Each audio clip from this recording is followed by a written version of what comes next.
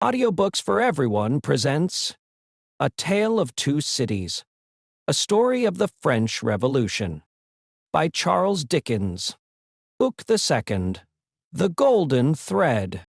Chapter 1, 5 years later. Tellson's Bank by Temple Bar was an old-fashioned place, even in the year 1780. It was very small, very dark, very ugly, very incommodious.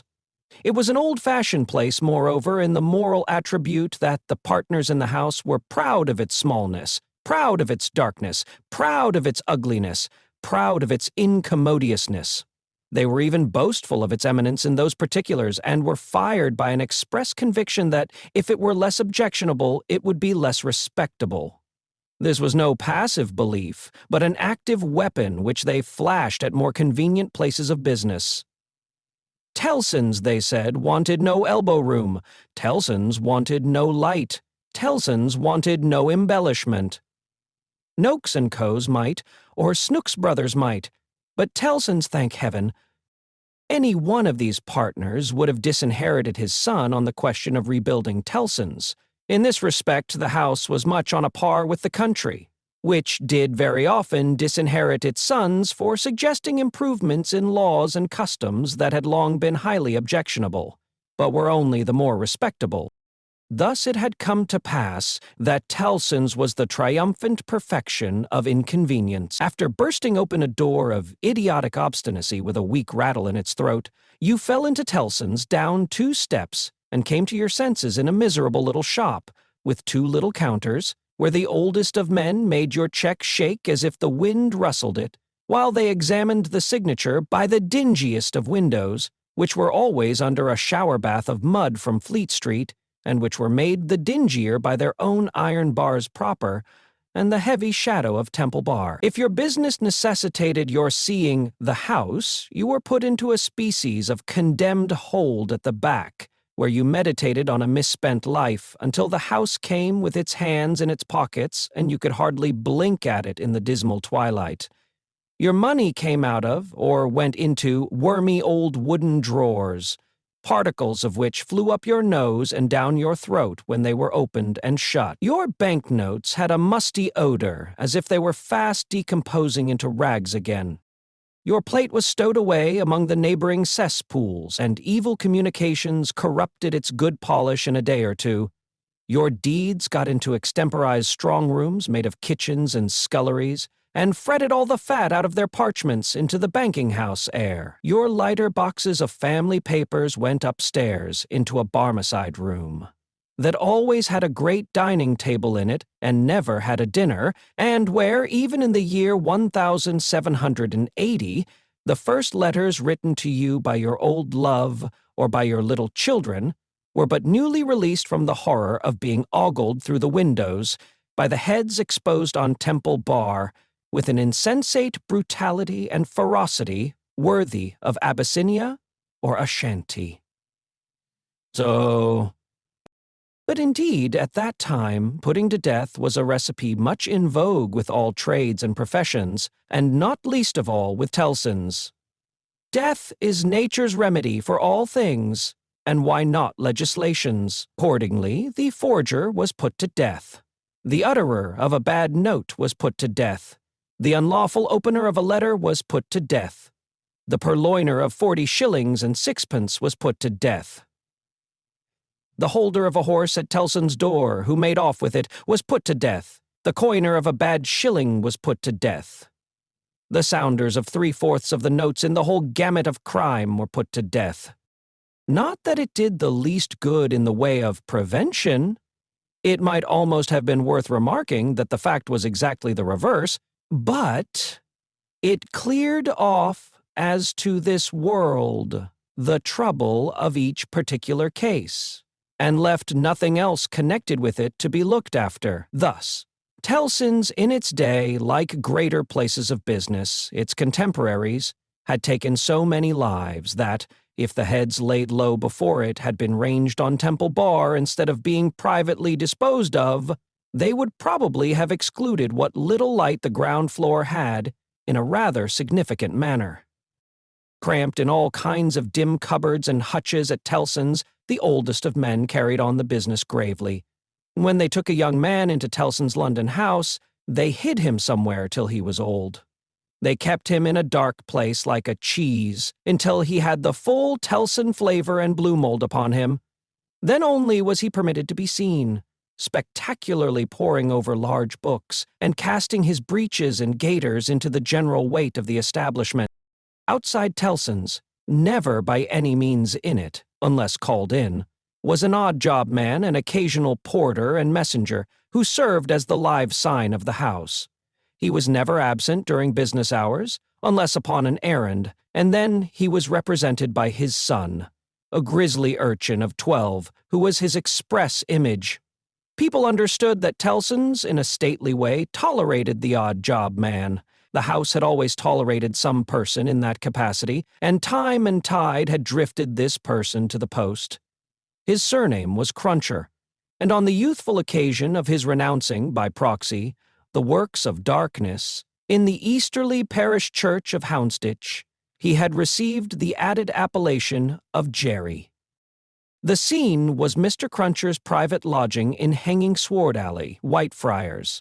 The time 7:30 of the clock on a windy March morning, Anno Domini 1780. Mr. Cruncher himself always spoke of the year of our Lord as Anna Dominos, apparently under the impression that the Christian era dated from the invention of a popular game by a lady who had bestowed her name upon it. Mr. Cruncher's apartments were not in a savory neighborhood, and were but 2 in number, even if a closet with a single pane of glass in it might be counted as one. But they were very decently kept. Early as it was on the windy March morning, the room in which he lay abed was already scrubbed throughout, and between the cups and saucers arranged for breakfast and the lumbering deal table, a very clean white cloth was spread. Mr. Cruncher reposed under a patchwork counterpane, like a harlequin at home. At first he slept heavily, but by degrees began to roll and surge in bed until he rose above the surface, with his spiky hair looking as if it must tear the sheets to ribbons. At which juncture he exclaimed, in a voice of dire exasperation, "Bless me if she ain't at it again!" A woman of orderly and industrious appearance rose from her knees in a corner, with sufficient haste and trepidation to show that she was the person referred to. "What?" said Mr. Cruncher, looking out of bed for a boot. "You're at it again, are you?" After hailing the morn with this second salutation, he threw a boot at the woman as a third. It was a very muddy boot, and may introduce the odd circumstance connected with Mr. Cruncher's domestic economy that, whereas he often came home after banking hours with clean boots, he often got up next morning to find the same boots covered with clay. "What?" said Mr. Cruncher, varying his apostrophe after missing his mark. "What are you up to, Agawata?" "Huh, I was only saying my prayers." "Saying your prayers? You're a nice woman. What do you mean by flopping yourself down and praying? Again me! I was not praying against you. I was praying for you." "You weren't. And if you were, I won't be took the liberty with, 'Here, your mother's a nice woman, young Jerry. Go on a-prayin' agin your father's prosperity. You've got a dutiful mother you have, my son. You've got a religious mother you have, my boy. Goin' and floppin' herself down and prayin' that the bread and butter may be snatched out of the mouth of her only child." Master Cruncher, who was in his shirt, took this very ill, and turning to his mother, strongly deprecated any praying away of his personal board.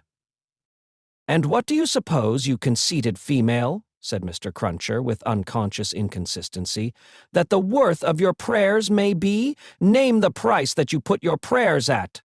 "They only come from the heart, Jerry. They are worth no more than that." "Worth no more than that?" repeated Mr. Cruncher. "They ain't worth much, then. Whether or no, I won't be prayed again, I tell you. I can't afford it. I'm not a-going to be made unlucky by your sneaking. If you must go flopping yourself down, flop in favor of your husband and child and not in opposition to 'em. If I had had any but a unnatural wife, and this poor boy had had any but a unnatural mother, I might have made some money last week instead of being counterprayed and countermined and religiously circumvented into the worst of luck." "Boosh me," said Mr. Cruncher, who all this time had been putting on his clothes, "if I ain't, what with piety and one blowed thing and another, been choused this last week into as bad luck as ever a poor devil of a honest tradesman met with. Young Jerry, dress yourself, my boy, and while I clean my boots, keep an eye upon your mother now and then, and if you see any signs of more flopping, give me a call, for I tell you," here he addressed his wife once more, "I won't be gone again in this manner. I am as rickety as a hackney coach. I'm as sleepy as laudanum. My lines is strained to that degree that I shouldn't know if it wasn't for the pain in 'em, which was me and which somebody else.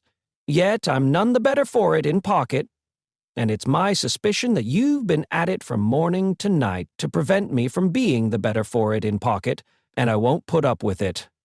Ago waiter, and what do you say now?" Growling, in addition, such phrases as, "Ah, yes, you're religious too. You wouldn't put yourself in opposition to the interests of your husband and child, would you? Not you!"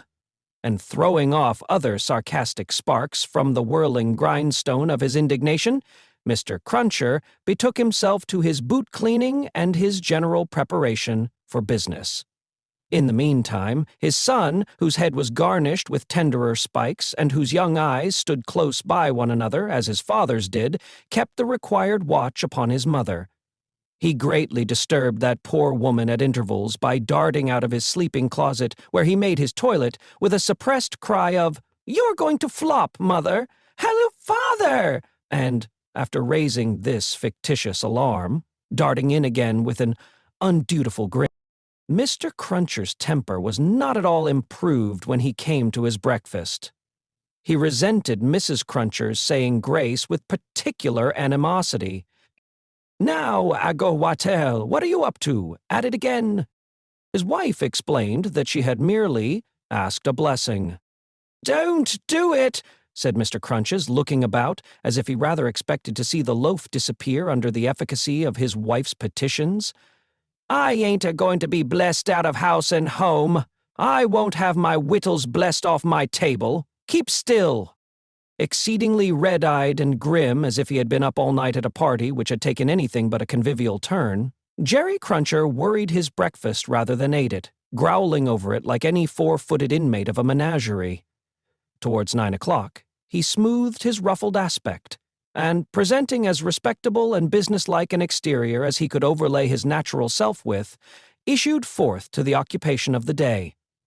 It could scarcely be called a trade, in spite of his favorite description of himself as a honest tradesman. His stock consisted of a wooden stool made out of a broken-back chair cut down, which stool young Jerry, walking at his father's side, carried every morning to beneath the banking-house window that was nearest Temple Bar, where, with the addition of the first handful of straw that could be gleaned from any passing vehicle to keep the cold and wet from the odd-job man's feet, it formed the encampment for the day. On this post of his, Mr. Cruncher was as well known to Fleet Street and the Temple as the bar itself, and was almost as in-looking. Encamped at 9:15, in good time to touch his three-cornered hat to the oldest of men as they passed into Tellson's, Jerry took up his station on this windy March morning, with young Jerry standing by him when not engaged in making forays through the bar, to inflict bodily and mental injuries of an acute description on passing boys who were small enough for his amiable purpose. Father and son, extremely like each other, looking silently on at the morning traffic in Fleet Street, with their two heads as near to one another as the two eyes of each were, bore a considerable resemblance to a pair of monkeys. The resemblance was not lessened by the accidental circumstance that the mature Jerry bit and spat out straw, while the twinkling eyes of the youthful Jerry were as restlessly watchful of him as of everything else in Fleet Street. The head of one of the regular indoor messengers attached to Tellson's establishment was put through the door, and the word was given. "Porter wanted." "Hooray, father! Here's an early job to begin with.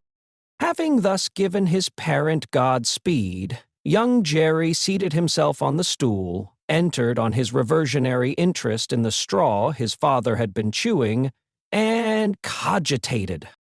"Always rusty. His fingers is always rusty," muttered young Jerry. "Where does my father get all that iron rust from? He don't get no iron rust here." Chapter 2. A Sight. "You know the Old Bailey well, no doubt," said one of the oldest of clerks to Jerry the messenger. "Yes, sir," returned Jerry, in something of a dogged manner.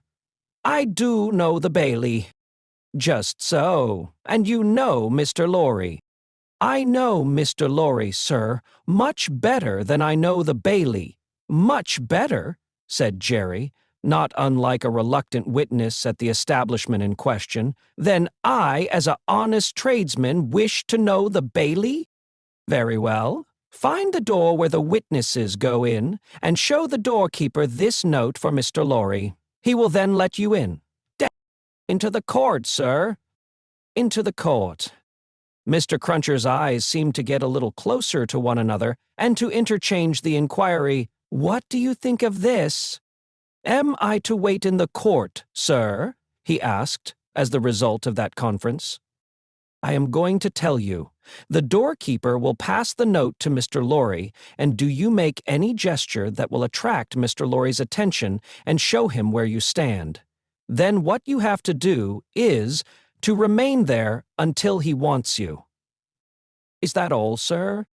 "That's all. He wishes to have a messenger at hand. This is to tell him you are there." As the ancient clerk deliberately folded and superscribed the note, Mr. Cruncher, after surveying him in silence until he came to the blotting paper stage, remarked, "I suppose they'll be trying forgeries this morning." "Treason." "That's quartering," said Jerry. "Barbarous." "It is the law," remarked the ancient clerk, turning his surprised spectacles upon him. "It is the law. It's hard in the law to spile a man, I think. It's hard enough to kill him, but it's very hard to spile him, sir." "Not at all," retained the ancient clerk. "Speak well of the law. Take care of your chest and voice, my good friend, and leave the law to take care of itself. I give you that advice." "It's the damp, sir, what settles on my chest and voice," said Jerry. "I leave you to judge what a damp way of earning a living mine is." "Well, well," said the old clerk, "we all have our various ways of gaining a livelihood. Some of us have damp ways, and some of us have dry ways. Here is the letter. Go along." Jerry took the letter, and remarking to himself with less internal deference than he made an outward show of, "You are a lean old one, too," made his bow, informed his son, in passing, of his destination, and went his way. They hanged at Tyburn in those days, so the street outside Newgate had not obtained one infamous notoriety that has since attached to it, but the gaol was a vile place, in which most kinds of debauchery and villainy were practiced, and where dire diseases were bred, that came into court with the prisoners, and sometimes rushed straight from the dock at my Lord Chief Justice himself, and pulled him off the bench. It had more than once happened that the judge in the black cap pronounced his own doom as certainly as the prisoner's, and even died before him. For the rest, the Old Bailey was famous as a kind of deadly inn-yard, from which pale travelers set out continually, in carts and coaches on a violent passage into the other world, traversing some 2.5 miles of public street and road, and shamming few good citizens, if any. So powerful is use, and so desirable to be good use in the beginning, it was famous, too, for the pillory, a wise old institution that inflicted a punishment of which no one could foresee the extent. Also, for the whipping post, another dear old institution, very humanizing and softening to behold in action. Also, for extensive transactions in blood money, another fragment of ancestral wisdom, systematically leading to the most frightful mercenary crimes that could be committed under heaven. Altogether, the Old Bailey, at that date, was a choice illustration of the precept that whatever is right. an aphorism that would be as final as it is lazy, did it not include the troublesome consequence that nothing that ever was wrong. Making his way through the tainted crowd, dispersed up and down this hideous scene of action, with the skill of a man accustomed to make his way quietly, the messenger found out the door he sought and handed in his letter through a trap in it, for people then paid to see the play at the Old Bailey just as they paid to see the play in Bedlam, only the former entertainment was much the dearer. Therefore, all the Old Bailey doors were well guarded, except, indeed, the social doors by which the criminals got there, and those were always left wide open. After some delay and demur, the door grudgingly turned on its hinges a very little way and allowed Mr. Jerry Cruncher to squeeze himself into court. "What's on?" he asked, in a whisper, of the man he found himself next to. "Nothing yet." "What's coming on?" "The treason case." "The quartering one, eh?" "Ah," returned the man with a relish. "He'll be drawn on a hurdle to be half-hanged, and then he'll be taken down and sliced before his own face, and then his inside will be taken out and burnt while he looks on, and then his head will be chopped off, and he'll be cut into quarters. That's the sentence." "If he's found guilty, you mean to say," Jerry added, by way of proviso. "Oh, they'll find him guilty," said the other. "Don't you be afraid of that." Mr. Cruncher's attention was here diverted to the doorkeeper, whom he saw making his way to Mr. Lorry with the note in his hand. Mr. Lorry sat at a table among the gentlemen in wigs, not far from a Whig gentleman, the prisoner's counsel, who had a great bundle of papers before him, and nearly opposite another wigged gentleman with his hands in his pockets, whose whole attention, when Mr. Cruncher looked at him then or afterwards, seemed to be concentrated on the ceiling of the court. After some gruff coughing and rubbing of his chin and signing with his hand, Jerry attracted the notice of Mr. Lorry, who had stood up to look for him, and who quietly nodded and sat down again. "What's he got to do with the case?" asked the man he had spoken with. "Blest if I know," said Jerry. "What have you got to do with it, then, if a person may inquire?" "Blest if I know that either," said Jerry. The entrance of the judge and a consequent great stir and settling down in the court stopped the dialogue. Presently the dock became the central point of interest. 2 gaolers, who had been standing there, went out, and the prisoner was brought in and put to the bar. Everybody present, except the one wigged gentleman who looked at the ceiling, stared at him. All the human breath in the place rolled at him like a sea, or a wind, or a fire. Eager faces strained round pillars and corners to get a sight of him. Spectators in back rows stood up, not to miss a hair of him. People on the floor of the court laid their hands on the shoulders of the people before them to help themselves, at anybody's cost, to a view of him. Conspicuous among these latter, like an animated bit of the spiked wall of Newgate, Jerry stood, aiming at the prisoner the beery breath of a wet he had taken as he came along, and discharging it to mingle with the waves of other beer and gin and tea and coffee and what not that flowed at him, and already broke upon the great windows behind him in an impure mist and rain. The object of all this staring and blaring was a young man of about 25, well-grown and well-looking, with a sunburnt cheek and a dark eye. His condition was that of a young gentleman. He was plainly dressed in black or very dark gray, and his hair, which was long and dark, was gathered in a ribbon at the back of his neck. More to be out of his way than for ornament.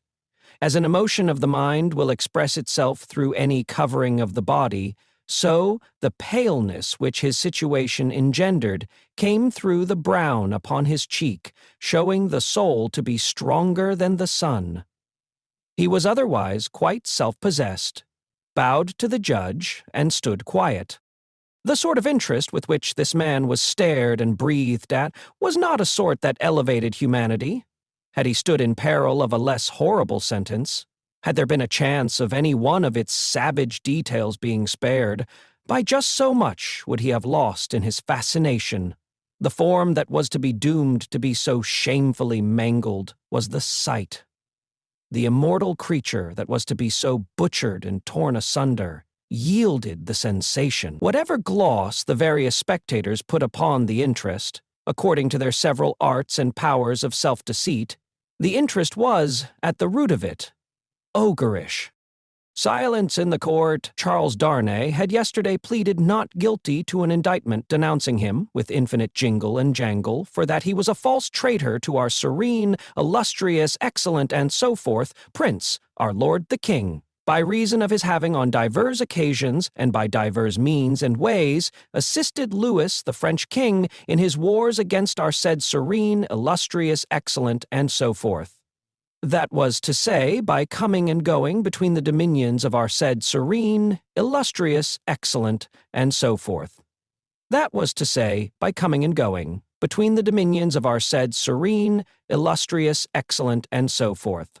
That was to say, by coming and going between the dominions of our said serene, illustrious, excellent, and so forth, and those of the said French Louis, and wickedly, falsely, traitorously, and otherwise evil adverbiously, revealing to the said French Louis what forces our said serene, illustrious, excellent, and so forth had in preparation to send to Canada and North America.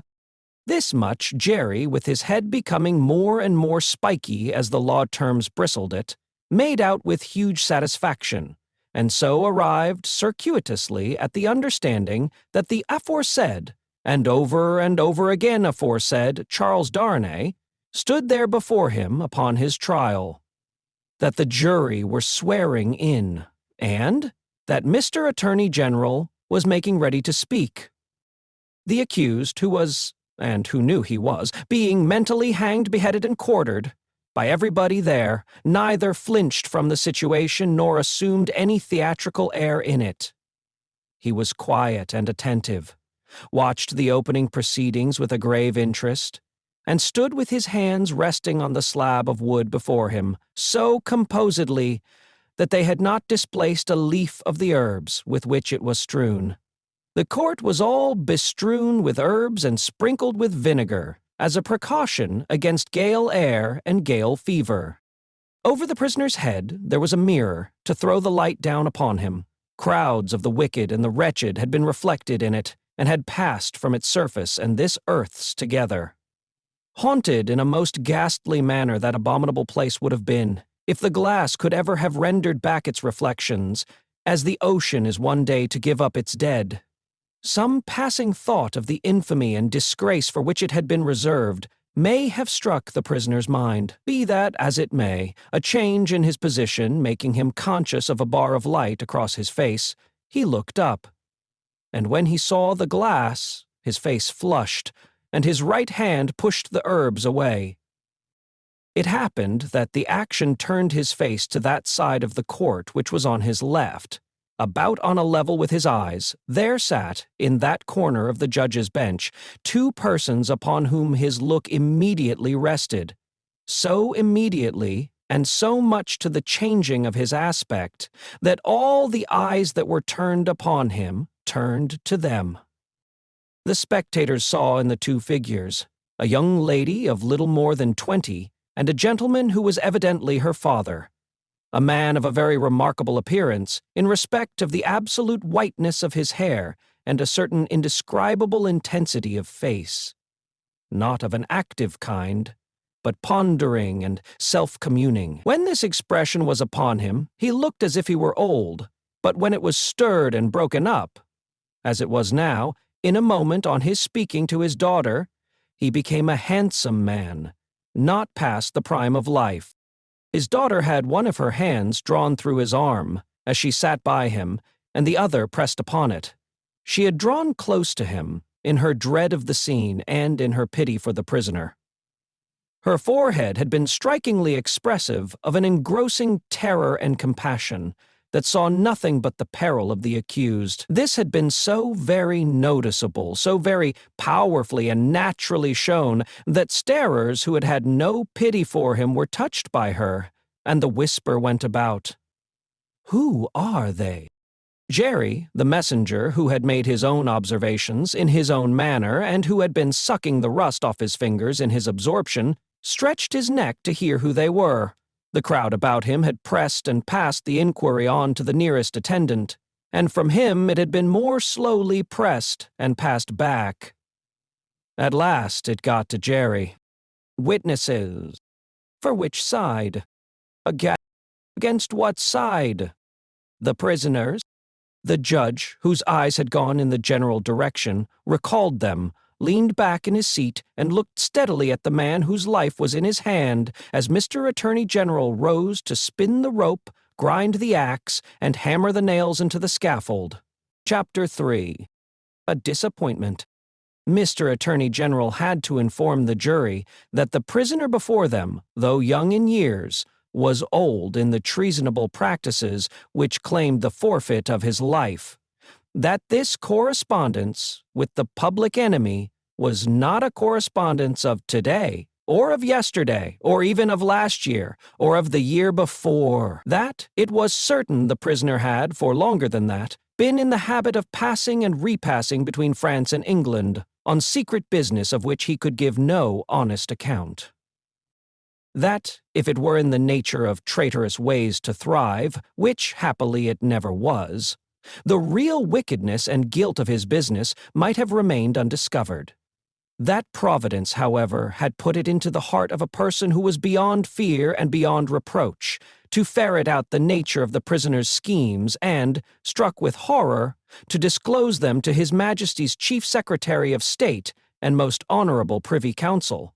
That this patriot would be produced before them, that his position and attitude were, on the whole, sublime, that he had been the prisoner's friend, but at once, in an auspicious and an evil hour, detecting his infamy, had resolved to immolate the traitor he could no longer cherish in his bosom on the sacred altar of his country.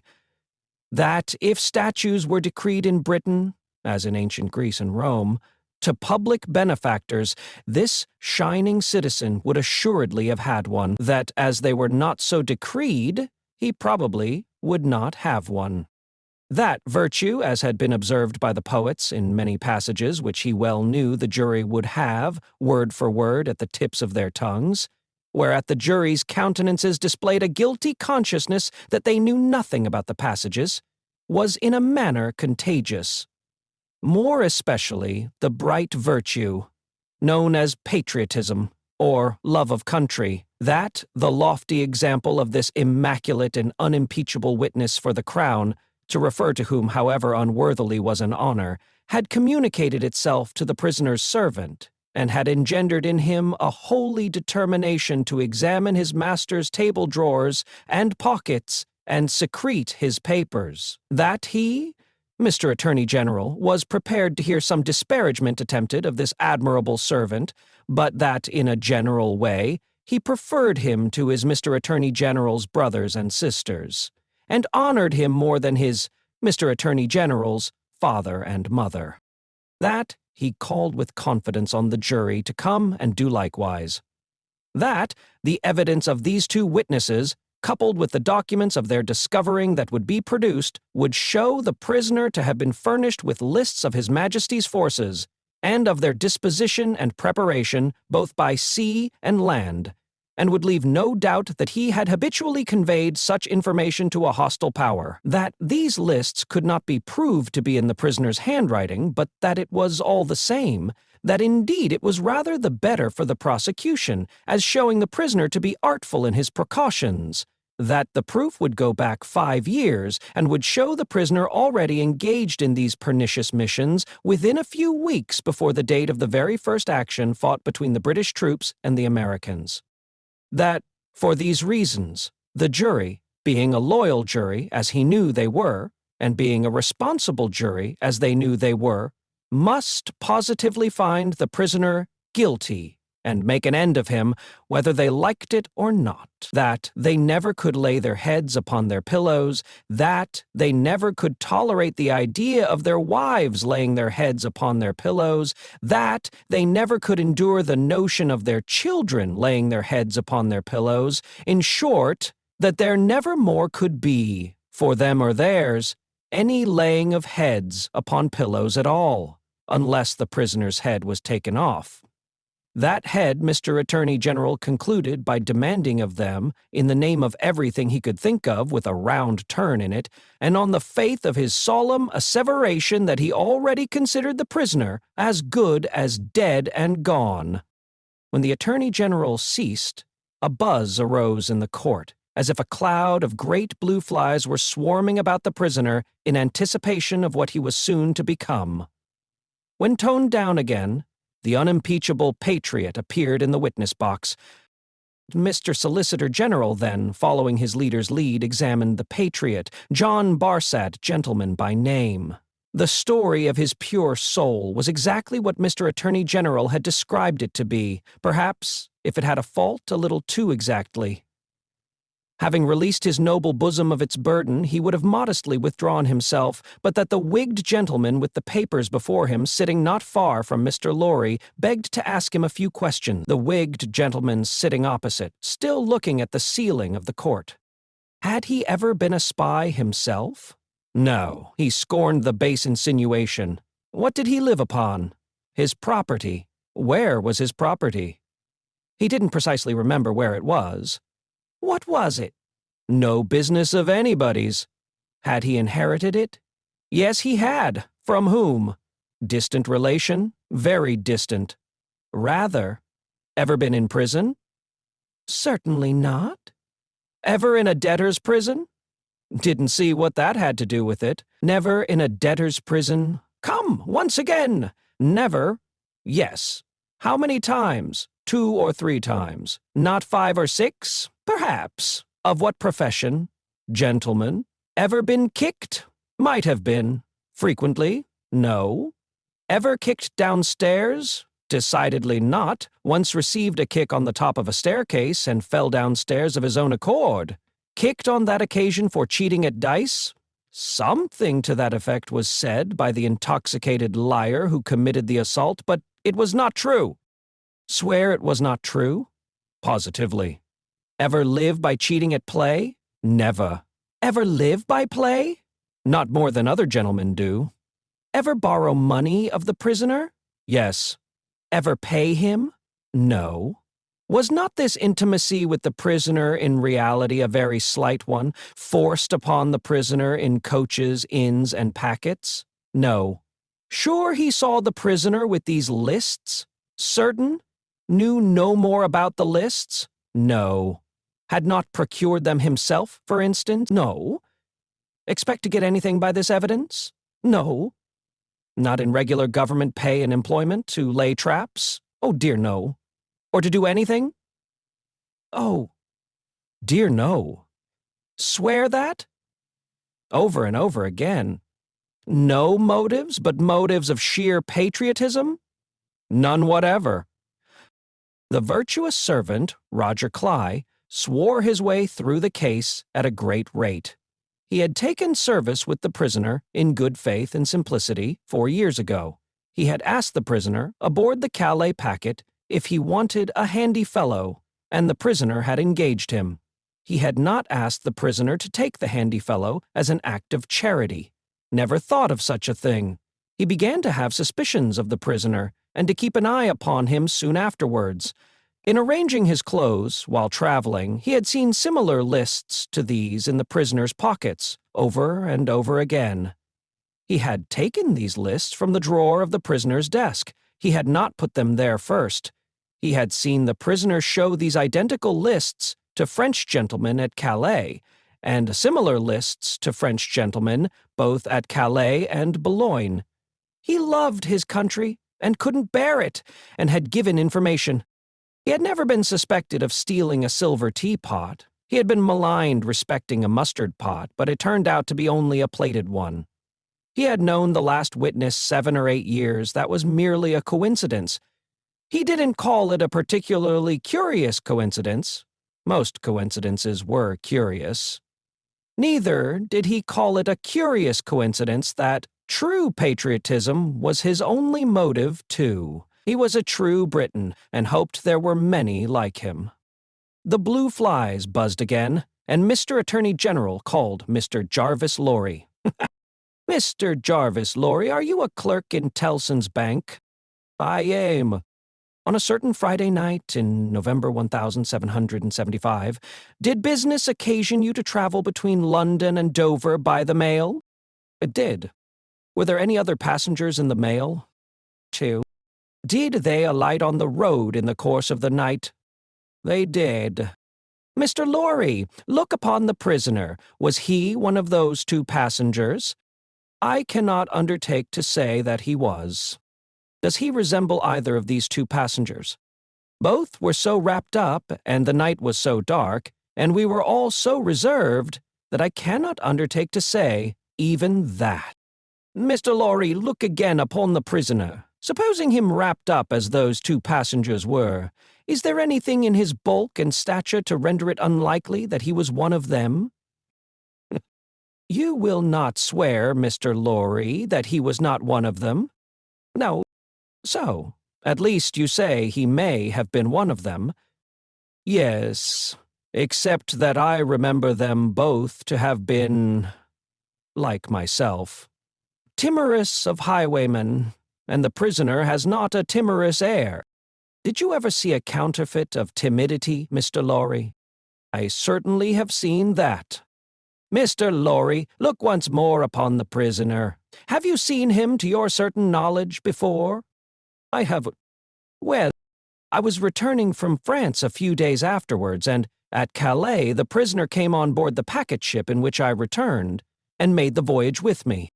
At what hour did he come on board? At a little after midnight. In the dead of the night. Was he the only passenger who came on board at that untimely hour? Happened to be the only one. Never mind about happening, Mr. Lorry.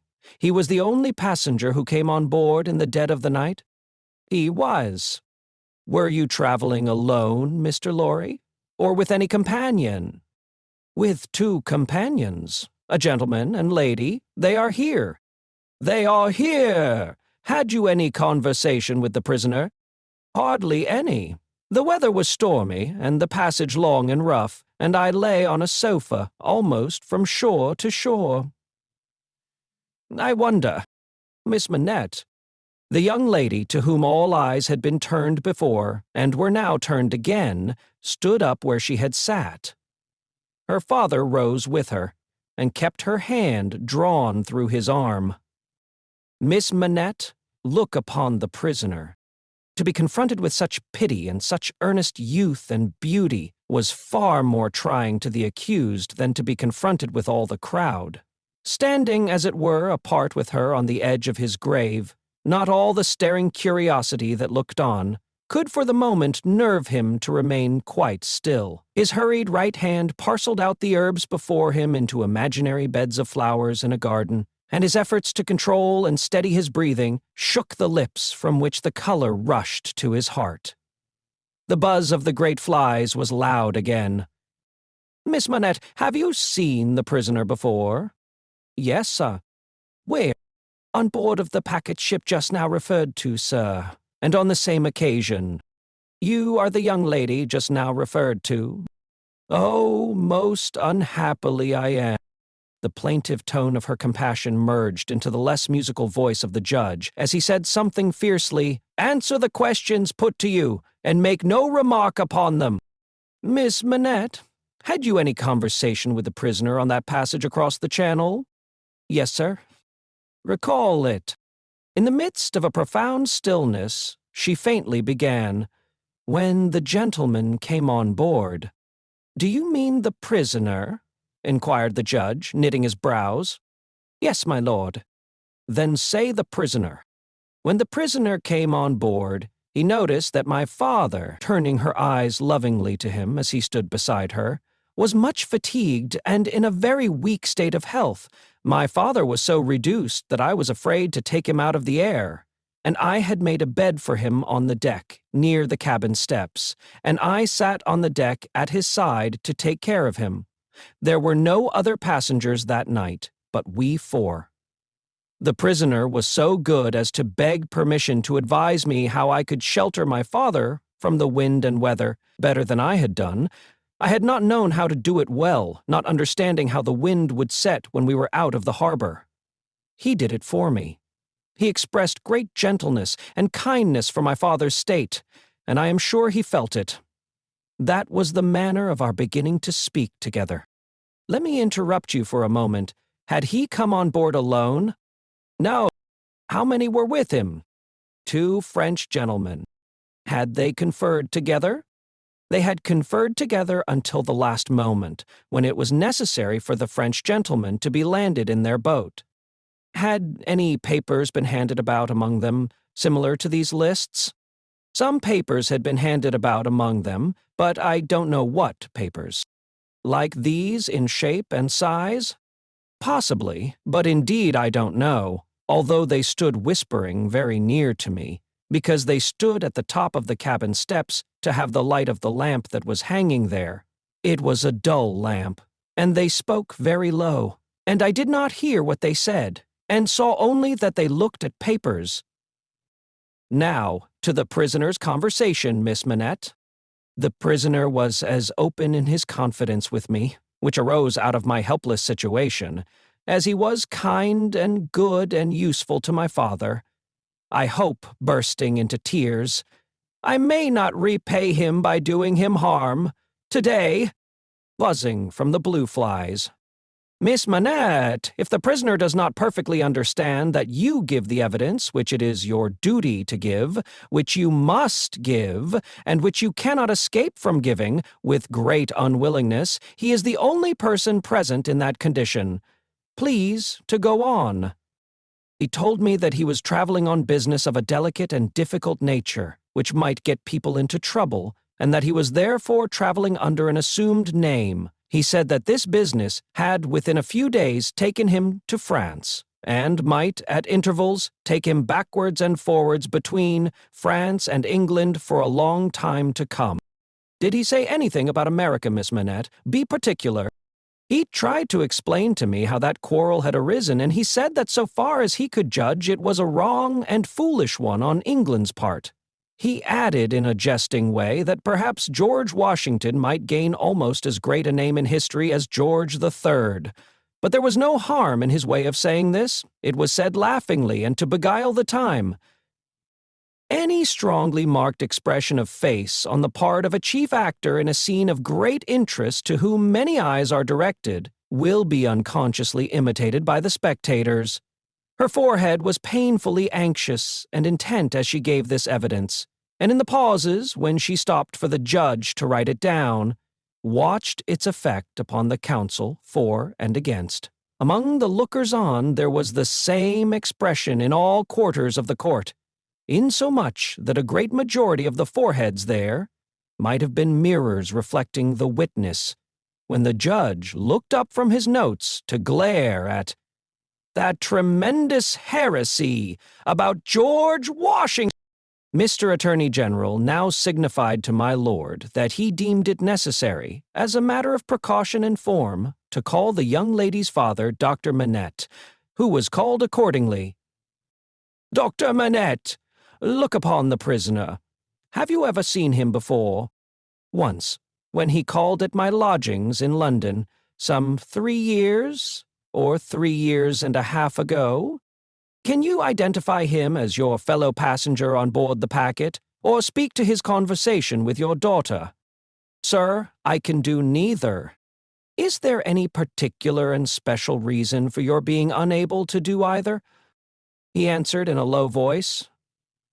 There is. Has it been your misfortune to undergo a long imprisonment without trial or even accusation in your native country, Dr. Manette? He answered in a tone that went to every heart. A long imprisonment. Were you newly released on the occasion in question? They tell me so. Have you no remembrance of the occasion? None. My mind is a blank. From some time, I cannot even say what time, when I employed myself in my captivity in making shoes, to the time when I found myself living in London with my dear daughter here. She had become familiar to me when a gracious God restored my faculties, but I am quite unable even to say how she had become familiar. I have no remembrance of the process.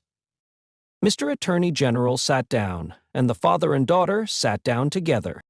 A singular circumstance then arose in the case, the object in hand being to show that the prisoner went down with some fellow plodder untracked in the Dover mail on that Friday night in November 5 years ago, and got out of the mail in the night as a blind at a place where he did not remain, but from which he traveled back some dozen miles or more to a garrison and dockyard, and there collected information. A witness was called to identify him as having been at the precise time required in the coffee room of an hotel in that garrison and dockyard town, waiting for another person. The prisoner's counsel was cross-examining this witness with no result, except that he had never seen the prisoner on any other occasion. When the Whig gentleman, who had all this time been looking at the ceiling of the court, wrote a word or two on a little piece of paper, screwed it up, and tossed it to him. Opening this piece of paper in the next pause, the counsel looked with great attention and curiosity at the prisoner. "You say again you are quite sure that it was the prisoner?" The witness was quite sure. "Did you ever see anybody very like the prisoner?" Not so like, the witness said, as that he could be mistaken. "Look well upon that gentleman, my learned friend there," pointing to him who had tossed the paper over, "and then look well upon the prisoner. How say you, are they very like each other? Allowing for my learned friend's appearance being careless and slovenly, if not debauched, they were sufficiently like each other to surprise not only the witness, but everybody present, when they were thus brought into comparison. My lord, being prayed to bid my learned friend lay aside his wig, and giving no very gracious consent, the likeness became much more remarkable. My lord inquired of Mr. Stryver, the prisoner's counsel, whether they were next to try Mr. Carton, name of my learned friend, for treason. But, Mr. Stryver replied to my lord, no. But he would ask the witness to tell him whether what happened once might happen twice, whether he would have been so confident if he had seen this illustration of his rashness sooner, whether he would be so confident having seen it, and more, the upshot of which was to smash this witness like a crockery vessel, and shiver his part of the case to useless lumber. Mr. Cruncher had by this time taken quite a lunch of rust off his fingers in his following of the evidence. He had now to attend while Mr. Stryver fitted the prisoner's case on the jury, like a compact suit of clothes, showing them how the patriot Barsad was a hired spy and traitor, an unblushing trafficker in blood, and one of the greatest scoundrels upon earth since accursed Judas, which he certainly did look rather like, how the virtuous servant Cly was his friend and partner, and was worthy to be, how the watchful eyes of those forgers and false swearers had rested on the prisoner as a victim, because some family affairs in France, he, being of French extraction, did require his making those passages across the Channel. Though what those affairs were, a consideration for others who were near and dear to him, forbade him, even for his life, to disclose. How the evidence that had been warped and wrested from the young lady, whose anguish in giving it they had witnessed, came to nothing, involving the mere little innocent gallantries and politenesses likely to pass between any young gentleman and young lady so thrown together, with the exception of that reference to George Washington, which was altogether too extravagant and impossible to be regarded in any other light than as a monstrous joke. How it would be a weakness in the government to break down in this attempt to practice for popularity on the lowest national antipathies and fears. And therefore, Mr. Attorney General had made the most of it. How, nevertheless, it rested upon nothing save that vile and infamous character of evidence, too often disfiguring such cases, and of which the state trials of this country were full. But there my lord interposed, with as grave a face as if it had not been true, saying that he could not sit upon that bench and suffer those allusions. Mr. Stryver then called his few witnesses, and Mr. Cruncher had next to attend, while Mr. Attorney General turned the whole suit of clothes Mr. Stryver had fitted on the jury inside out, showing how Barsad and Cly were even 100 times better than he had thought them, and the prisoner 100 times worse. Lastly came my lord himself, turning the suit of clothes, now inside out, now outside in, but on the whole decidedly trimming and shaping them into grave clothes for the prisoner. And now the jury turned to consider, and the great flies swarmed again.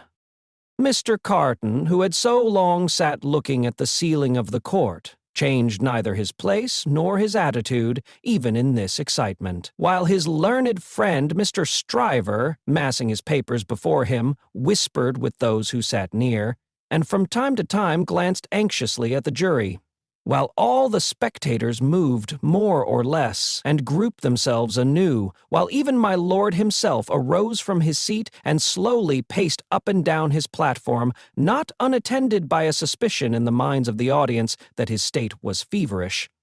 This one man sat leaning back, with his torn gown half off him, his untidy wig put on just as it had happened to light on his head after its removal, his hands in his pockets, and his eyes on the ceiling, as they had been all day. Something especially reckless in his demeanor not only gave him a disreputable look, but so diminished the strong resemblance he undoubtedly bore to the prisoner, which his momentary earnestness when they were compared together had strengthened, that many of the lookers-on, taking note of him now, said to one another they would hardly have thought the two were so alike.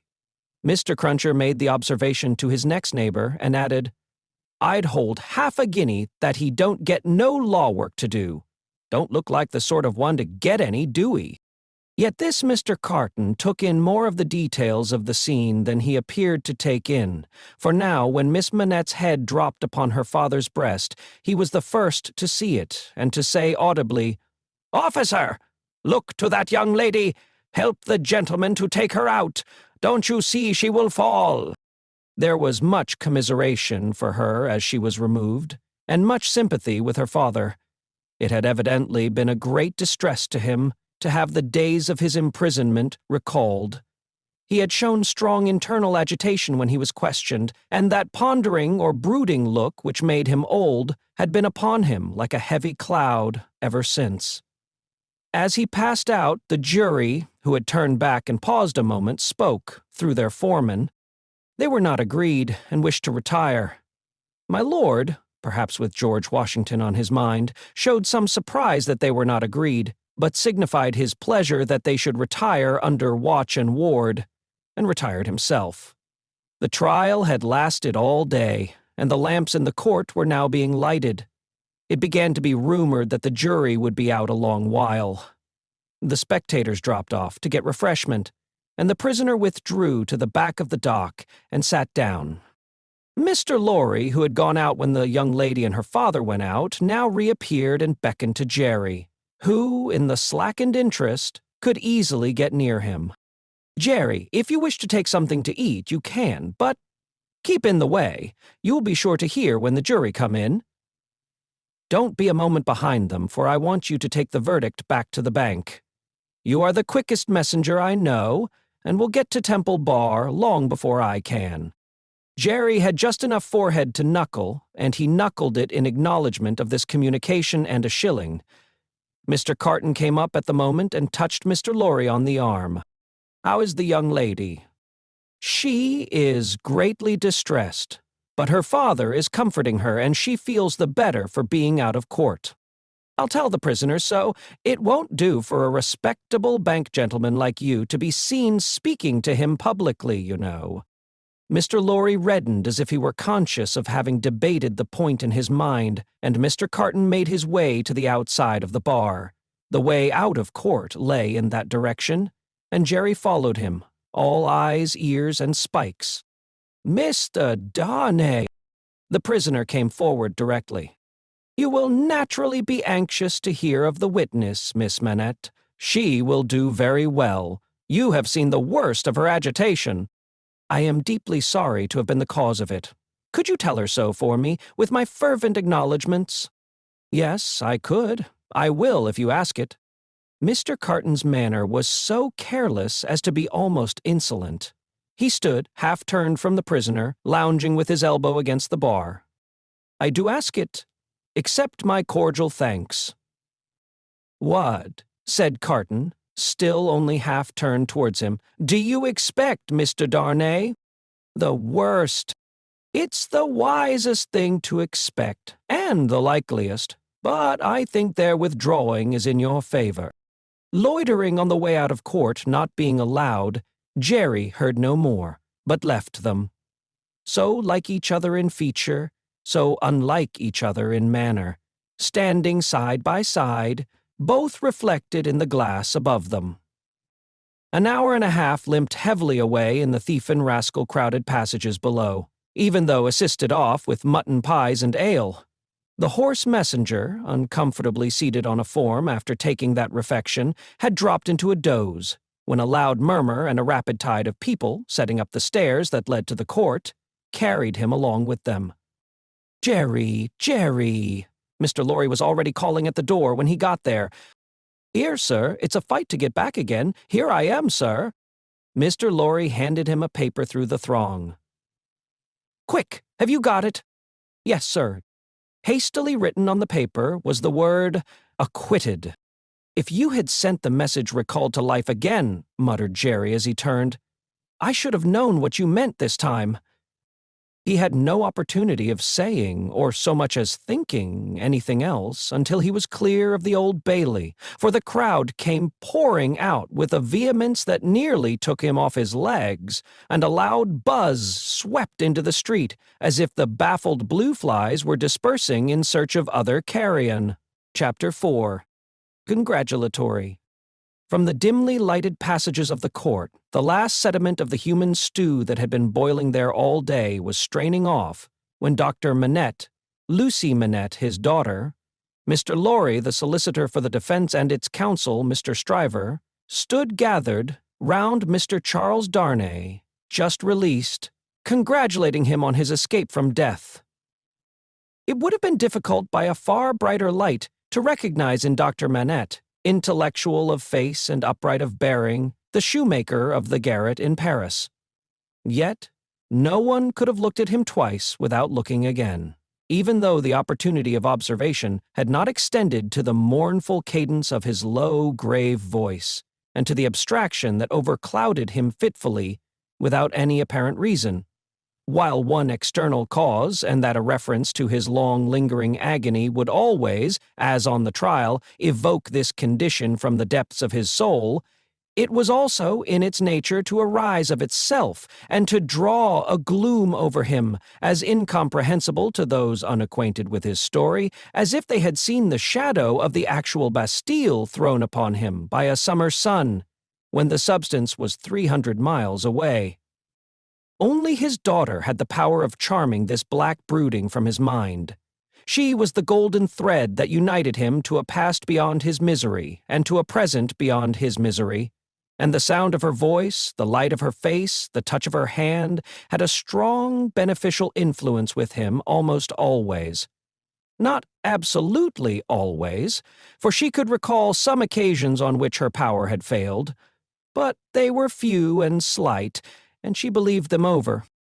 Mr. Darnay had kissed her hand fervently and gratefully, and had turned to Mr. Stryver, whom he warmly thanked. Mr. Stryver, a man of little more than 30, but looking 20 years older than he was, stout, loud, red, bluff, and free from any drawback of delicacy, had a pushing way of shouldering himself, morally and physically, into companies and conversations that argued well for his shouldering his way up in life. He still had his wig and gown on, and he said, squaring himself at his late client to that degree that he squeezed the innocent Mr. Lorry clean out of the group, "I am glad to have brought you off with honor, Mr. Darnay. It was an infamous prosecution, grossly infamous, but not the less likely to succeed on that account. You have laid me under an obligation to you for life, in 2 senses," said his late client, taking his hand. "I have done my best for you, Mr. Darnay, and my best is as good as another man's, I believe. It clearly being incumbent on some one to say, much better." Mr. Lorry said it, perhaps not quite disinterestedly, but with the interested object of squeezing himself back again. "You think so?" said Mr. Stryver. "Well, you have been present all day, and you ought to know. You are a man of business, too. And as such, quoth Mr. Lorry, whom the counsel learned in the law had now shouldered back into the group, just as he had previously shouldered him out of it. As such, I will appeal to Dr. Manette to break up this conference and order us all to our homes. Miss Lucie looks ill. Mr. Darnay has had a terrible day. We are worn out. Speak for yourself, Mr. Lorry, said Stryver. I have a night's work to do yet. Speak for yourself. I speak for myself, answered Mr. Lorry, and for Mr. Darnay, and for Miss Lucie, and— Miss Lucie, do you not think I may speak for us all? He asked her the question pointedly, and, with a glance at her father, his face had become frozen, as it were, in a very curious look at Darnay, an intent look, deepening into a frown of dislike and distrust, not even unmixed with fear. With this strange expression on him, his thoughts had wandered away.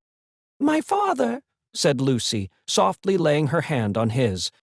He slowly shook the shadow off and turned to her. "Shall we go home, my father?" With a long breath he answered, "Yes." The friends of the acquitted prisoner had dispersed, under the impression, which he himself had originated, that he would not be released that night. The lights were nearly all extinguished in the passages, the iron gates were being closed with a jar and a rattle, and the dismal place was deserted until tomorrow morning's interest of gallows, pillory, whipping post, and branding iron should repeople it. Walking between her father and Mr. Darnay, Lucie Manette passed into the open air. A hackney coach was called, and the father and daughter departed in it. Mr. Stryver had left them in the passages to shoulder his way back to the robing room. Another person, who had not joined the group or interchanged a word with any one of them, but who had been leaning against the wall where its shadow was darkest, had silently strolled out after the rest, and had looked on until the coach drove away. He now stepped up to where Mr. Lorry and Mr. Darnay stood upon the pavement. "So, Mr. Lorry, men of business may speak to Mr. Darnay now?" Nobody had made any acknowledgment of Mr. Carton's part in the day's proceedings. Nobody had known of it. He was unrobed, and was none the better for it in appearance. If you knew what a conflict goes on in the business mind when the business mind is divided between good-natured impulse and business appearances, you would be amused, Mr. Darnay. Mr. Lorry reddened and said warmly, "You have mentioned that before, sir. We men of business who serve a house are not our own masters. We have to think of the house more than ourselves." I know, rejoined Mr. Carton carelessly. "Don't be nettled, Mr. Lorry. You are as good as another, I have no doubt. Better, I dare say. And indeed, sir," pursued Mr. Lorry, not minding him, "I really don't know what you have to do with the matter. If you'll excuse me, as very much your elder, for saying so, I really don't know that it is your business." "Business? Bless you, I have no business," said Mr. Carton. "It is a pity you have not, sir." "I think so, too." "If you had," pursued Mr. Lorry, "perhaps you would attend to it." "Lord love you, no, I shouldn't," said Mr. Carton. "Well, sir," cried Mr. Lorry, thoroughly heated by his indifference, "business is a very good thing, and a very respectable thing, and, sir, if business imposes its restraints and its silences and impediments, Mr. Darnay, as a young gentleman of generosity, knows how to make allowance for that circumstance. Mr. Darnay, good night. God bless you, sir. I hope you have been this day preserved for a prosperous and happy life. Chair, there." Perhaps a little angry with himself, as well as with the barrister, Mr. Lorry bustled into the chair and was carried off to Tellson's. Carton, who smelt of port wine, and did not appear to be quite sober, laughed then, and turned to Darnay. "This is a strange chance that throws you and me together. This must be a strange night to you, standing alone here with your counterpart on these—" "I hardly seem yet," returned Charles Darnay, "to belong to this world again." "I don't wonder at it. It's not so long since you were pretty far advanced on your way to another. You speak faintly." "I begin to think I am faint." "Then why the devil don't you dine? I dined myself while those numbskulls were deliberating which world you should belong to, this or some other. Let me show you the nearest tavern to dine well at." Drawing his arm through his own, he took him down Ludgate Hill to Fleet Street, and so up a covered way into a tavern. Here they were shown into a little room, where Charles Darnay was soon recruiting his strength with a good plain dinner and good wine, while Carton sat opposite to him at the same table, with his separate bottle of port before him, and his fully half-insolent manner upon him. "Do you feel yet that you belong to this terrestrial scheme again, Mr. Darnay? I am frightfully confused regarding time and place, but I am so far mended as to feel that it must be an immense satisfaction." He said it bitterly, and filled up his glass again, which was a large one. "As to me, the greatest desire I have is to forget that I belong to it. It has no good in it for me, except wine like this, nor I for it. So, we are not much alike in that particular. Indeed, I begin to think we are not much alike in any particular, you and I." Confused by the emotion of the day, and feeling his being there with this double of coarse deportment to be like a dream, Charles Darnay was at a loss how to answer. Finally, answered not at all. "Now, your dinner is done," Carton presently said. "Why don't you call a health, Mr. Darnay? Why don't you give your toast?" "What health? What toast?" "Why, it's on the tip of your tongue. It ought to be. It must be." "I'll swear it's there." "Miss Manette, then?" "Miss Manette, then."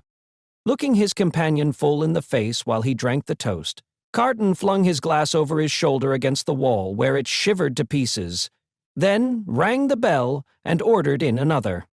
"That's a fair young lady to hand to a coach in the dark, Mr. Darnay," he said, filling his new goblet. A slight frown and a laconic "yes" were the answer. "That's a fair young lady to be pitied by, and wept for by. How does it feel? Is it worth being tried for one's life, to be the object of such sympathy and compassion, Mr. Darnay?" Again Darnay answered not a word. "She was mightily pleased to have your message when I gave it her. Not that she showed she was pleased, but I suppose she was." The allusion served as a timely reminder to Darnay that this disagreeable companion had of his own free will assisted him in the strait of the day. He turned the dialogue to that point, and thanked him for it. "I neither want any thanks, nor merit any," was the careless rejoinder. "It was nothing to do in the first place, and I don't know why I did it in the second. Mr. Darnay, let me ask you a question." "Willingly, and a small return for your good offices." "Do you think I particularly like you?" "Really, Mr. Carton," returned the other, oddly disconcerted, "I have not asked myself the question." "But ask yourself the question now. You have acted as if you do, but I don't think you do." "I don't think I do," said Carton. "I begin to have a very good opinion of your understanding."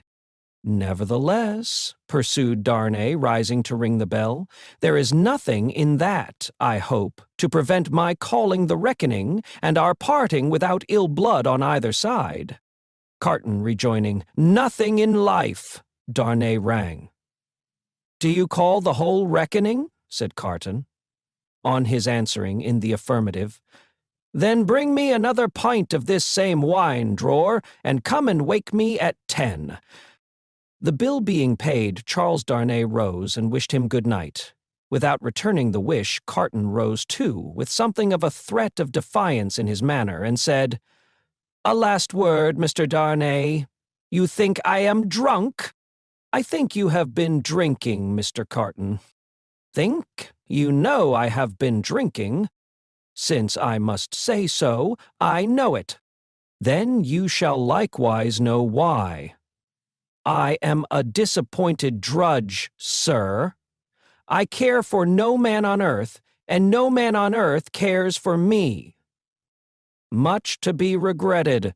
You might have used your talents better. May be so, Mr. Darnay, may be not. Don't let your sober face elate you, however. You don't know what it may come to. Good night." When he was left alone, this strange being took up a candle, went to a glass that hung against the wall, and surveyed himself minutely in it. "Do you particularly like the man?" he muttered at his own image. "Why should you particularly like a man who resembles you? There is nothing in you to like, you know that. Ah, confound you, what a change you have made in yourself! A good reason for taking to a man that he shows you what you have fallen away from and what you might have been. Change places with him, and would you have been looked at by those blue eyes as he was? And commiserated by that agitated face as he was? Come on, and have it out in plain words. You hate the fellow." He resorted to his pint of wine for consolation, drank it all in a few minutes, and fell asleep on his arms, with his hair straggling over the table, and a long winding sheet in the candle dripping down upon him. Chapter 5. The Jackal. Those were drinking days, and most men drank hard. So very great is the improvement time has brought about in such habits, that a moderate statement of the quantity of wine and punch, which one man would swallow in the course of a night, without any detriment to his reputation as a perfect gentleman, would seem, in these days, a ridiculous exaggeration.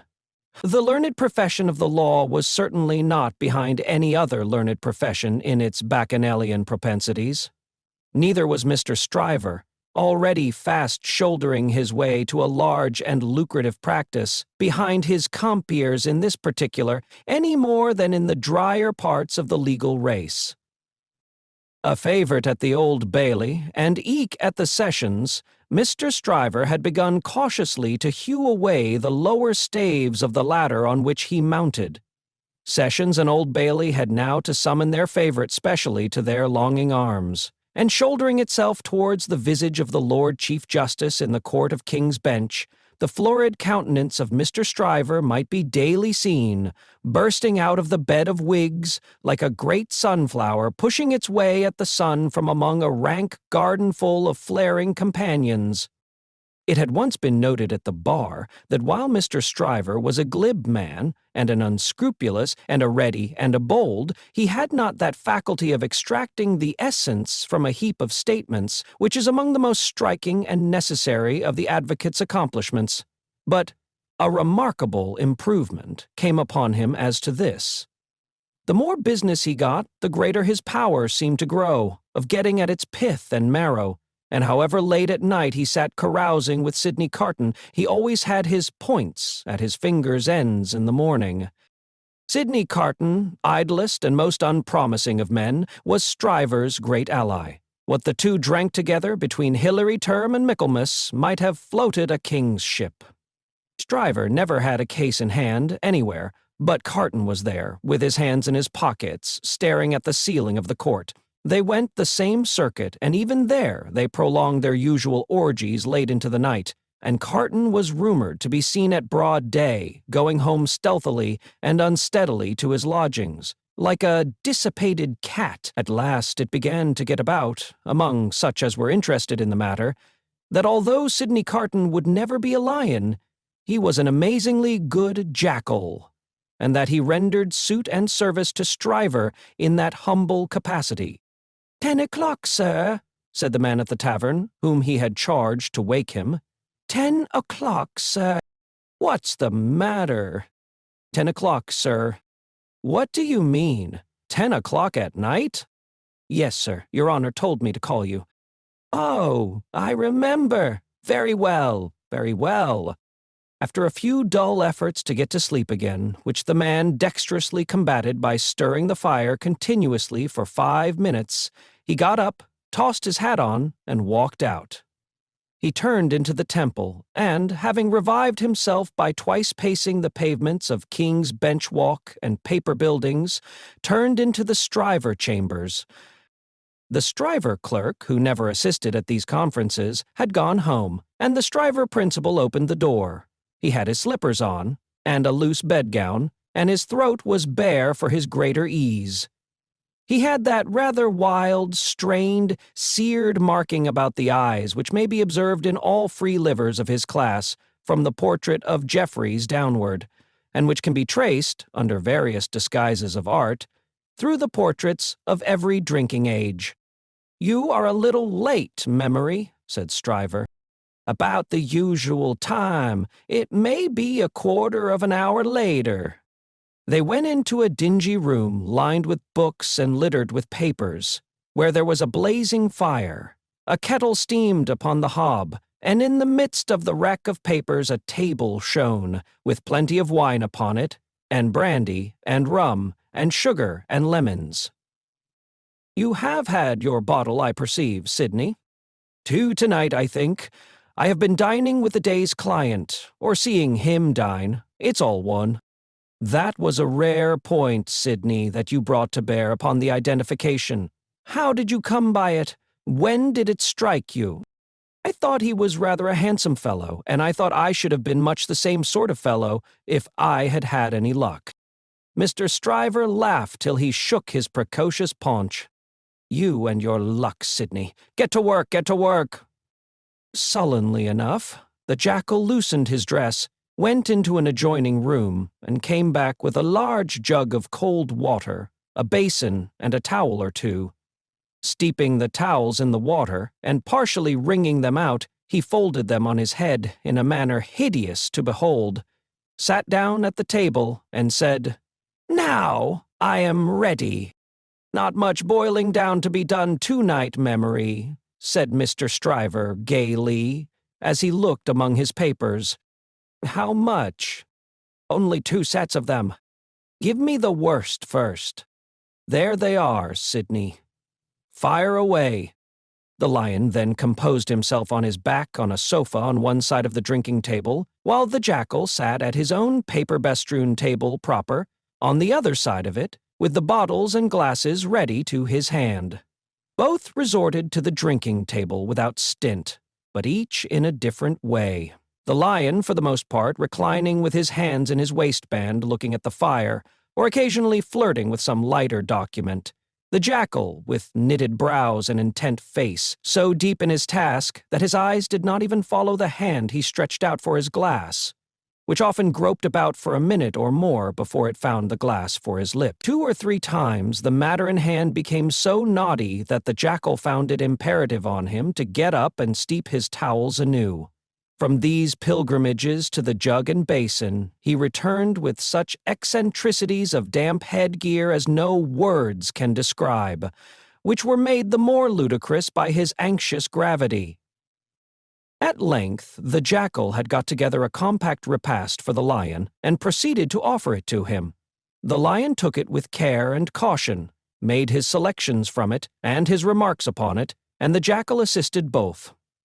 When the repast was fully discussed, the lion put his hands in his waistband again, and lay down to meditate. The jackal then invigorated himself with a bumper for his throttle, and a fresh application to his head, and applied himself to the collection of a second meal. This was administered to the lion in the same manner, and was not disposed of until the clock struck 3 in the morning. "And now we have done, Sidney, fill a bumper of punch," said Mr. Stryver. The jackal removed the towels from his head, which had been steaming again, shook himself, yawned, shivered, and complied. "You were very sound, Sidney, in the matter of those crown witnesses today. Every question told. I always am sound, am I not? I don't gainsay it. What has roughened your temper? Put some punch to it and smooth it again." With a deprecatory grunt, the jackal again complied. "The old Sidney Carton of old Shrewsbury School," said Stryver, nodding his head over him as he reviewed him in the present and the past. "The old seesaw Sidney, up one minute and down the next, now in spirits and now in despondency." "Ah," returned the other, sighing, "yes, the same Sidney, with the same luck. Even then I did exercises for other boys, and seldom did my own. And why not? God knows. It was my way, I suppose. He sat, with his hands in his pockets and his legs stretched out before him, looking at the fire. "Carton," said his friend, squaring himself at him with a bullying air, as if the fire-grate had been the furnace in which sustained endeavor was forged, and the one delicate thing to be done for the old Sidney Carton of old Shrewsbury School was to shoulder him into it. "Your way is, and always was, a lame way. You summon no energy and purpose. Look at me." "Oh, botheration," returned Sidney, with a lighter and more good-humored laugh. "Don't you be moral." "How have I done what I have done?" said Stryver. "How do I do what I do? Partly through paying me to help you, I suppose. But it's not worth your while to apostrophize me, or the air, about it. What you want to do, you do. You were always in the front rank, and I was always behind. I had to get into the front rank. I was not born there, was I? I was not present at the ceremony, but my opinion is you were," said Carton. At this he laughed again, and they both laughed. "Before Shrewsbury, and at Shrewsbury, and ever since Shrewsbury," pursued Carton, "you have fallen into your rank, and I have fallen into mine. Even when we were fellow students in the student quarter of Paris, picking up French and French law and other French crumbs that we didn't get much good of, you were always somewhere, and I was always nowhere. And whose fault was that? On my soul, I am not sure that it was not yours. You were always driving and riving and shouldering and passing to that restless degree that I had no chance for my life but in rust and repose. It's a gloomy thing, however, to talk about one's own past, with the day breaking. Turn me in some other direction before I go." "Well, then, pledge me to the pretty witness," said Stryver, holding up his glass. "Are you turned in a pleasant direction?" Apparently not, for he became gloomy again. "Pretty witness," he muttered, looking down into his glass. "I have had enough of witnesses today and tonight. Who's your pretty witness?"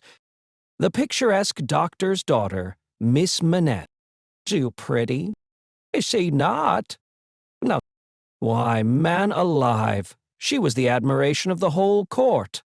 "Rot the admiration of the whole court. Who made the Old Bailey a judge of beauty? She was a golden-haired doll." "Do you know, Sidney," said Mr. Stryver, looking at him with sharp eyes and slowly drawing a hand across his florid face, "do you know, I rather thought, at the time, that you sympathized with the golden-hailed doll, and were quick to see what happened to the golden-hailed doll.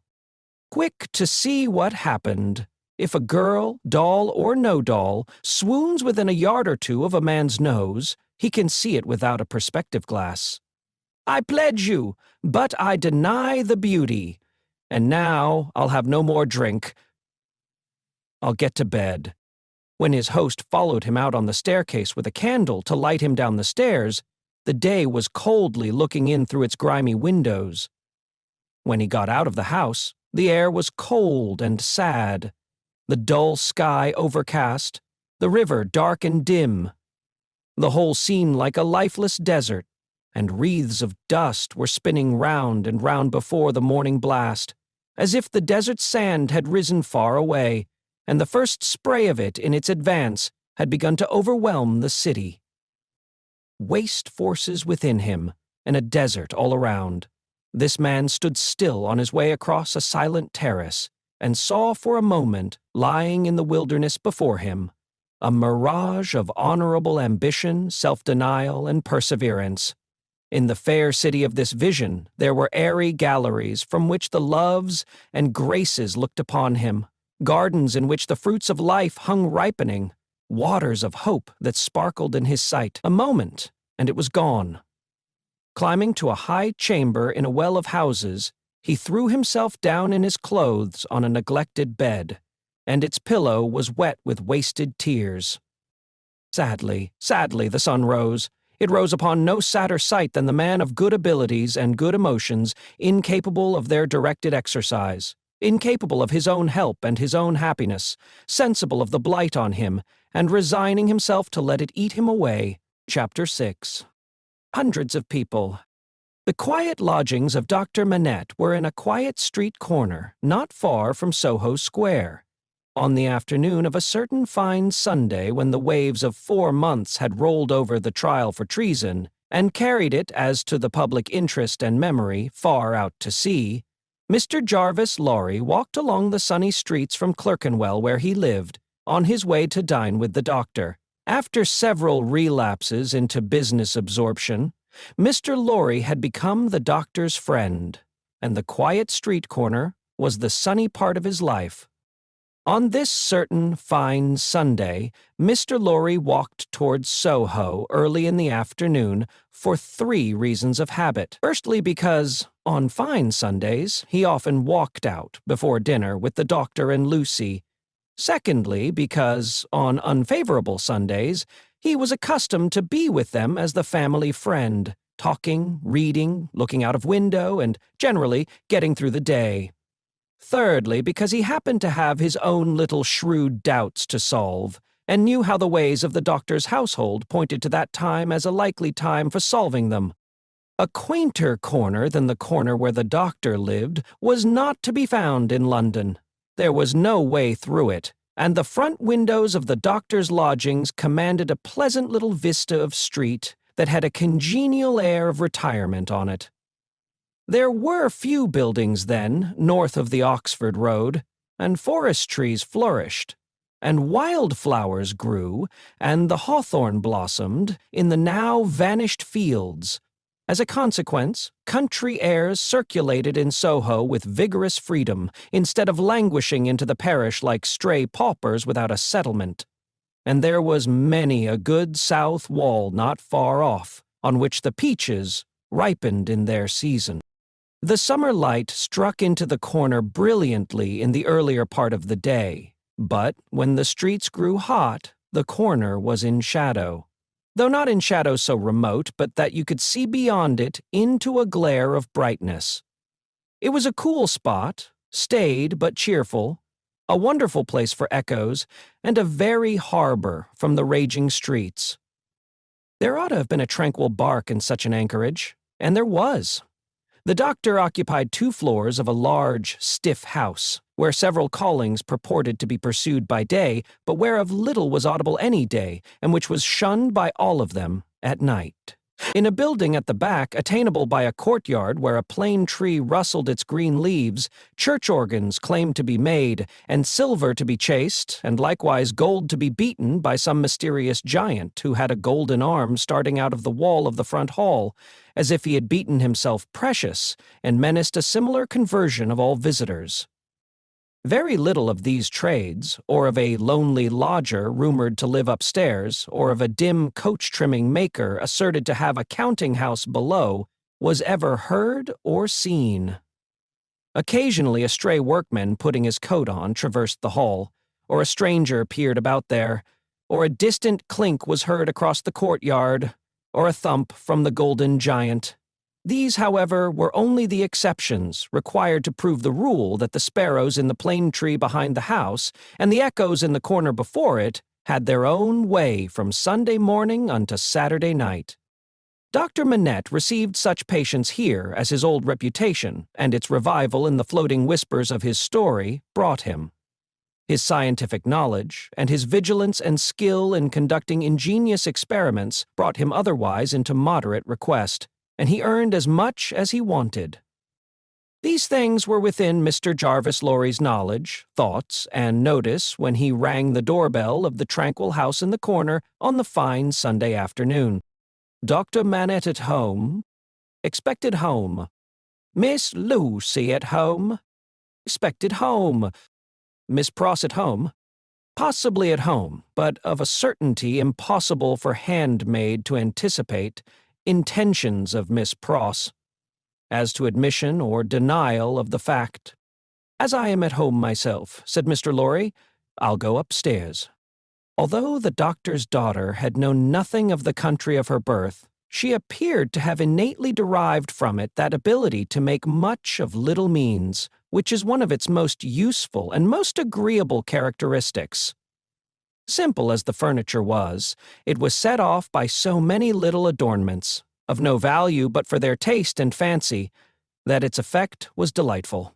The disposition of everything in the rooms, from the largest object to the least, the arrangement of colors, the elegant variety and contrast obtained by thrift in trifles, by delicate hands, clear eyes, and good sense, were at once so pleasant in themselves and so expressive of their originator that, as Mr. Lorry stood looking about him, the very chairs and tables seemed to ask him, with something of that peculiar expression which he knew so well by this time, whether he approved.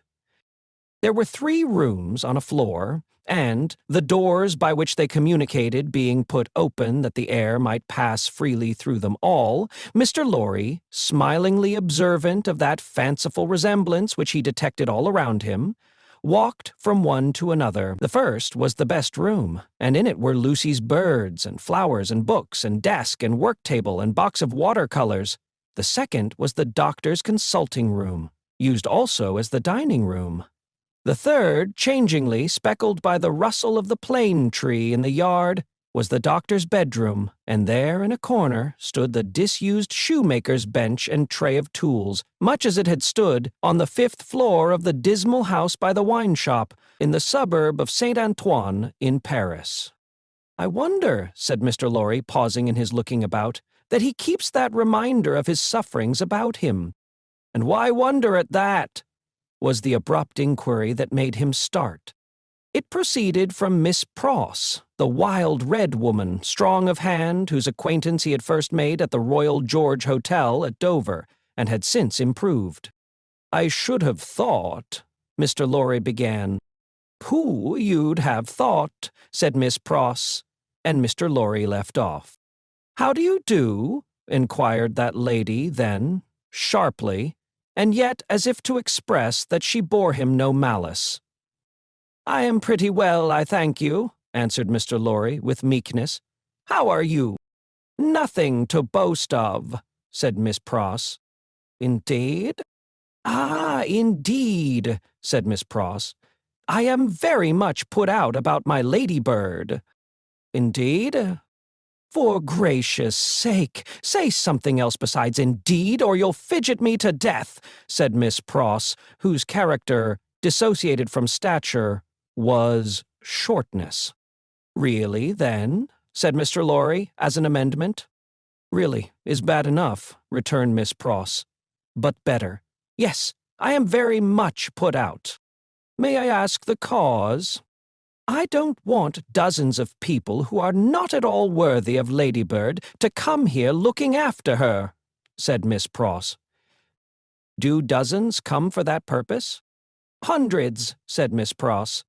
It was characteristic of this lady, as of some other people before her time and since, that whenever her original proposition was questioned, she exaggerated it.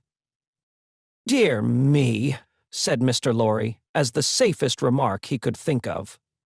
"I have lived with the darling, or the darling has lived with me, and paid me for it, which she certainly should never have done, you may take your affidavit, if I could have afforded to keep either myself or her for nothing since she was 10 years old."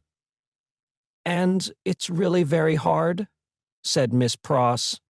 Not seeing with precision what was very hard, Mr. Lorry shook his head, using that important part of himself as a sort of fairy cloak that would fit anything. "All sorts of people who are not in the least degree worthy of the pet are always turning up," said Miss Pross. "When you began it—" "I began it, Miss Pross? Didn't she? Who brought her father to life?" "Oh, if that was beginning it," said Mr. Lorry. "It wasn't ending it, I suppose? I say, when you began it, it was hard enough. Not that I have any fault to find with Dr. Manette, except that he is not worthy of such a daughter, which is no imputation on him, for it was not to be expected that anybody should be, under any circumstances. But it really is doubly and trebly hard to have crowds and multitudes of people turning up after him. I could have forgiven him. To take Ladybird's affections away from me." Mr. Lorry knew Miss Pross to be very jealous, but he also knew her by this time to be, beneath the service of her eccentricity, one of those unselfish creatures, found only among women, who will, for pure love and admiration, bind themselves willing slaves to youth when they have lost it, to beauty that they never had, to accomplishments that they were never fortunate enough to gain, to bright hopes that never shone upon their own somber lives. He knew enough of the world to know that there is nothing in it better than the faithful service of the heart, so rendered and so free from any mercenary taint. He had such an exalted respect for it that in the retributive arrangements made by his own mind, we all make such arrangements, more or less, he stationed Miss Pross much nearer to the lower angels than many ladies, immeasurably better got up both by nature and art, who had balances at Tellson. There never was, nor will be, but one man worthy of Ladybird, said Miss Pross, and that was my brother Solomon, if he hadn't made a mistake in life. Here again, Mr. Lorry's inquiries into Miss Pross's personal history had established the fact that her brother Solomon was a heartless scoundrel who had stripped her of everything she possessed as a stake to speculate with, and had abandoned her in her poverty forevermore, with no touch of compunction. Miss Pross's fidelity of belief in Solomon, deducting a mere trifle for this slight mistake, was quite a serious matter with Mr. Lorry, and had its weight in his good opinion of her. As we happen to be alone for the moment, and are both people of business, he said, when they had got back to the drawing-room and had sat down there in friendly relations, let me ask you, does the doctor, in talking with Lucie, never refer to the shoemaking time? Yet. Never. And yet keeps that bench and those tools beside him? Ah, returned Miss Pross, shaking her head. But I don't say he don't refer to it within himself. Do you believe that he thinks of it much? I do, said Miss Pross. Do you imagine, Mr. Lorry had begun, when Miss Pross took him up short with, never imagine anything, have no imagination at all. I stand corrected. Do you suppose? You go so far as to suppose sometimes? Now and then, said Miss Pross. Do you suppose, Mr. Lorry went on, with a laughing twinkle in his bright eye as it looked kindly at her, that Dr. Manette has any theory of his own preserved through all those years, relative to the cause of his being so oppressed? Perhaps even to the name of his oppressor. I don't suppose anything about it but what Ladybird tells me. And that is? That she thinks he has. Now, don't be angry at my asking all these questions, because I am a mere dull man of business, and you are a woman of business. Dull? Miss Pross inquired with placidity. Rather wishing his modest adjective away, Mr. Lorry replied, No, surely not. To return to business, is it not remarkable that Dr. Manette, unquestionably innocent of any crime, as we are all well assured he is, should never touch upon that question? I will not say with me, though he had business relations with me many years ago, and we are now intimate, I will say with the fair daughter to whom he is so devotedly attached, and who is so devotedly attached to him, believe me, Miss Pross, I don't approach the topic with you out of curiosity, but out of zealous interest. Well, to the best of my understanding, and bad's the best, you'll tell me, said Miss Pross, softened by the tone of the apology, he is afraid of the whole subject. Afraid? It's plain enough, I should think, why he may be. It's a dreadful remembrance. Besides that, his loss of himself grew out of it. Not knowing how he lost himself or how he recovered himself, he may never feel certain of not losing himself again. That alone wouldn't make the subject pleasant, I should think. It was a profounder remark than Mr. Lorry had looked for. True, said he, and fearful to reflect upon. Yet, a doubt lurks in my mind, Miss Pross, whether it is good for Dr. Manette to have that suppression always shut up within him. Indeed, it is this doubt, and the uneasiness it sometimes causes me, that has led me to our present confidence. Can't be helped, said Miss Pross, shaking her head. Touch that string, and he instantly changes for the worse. Better leave it alone. In short, must leave it alone, like or no like. Sometimes he gets up in the dead of the night, and will be heard by us overhead there, walking up and down, in his room. Ladybird has learnt to know then that his mind is walking up and down in his old prison. She hurries to him, and they go on together, walking up and down, until he is composed. But he never says a word of the true reason of his restlessness to her, and she finds it best not to hint at it to him. In silence, they go walking up and down together, till her love and company have brought him to himself. Notwithstanding Miss Pross's denial of her own imagination, there was a perception of the pain of being monotonously haunted by one sad idea in her repetition of the phrase, walking up and down, which testified to her possessing such a thing. The corner has been mentioned as a wonderful corner for echoes. It had begun to echo so resoundingly to the tread of coming feet that it seemed as though the very mention of that weary pacing to and fro had set it going. "Here they are," said Miss Pross, rising to break up the conference, "and now we shall have hundreds of people pretty soon." It was such a curious corner in its acoustical properties, such a peculiar ear of a place, that as Mr. Lorry stood at the open window looking for the father and daughter whose steps he heard, he fancied they would never approach. Not only would the echoes die away as though the steps had gone, but echoes of other steps that never came would be heard in their stead, and would die away for good when they seemed close at hand. However, father and daughter did at last appear, and Miss Pross was ready at the street door to receive them. Miss Pross was a pleasant sight, albeit wild and red and grim, taking off her darling's bonnet when she came upstairs and touching it up with the ends of her handkerchief, and blowing the dust off it, and folding her mantle ready for laying by, and smoothing her rich hair with as much pride as she could possibly have taken in her own hair if she had been the vainest and handsomest of women. Her darling was a pleasant sight, too, embracing her and thanking her, and protesting against her taking so much trouble for her, which last she only dared to do playfully, or Miss Pross, sorely hurt, would have retired to her own chamber, and cried.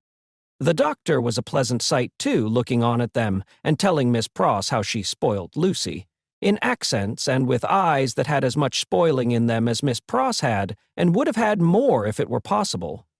Mr. Lorry was a pleasant sight, too, beaming at all this in his little wig, and thanking his bachelor stars for having lighted him in his declining years to a home. But no.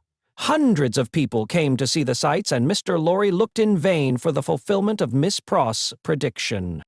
Dinner time, and still no hundreds of people. In the arrangements of the little household, Miss Pross took charge of the lower regions, and always acquitted herself marvelously.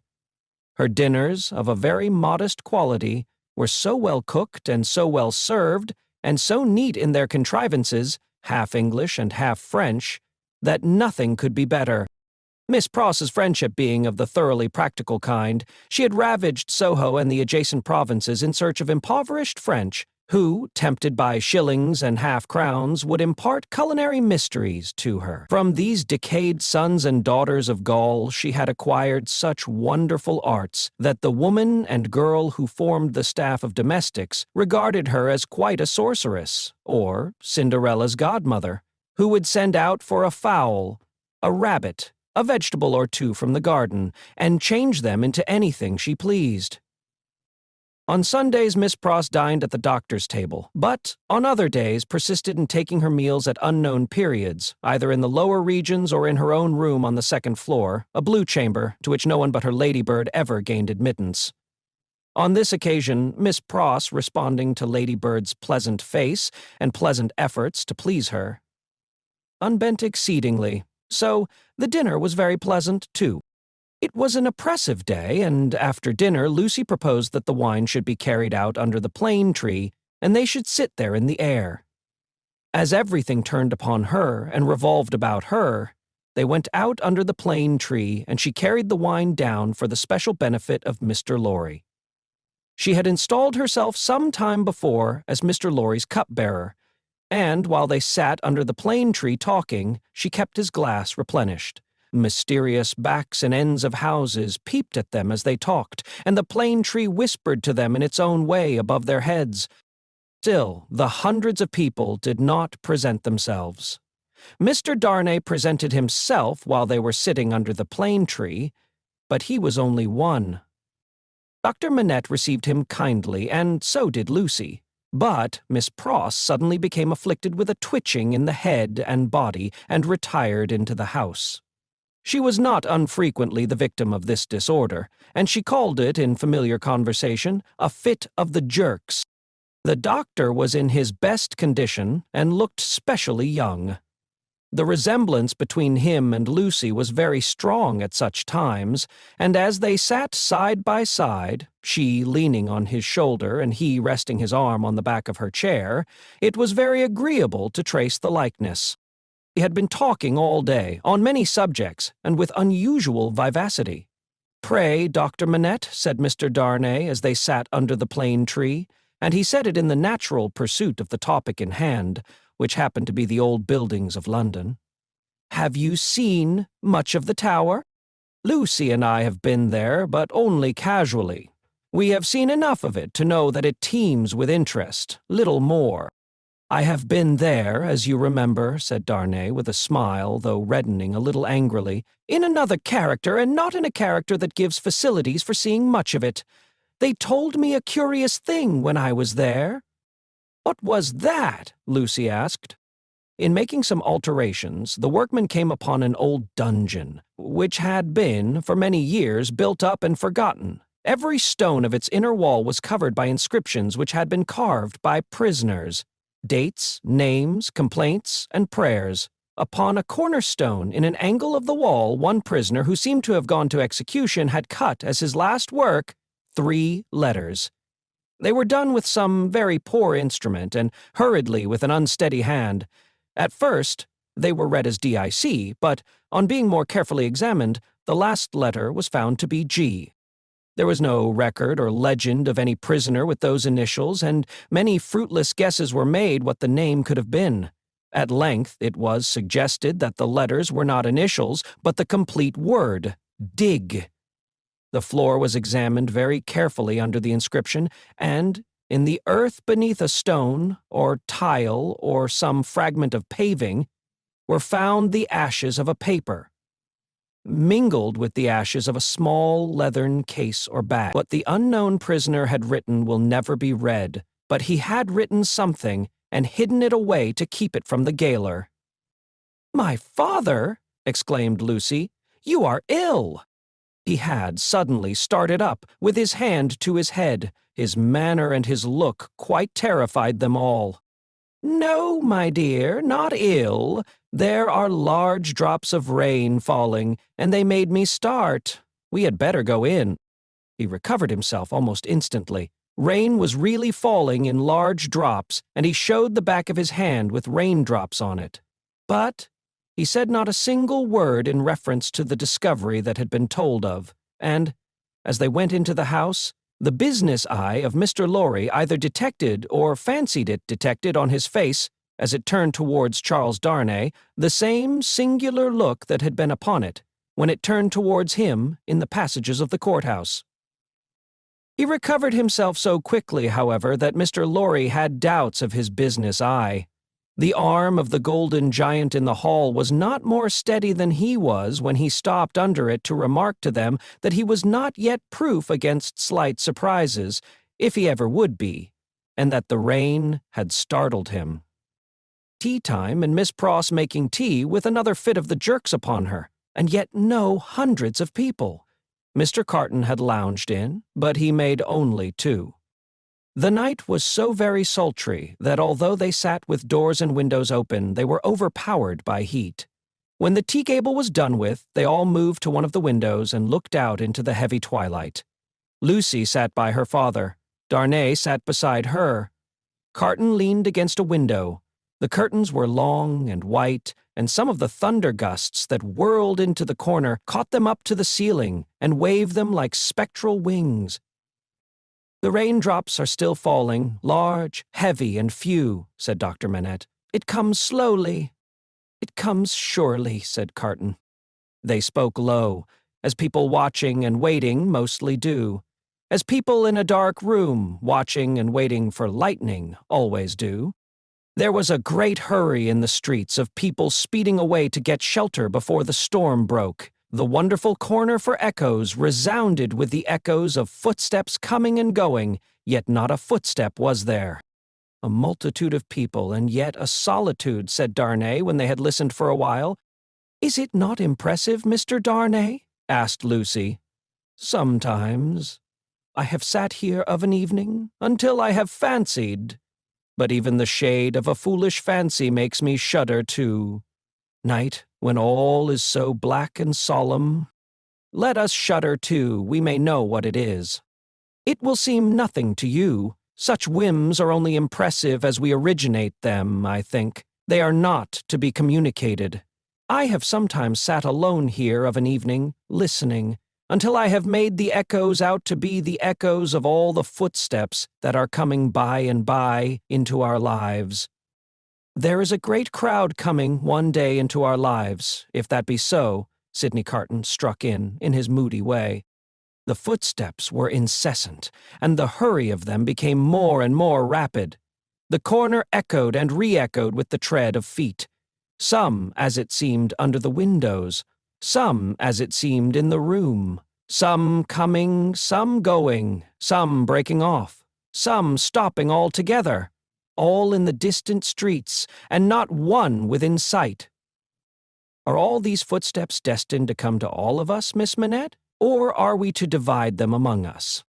I don't know, Mr. Darnay. I told you it was a foolish fancy, but you asked for it. When I have yielded myself to it, I have been alone, and then I have imagined them, the footsteps of the people who are to come into my life, and my father's. I take them into mine, said Carton. I ask no questions and make no stipulations. There is a great crowd bearing down upon us, Miss Manette, and I see them by the lightning. He added the last words after there had been a vivid flash which had shown him lounging in the window. And I hear them, he added again, after a peal of thunder. Here they come, fast, fierce, and furious. It was the rush and roar of rain that he typified, and it stopped him, for no voice could be heard in it. A memorable storm of thunder and lightning broke with that sweep of water, and there was not a moment's interval in crash and fire and rain, until after the moon rose at midnight. The great bell of St. Paul's was striking one in the cleared air when Mr. Lorry, escorted by Jerry, high-booted and bearing a lantern, set forth on his return passage to Clerkenwell. There were solitary patches of road on the way between Soho and Clerkenwell, and Mr. Lorry, mindful of footpads, always retained Jerry for this service, though it was usually performed a good 2 hours earlier. "What a night it has been! Almost a night, Jerry," said Mr. Lorry, "to bring the dead out of their graves." "I never see the night myself, master, nor yet I don't expect to." "What would do that?" answered Jerry. "Good night, Mr. Carton," said the man of business. "Good night, Mr. Darnay. Shall we ever see such a night again, together?" "Perhaps, perhaps. See the great crowd of people with its rush and roar, bearing down upon them, too." Chapter 7. Monseigneur in town. Monseigneur, one of the great lords in power at the court, held his fortnightly reception in his grand hotel in Paris. Monseigneur was in his inner room, his sanctuary of sanctuaries, the holiest of holiests, to the crowd of worshippers in the suite of rooms without. Monseigneur was about to take his chocolate. Monseigneur could swallow a great many things with ease, and was by some few sullen minds supposed to be rather rapidly swallowing France. But his morning's chocolate could not so much as get into the throat of Monseigneur without the aid of 4 strong men, besides the cook. Yes, It took 4 men, all 4 ablaze with gorgeous decoration, and the chief of them unable to exist with fewer than 2 gold watches in his pocket, emulative of the noble and chaste fashion set by Monseigneur, to conduct the happy chocolate to Monseigneur's lips. One lackey carried the chocolate pot into the sacred presence. A second milled and frothed the chocolate with the little instrument he bore for that function. A third presented the favored napkin. A fourth, he of the 2 gold watches, poured the chocolate out. It was impossible for Monseigneur to dispense with one of these attendants on the chocolate and hold his high place under the admiring heavens. Deep would have been the blot upon his escutcheon if his chocolate had been ignobly waited on by only 3 men. He must have died of 2. Monseigneur had been out at a little supper last night, where the comedy and the grand opera were charmingly represented. Monseigneur was out at a little supper most nights, with fascinating company. So polite and so impressible was Monseigneur, that the comedy and the grand opera had far more influence with him in the tiresome articles of state affairs and state secrets than the needs of all France. A happy circumstance for France, as the like always is for all countries similarly favored, always was for England by way of example, in the regretted days of the merry Stuart who sold it. Monseigneur had one truly noble idea of general public business, which was to let everything go on in its own way. Of particular public business, Monseigneur had the other truly noble idea that it must all go his way, tend to his own power and pocket. Of his pleasures, general and particular, Monseigneur had the other truly noble idea that the world was made for them. The text of his order, altered from the original by only a pronoun, which is not much, ran, "The earth and the fullness thereof are mine, saith Monseigneur."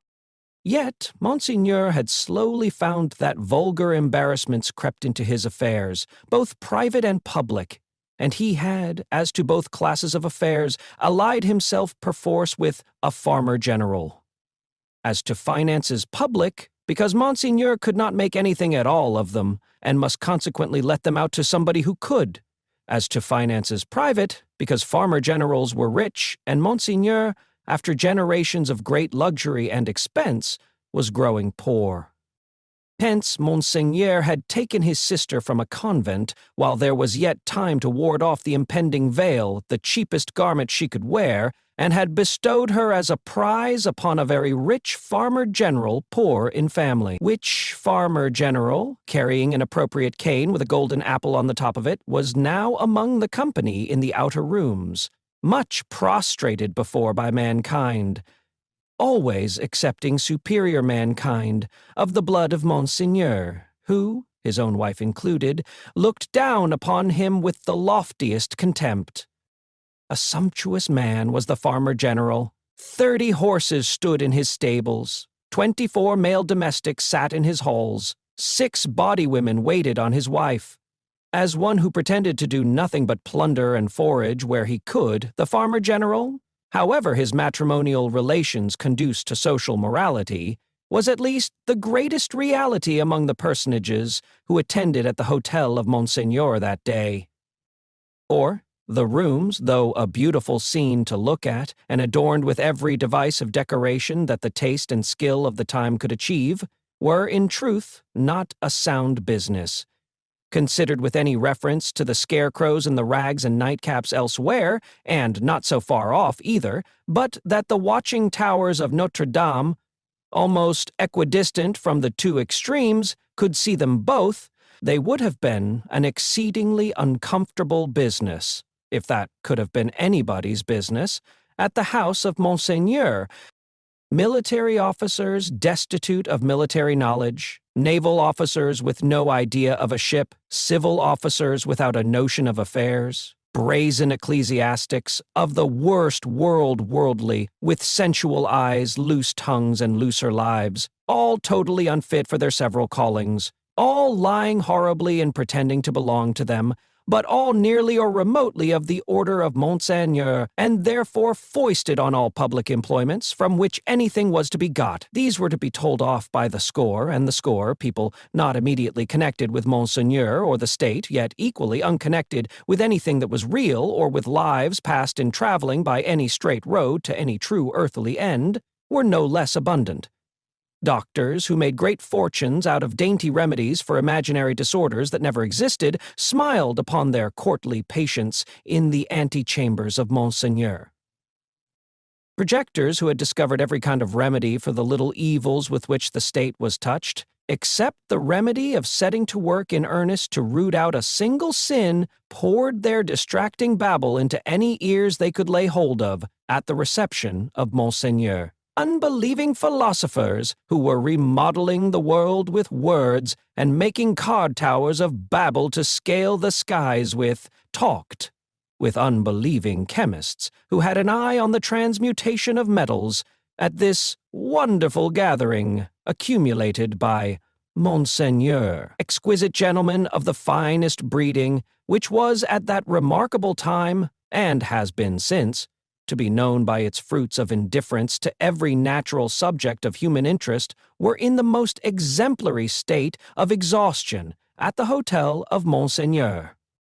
Such homes had these various notabilities left behind them in the fine world of Paris, that the spies among the assembled devotees of Monseigneur, forming a goodly half of the polite company, would have found it hard to discover among the angels of that sphere one solitary wife, who, in her manners and appearance, owned to being a mother. Indeed, except for the mere act of bringing a troublesome creature into this world, which does not go far towards the realization of the name of mother, there was no such thing known to the fashion.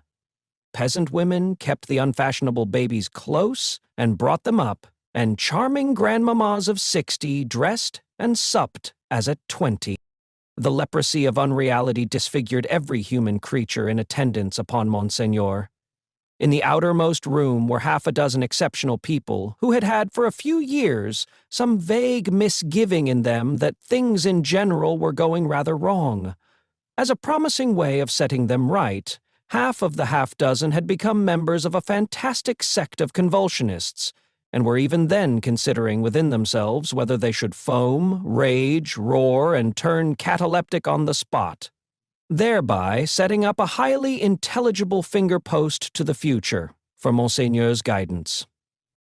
Besides these dervishes were other three who had rushed into another sect which mended matters with a jargon about the center of truth, holding that man had got out of the center of truth, which did not need much demonstration, but had not got out of the circumference, and that he was to be kept from flying out of the circumference, and was even to be shoved back into the center by fasting and seeing of spirits. Among these, accordingly, much discoursing with spirits went on, and it did a world of good which never became manifest. But the comfort was that all the company at the Grand Hotel of Monseigneur were perfectly dressed. If the day of judgment had only been ascertained to be a dress day, everybody there would have been eternally correct. Such frizzling and powdering and sticking up of hair, such delicate complexions artificially preserved and mended, such gallant swords to look at, and such delicate honor to the sense of smell, would surely keep anything going, forever and ever. Easygoing Emperor Esarazzo, easygoing, the exquisite gentlemen of the finest breeding wore little pendant trinkets that chinked as they languidly moved. These golden fetters rang like precious little bells, and what with that ringing, and with the rustle of silk and brocade and fine linen, there was a flutter in the air that fanned Saint Antoine and his devouring hunger far away. Dress was the one unfailing talisman and charm used for keeping all things in their places.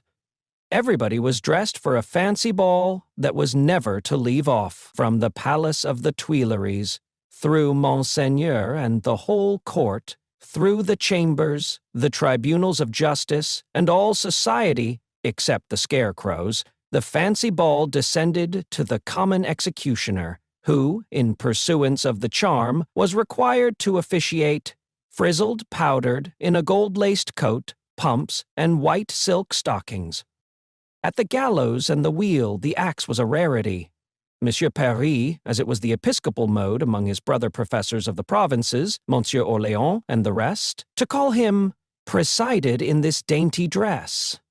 And who among the company at Monseigneur's reception in that 1780th year of our Lord could possibly doubt that a system rooted in a frizzled hangman, powdered, gold-laced, pumped, and white silk stockinged, would see the very stars out? Monseigneur, having eased his 4 men of their burdens and taken his chocolate, caused the doors of the holiest of holiests to be thrown open and issued forth. Then what submission, what cringing and fawning, what servility, what abject humiliation!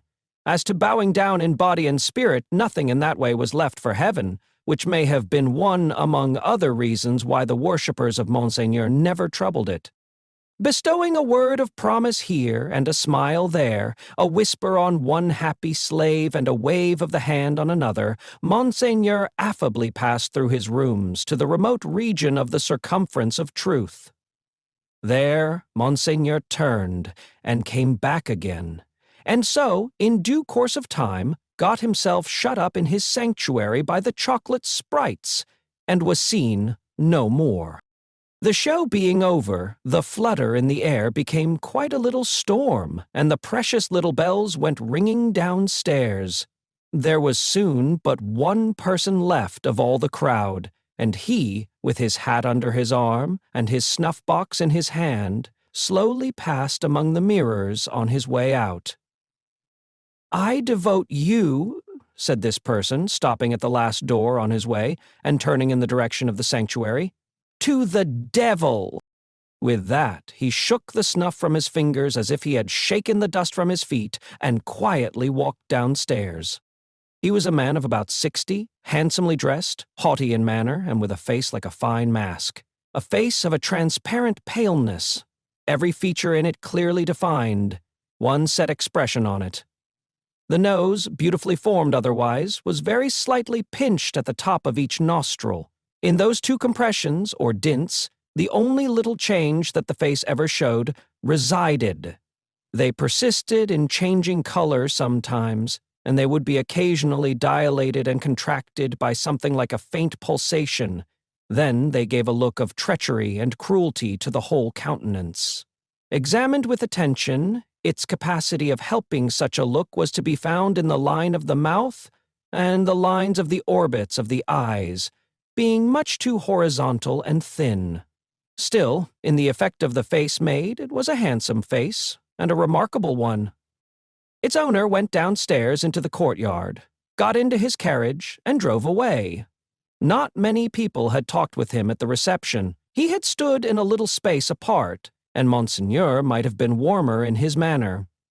It appeared, under the circumstances, rather agreeable to him to see the common people dispersed before his horses, and often barely escaping from being run down. His man drove as if he were charging an enemy, and the furious recklessness of the man brought no check into the face or to the lips of the master.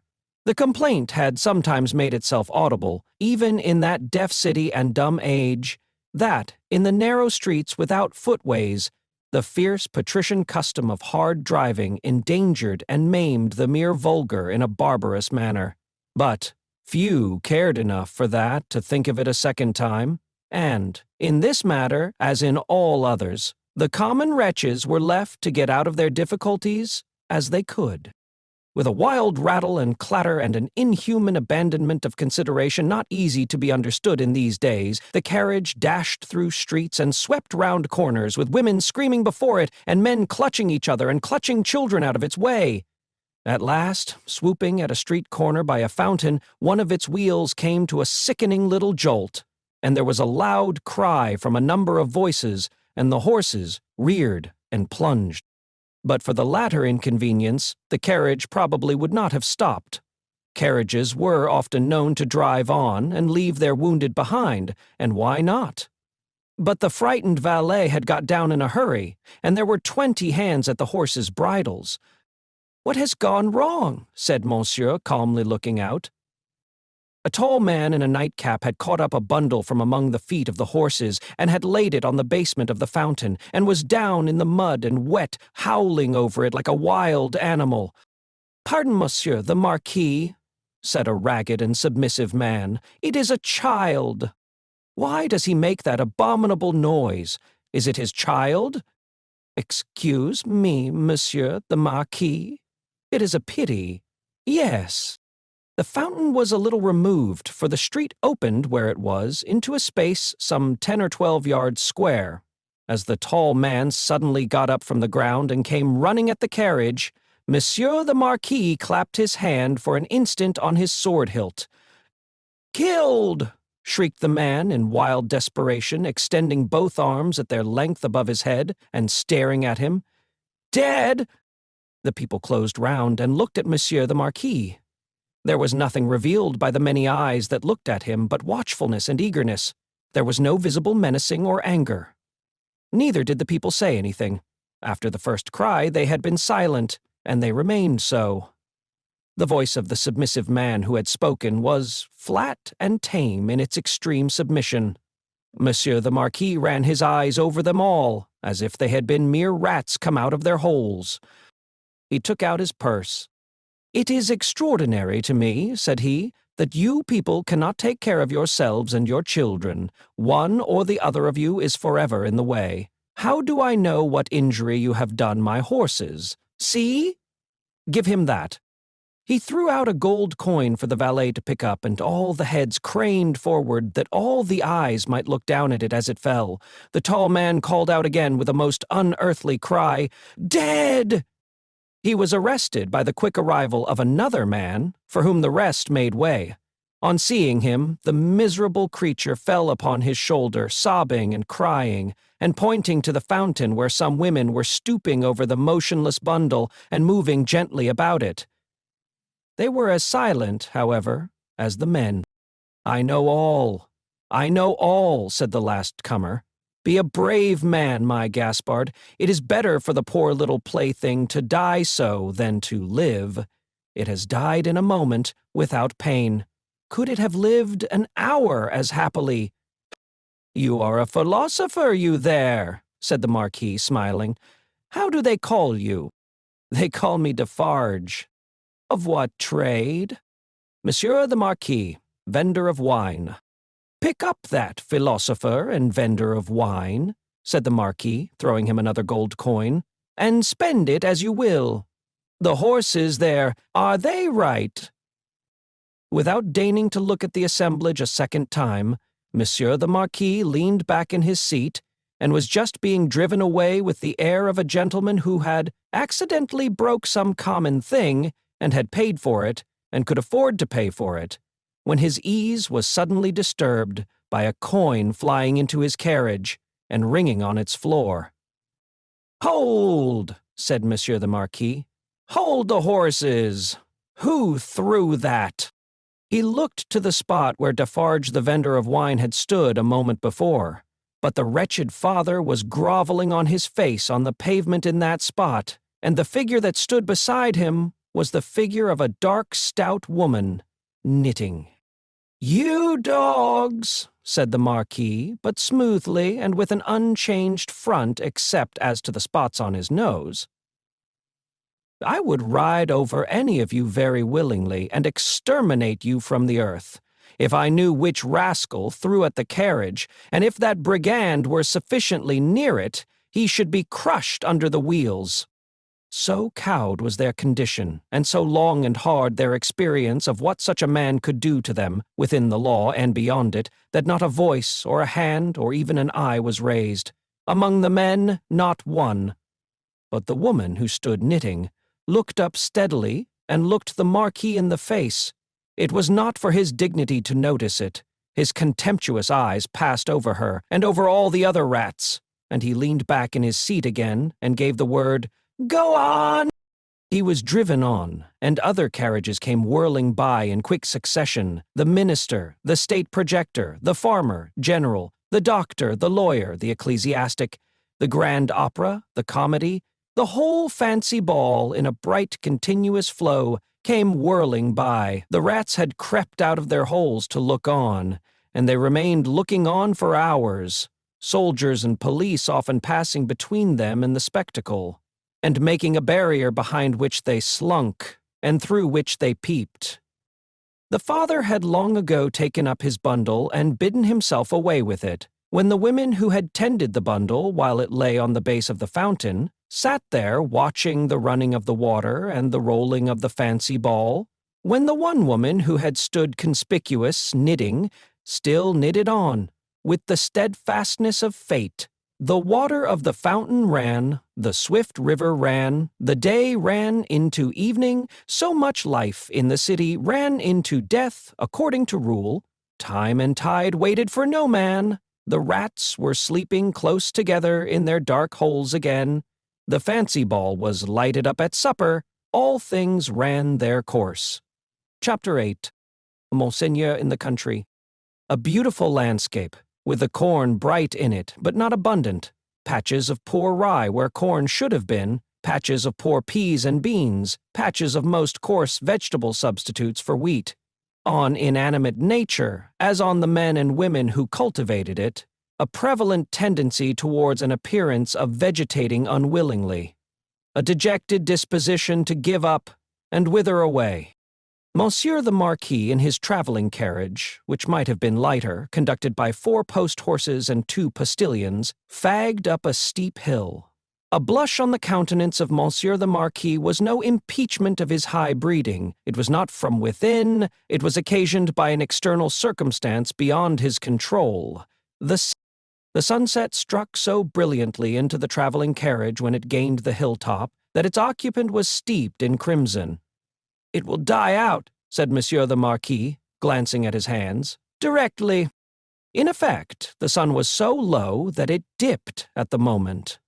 When the heavy drag had been adjusted to the wheel and the carriage slid downhill, with a cinderous smell in a cloud of dust, the red glow departed quickly. The sun and the Marquis going down together, there was no glow left when the drag was taken off. But there remained a broken country, bold and open, a little village at the bottom of the hill, a broad sweep and rise beyond it, a church tower, a windmill, a forest for the chase, and a crag with a fortress on it, used as a prison. Round upon all these darkening objects, as the night drew on, the Marquis looked with the air of one who was coming near home. The village had its one poor street, with its poor brewery, poor tannery, poor tavern, poor stable-yard for relays of post-horses, poor fountain, all usual poor appointments. It had its poor people, too. All its people were poor, and many of them were sitting at their doors, shredding spare onions and the like for supper, while many were at the fountain, washing leaves and grasses and any such small yieldings of the earth that could be eaten. Expressive signs of what made them poor were not wanting. The tax for the state, the tax for the church, the tax for the Lord, tax local and tax general were to be paid here and to be paid there according to solemn inscription in the little village, until the wonder was that there was any village left unswallowed. Few children were to be seen, and no dogs.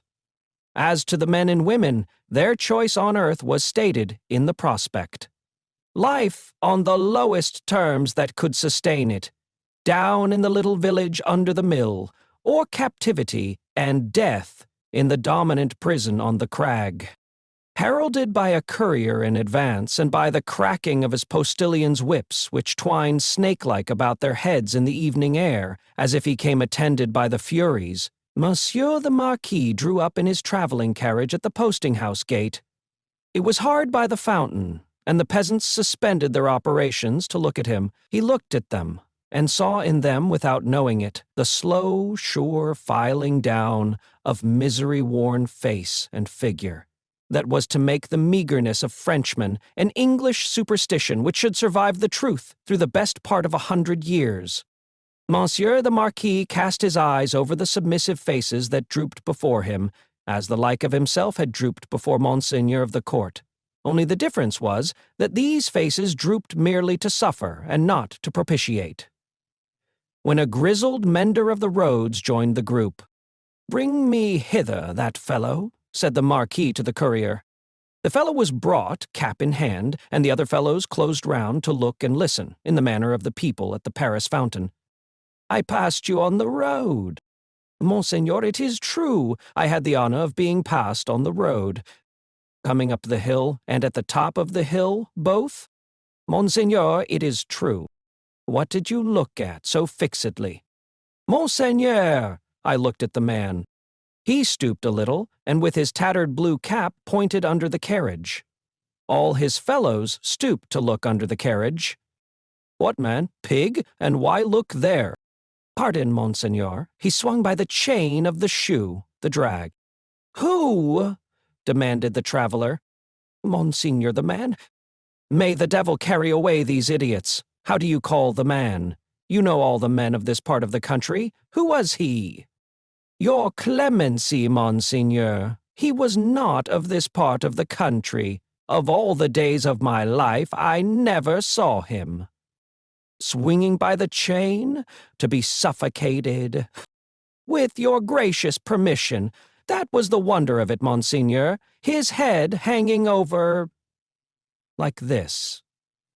He turned himself sideways to the carriage and leaned back, with his face thrown up to the sky and his head hanging down, then recovered himself, fumbled with his cap, and made a bow.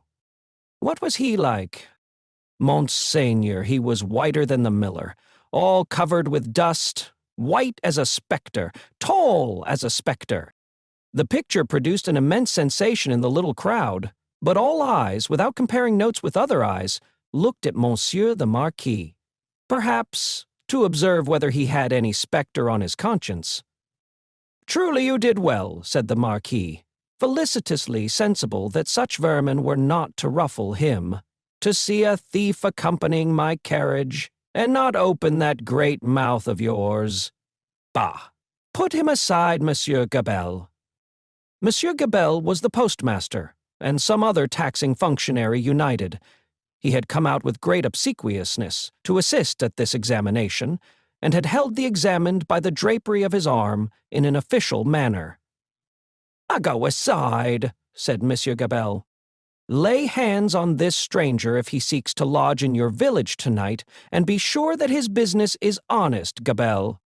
"Monseigneur, I am flattered to devote myself to your orders." "Did he run away, fellow? Where is that accursed?" The accursed was already under the carriage with some half-dozen particular friends pointing out the chain with his blue cap. Some half-dozen other particular friends promptly hauled him out and presented him breathless to Monsieur the Marquis. "Did the man run away, dolt, when we stopped for the drag?" "Monseigneur, he precipitated himself over the hillside head first, as a person plunges into the river." "See to it, Gabelle. Go on." The half-dozen who were peering at the chain were still among the wheels, like sheep. The wheels turned so suddenly that they were lucky to save their skins and bones. They had very little else to save, or they might not have been so fortunate. The burst with which the carriage started out of the village and up the rise beyond was soon checked by the steepness of the hill. Gradually it subsided to a foot pace, swinging and lumbering upward among the many sweet scents of a summer night. The postilions, with 1,000 gossamer gnats circling about them in lieu of the furies, quietly mended the points to the lashes of their whips. The valet walked by the horses. The courier was audible, trotting on ahead into the dull distance. At the steepest point of the hill, there was a little burial ground, with a cross and a new large figure of our Saviour on it. It was a poor figure in wood, done by some inexperienced rustic carver, but he had studied the figure from the life. His own life, maybe, for it was dreadfully spare and thin. To this distressful emblem of a great distress that had long been growing worse, and was not at its worst, a woman was kneeling. She turned her head as the carriage came up to her, rose quickly, and presented herself at the carriage door. "It is you, Monseigneur." "Monseigneur, a petition." With an exclamation of impatience, but with his unchangeable face, Monseigneur looked out. "How then? What is it? Always petitions." Monseigneur, for the love of the great God, my husband the forester. What of your husband the forester? Always the same with you people. He cannot pay something? Has paid all, Monseigneur. He is dead. Well, he is quiet. Can I restore him to you? Alas, no, Monseigneur, but he lies yonder, under a little heap of poor grass. Well, Monseigneur, there are so many little heaps of poor grass? Again, well, she looked an old woman, but was young. Her manner was one of passionate grief. By turns she clasped her veinous and knotted hands together with wild energy, and laid one of them on the carriage door, tenderly, caressingly, as if it had been a human breast, and could be expected to feel the appealing touch. Monseigneur, hear me. Monseigneur, hear my petition. My husband died of want. So many die of want. So many more will die of want. Again, well, can I feed them? Monseigneur, the good God knows, but I don't ask it. My petition is that a morsel of stone or wood, with my husband's name, may be placed over him to show where he lies. Otherwise, the place will be quickly forgotten. It will never be found when I am dead. Of the same malady, I shall be laid under some other heap of poor grass. Monseigneur, they are so many, they increase so fast. There is so much want. Monseigneur, Monseigneur. The valet had put her away from the door, the carriage had broken into a brisk trot, the postilions had quickened the pace, she was left far behind, and Monseigneur, again escorted by the Furies, was rapidly diminishing the league or two of distance that remained between him and his chateau. The sweet scents of the summer night rose all around him, and rose as the rain falls impartially on the dusty, ragged, and toil-worn group at the fountain not far away, to whom the mender of roads, with the aid of the blue cap without which he was nothing, still enlarged upon his man like a spectre, as long as they could bear it. By degrees, as they could bear no more, they dropped off one by one, and lights twinkled in little casements, which lights, as the casements darkened and more stars came out, seemed to have shot up into the sky instead of having been extinguished. The shadow of a large, high-roofed house and of many overhanging trees was upon Monsieur the Marquis by that time, and the shadow was exchanged for the light of a flambeau as his carriage stopped and the great door of his chateau was opened to him. Monsieur Charles, whom I expect, is he arrived from England? Monseigneur, not yet. Chapter 9. The Gorgon's Head. It was a heavy mass of building, that chateau of Monsieur the Marquis, with a large stone courtyard before it, and 2 stone sweeps of staircase meeting in a stone terrace before the principal door.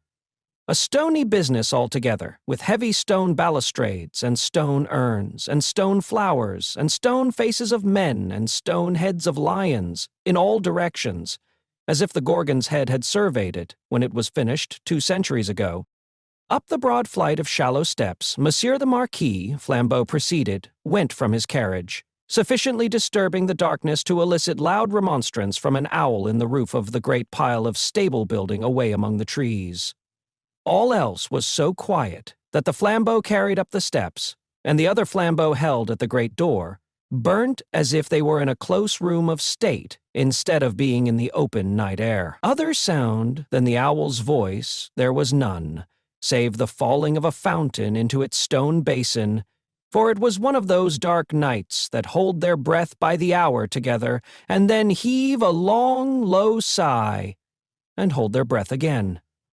The great door clanged behind him, and Monsieur the Marquis crossed a hall grim with certain old boar spears, swords, and knives of the chase, grimmer with certain heavy riding rods and riding whips, of which many a peasant, gone to his benefactor Death, had felt the weight when his lord was angry.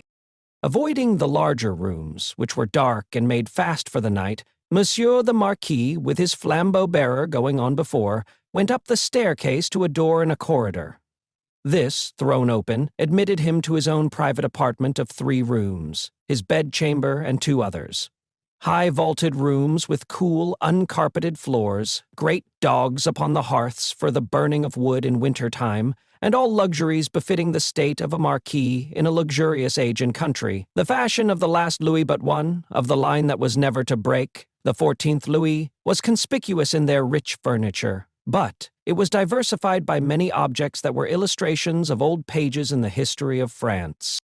A supper table was laid for two, in the third of the rooms, a round room in one of the chateau's 4 extinguisher-topped towers. A small, lofty room, with its window wide open, and the wooden jalousie blinds closed, so that the dark night only showed in slight horizontal lines of black, alternating with their broad lines of stone color. "My nephew," said the Marquis, glancing at the supper preparation. "They said he was not arrived." Nor was he, but he had been expected with Monseigneur. "Ah, it is not probable he will arrive tonight. Nevertheless, leave the table as it is. I shall be ready in a quarter of an hour." In a quarter of an hour, Monseigneur was ready, and sat down alone to his sumptuous and choice supper. His chair was opposite to the window, and he had taken his soup and was raising his glass of Bordeaux to his lips when he put it down. "What is that?" he calmly asked, looking with attention at the horizontal lines of black and stone color. "Monseigneur, that—" "Outside the blinds. Open the blinds." It was done. "Well, Monseigneur, it is nothing. The trees and the night are all that are here." The servant who spoke had thrown the blinds wide, had looked out into the vacant darkness, and stood with that blank behind him, looking round for instructions. "Good," said the imperturbable master. "Close them again." That was done too, and the Marquis went on with his supper. He was halfway through it when he again stopped with his glass in his hand, hearing the sound of wheels. It came on briskly, and came up to the front of the chateau. "Ask who is arrived." It was the nephew of Monseigneur. He had been some few leagues behind Monseigneur early in the afternoon. He had diminished the distance rapidly, but not so rapidly as to come up with Monseigneur on the road. He had heard of Monseigneur at the posting-houses as being before him. He was to be told, said Monseigneur, that supper awaited him then and there, and that he was prayed to come to it. In a little while he came. He had been known in England as Charles Darnay. Monseigneur received him in a courtly manner, but they did not shake hands. "You left Paris yesterday, sir?" he said to Monseigneur as he took his seat at table. "Yesterday. And you?" "I come direct." "From London?" "Yes." "You have been a long time coming," said the Marquis with a smile. "On the contrary, I come direct— Pardon me, I mean not a long time on the journey, a long time intending the journey. I have been detained by—" The nephew stopped a moment in his answer. "Various business." "Without doubt," said the polished uncle. So long as a servant was present, no other words passed between them. When coffee had been served and they were alone together, the nephew, looking at the uncle and meeting the eyes of the face that was like a fine mask, opened a conversation. "I have come back, sir, as you anticipate, pursuing the object that took me away. It carried me into great and unexpected peril. But it is a sacred object, and if it had carried me to death, I hope it would have sustained me." "Not to death," said the uncle. "It is not necessary to say to death." "I doubt, sir," returned the nephew, "whether, if it had carried me to the utmost brink of death, you would have cared to stop me there." The deepened marks in the nose and the lengthening of the fine straight lines in the cruel face looked ominous as to that. The uncle made a graceful gesture of protest, which was so clearly a slight form of good breeding that it was not reassuring. "Indeed, sir," pursued the nephew, "for anything I know, you may have expressly worked to give a more suspicious appearance to the suspicious circumstances that surrounded me." "No, no, no," said the uncle pleasantly. "But, however that may be," resumed the nephew, glancing at him with deep distrust, I know that your diplomacy would stop me by any means, and would know no scruple as to means. My friend, I told you so, said the uncle, with a fine pulsation in the 2 marks. Do me the favor to recall that I told you so long ago. I recall it. Thank you, said the Marquis. Very sweetly indeed. His tone lingered in the air, almost like the tone of a musical instrument. In effect, sir, pursued the nephew, I believe it to be at once your bad fortune and my good fortune that has kept me out of a prison in France here. I do not quite understand, returned the uncle, sipping his coffee. Dare I ask you to explain? I believe that if you were not in disgrace with the court, and had not been overshadowed by that cloud for years past, a lettre de cachet would have sent me to some fortress indefinitely. It is possible, said the uncle with great calmness. For the honor of the family, I could even resolve to incommode you to that extent. Pray, excuse me. I perceive that, happily for me, the reception of the day before yesterday was, as usual, a cold one, observed the nephew. I would not say happily, my friend, returned the uncle, with refined politeness. I would not be sure of that. A good opportunity for consideration, surrounded by the advantages of solitude, might influence your destiny to far greater advantage than you influence it for yourself. But it is useless to discuss the question. I am, as you say, at a disadvantage. These little instruments of correction, these gentle aids to the power and honor of families, these slight favors that might so incommode you are only to be obtained now by interest and importunity. They are sought by so many, and they are granted, comparatively, to so few. It used not to be so. But France in all such things is changed for the worse. Our not remote ancestors held the right of life and death over the surrounding vulgar. From this room many such dogs have been taken out to be hanged. In the next room, my bedroom, one fellow, to our knowledge, was poniarded on the spot for professing some insolent delicacy respecting his daughter. His daughter? We have lost many privileges. A new philosophy has become the mode, and the assertion of our station in these days might, I do not go so far as to say would, but might, cause us real inconvenience. Oh, very bad! The Marquis took a gentle little pinch of snuff and shook his head, as elegantly despondent as he could becomingly be of a country still containing himself. That great means of regeneration. We have so asserted our station, both in the old time and in the modern time also, said the nephew gloomily, that I believe our name to be more detested than any name in France. Ha! Oh, men! Oh! Let us hope so, said the uncle. Detestation of the high is the involuntary homage of the low. There is not, pursued the nephew, in his former tone, a face I can look at, in all this country round about us, which looks at me with any deference on it but the dark deference of fear and slavery. A compliment, said the Marquis, to the grandeur of the family, merited by the manner in which the family has sustained its grandeur. Ha! And he took another gentle little pinch of snuff, and lightly crossed his legs. But when his nephew, leaning an elbow on the table, covered his eyes thoughtfully and dejectedly with his hand, the fine mask looked at him sideways with a stronger concentration of keenness, closeness, and dislike than was comportable with its wearer's assumption of indifference. Repression is the only lasting philosophy, the dark deference of fear and slavery, my friend, observed the Marquis, will keep the dogs obedient to the whip as long as this roof, looking up to it, shuts out the sky. That might not be so long as the Marquis supposed.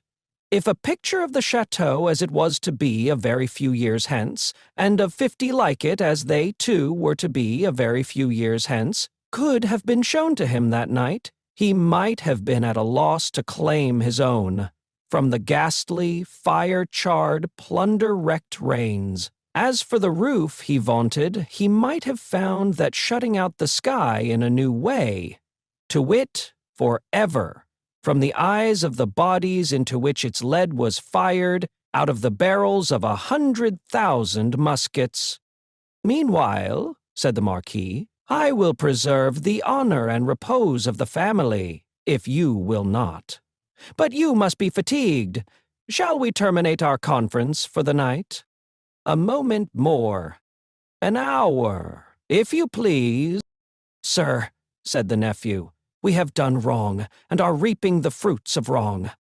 We have done wrong, repeated the Marquis with an inquiring smile, and delicately pointing first to his nephew, then to himself. Our family, our honorable family, whose honor is of so much account to both of us in such different ways. Even in my father's time, we did a world of wrong, injuring every human creature who came between us and our pleasure, whatever it was. Why need I speak of my father's time when it is equally yours? Can I separate my father's twin brother, joint inheritor, and next successor, from himself? Death has done that, said the Marquis, and has left me, answered the nephew, bound to a system that is frightful to me, responsible for it, but powerless in it, seeking to execute the last request of my dear mother's lips, and obey the last look of my dear mother's eyes, which implored me to have mercy and to redress, and tortured by seeking assistance and power in vain. Seeking them from me, my nephew, said the Marquis, touching him on the breast with his forefinger. They were now standing by the hearth. You will forever seek them in vain, be assured. Every fine straight line in the clear whiteness of his face was cruelly, craftily, and closely compressed, while he stood looking quietly at his nephew, with his snuff-box in his hand. Once again he touched him on the breast, as though his finger were the fine point of a small sword, with which, in delicate finesse, he ran him through the body, and said, My friend, I will die, perpetuating the system under which I have lived. When he had said it, he took a culminating pinch of snuff and put his box in his pocket. Better to be a rational creature, he added then, after ringing a small bell on the table, and accept your natural destiny. But you are lost, Monsieur Charles, I see. This property and France are lost to me, said the nephew, sadly. I renounce them. Are they both yours to renounce? France may be, but is the property? It is scarcely worth mentioning, but is it yet? I had no intention in the words I used to claim it yet. If it passed to me from you tomorrow, which I have the vanity to hope is not probable, or 20 years hence. You do me too much honor, said the Marquis. Still, I prefer that supposition. I would abandon it and live otherwise and elsewhere. It is little to relinquish. What is it but a wilderness of misery and ruin? Ah, said the Marquis, glancing round the luxurious room. To the eye it is fair enough here. But seen in its integrity under the sky and by the daylight, it is a crumbling tower of waste, mismanagement, extortion, debt, mortgage, oppression, hunger, nakedness, and suffering. Ha, said the Marquis again, in a well-satisfied manner. If it ever becomes mine, it shall be put into some hands better qualified to free it slowly, if such a thing is possible, from the weight that drags it down, so that the miserable people who cannot leave it and who have been long wrung to the last point of endurance may in another generation suffer less. But it is not for me. There is a curse on it, and on all this land. And you, said the uncle, forgive my curiosity, do you, under your new philosophy, graciously intend to live? I must do to live what others of my countrymen, even with nobility at their backs, may have to do some day. Work. In England, for example? Yes, the family honor, sir, is safe from me in this country. The family name can suffer from me in no other, for I bear it in no other. The ringing of the bell had caused the adjoining bedchamber to be lighted. It now shone brightly through the door of communication. The Marquis looked that way, and listened for the retreating step of his valet. England is very attractive to you, seeing how indifferently you have prospered there, he observed then, turning his calm face to his nephew with a smile. I have already said that for my prospering there, I am sensible I may be indebted to you, sir. For the rest, it is my refuge. They say, those boastful English, that it is the refuge of many. You know a compatriot who has found a refuge there? A doctor? Yes. With a daughter? Yes. Yes, said the Marquis. You are fatigued. Good night. As he bent his head in his most courtly manner, there was a secrecy in his smiling face, and he conveyed an air of mystery to those words, which struck the eyes and ears of his nephew forcibly. At the same time, the thin straight lines of the setting of the eyes, and the thin straight lips, and the markings in the nose, curved with a sarcasm that looked handsomely diabolic. Yes, repeated the Marquis. A doctor with a daughter. Yes. So commences the new philosophy. You are fatigued. Good night. It would have been of as much avail to interrogate any stone face outside the chateau as to interrogate that face of his. The nephew looked at him, in vain, in passing on to the door. Good night, said the uncle. I look to the pleasure of seeing you again in the morning. Good repose. Lie monsieur my nephew to his chamber there, and burn monsieur my nephew in his bed if you will, he added to himself, before he rang his little bell again, and summoned his valet to his own bedroom. The valet come and gone, Monsieur the Marquis walked to and fro in his loose chamber robe to prepare himself gently for sleep that hot, still night. Rustling about the room, his softly slippered feet making no noise on the floor, he moved like a refined tiger, looked like some enchanted marquis of the impenitently wicked sort, in story, whose periodical change into tiger form was either just going off or just coming on. He moved from end to end of his voluptuous bedroom, looking again at the scraps of the day's journey that came unbidden into his mind. The slow toil up the hill at sunset, the setting sun, the descent, the mill, the prison on the crag, the little village in the hollow, the peasants at the fountain, and the mender of roads with his blue cap pointing out the chain under the carriage. That fountain suggested the Paris fountain, the little bundle lying on the step, the women bending over it, and the tall man with his arms up, crying, "Dead!" "I am cool now," said Monsieur the Marquis, "and may go to bed." So, leaving only one light burning on the large hearth, he let his thin gauze curtains fall around him and heard the night break its silence with a long sigh as he composed himself to sleep. The stone faces on the outer walls stared blindly at the black night for 3 heavy hours.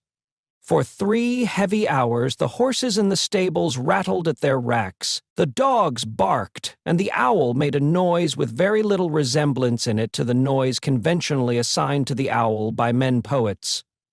But it is the obstinate custom of such creatures hardly ever to say what is set down for them. For 3 heavy hours the stone faces of the chateau, lion and human, stared blindly at the night. Dead darkness lay on all the landscape. Dead darkness added its own hush to the hushing dust on all the roads.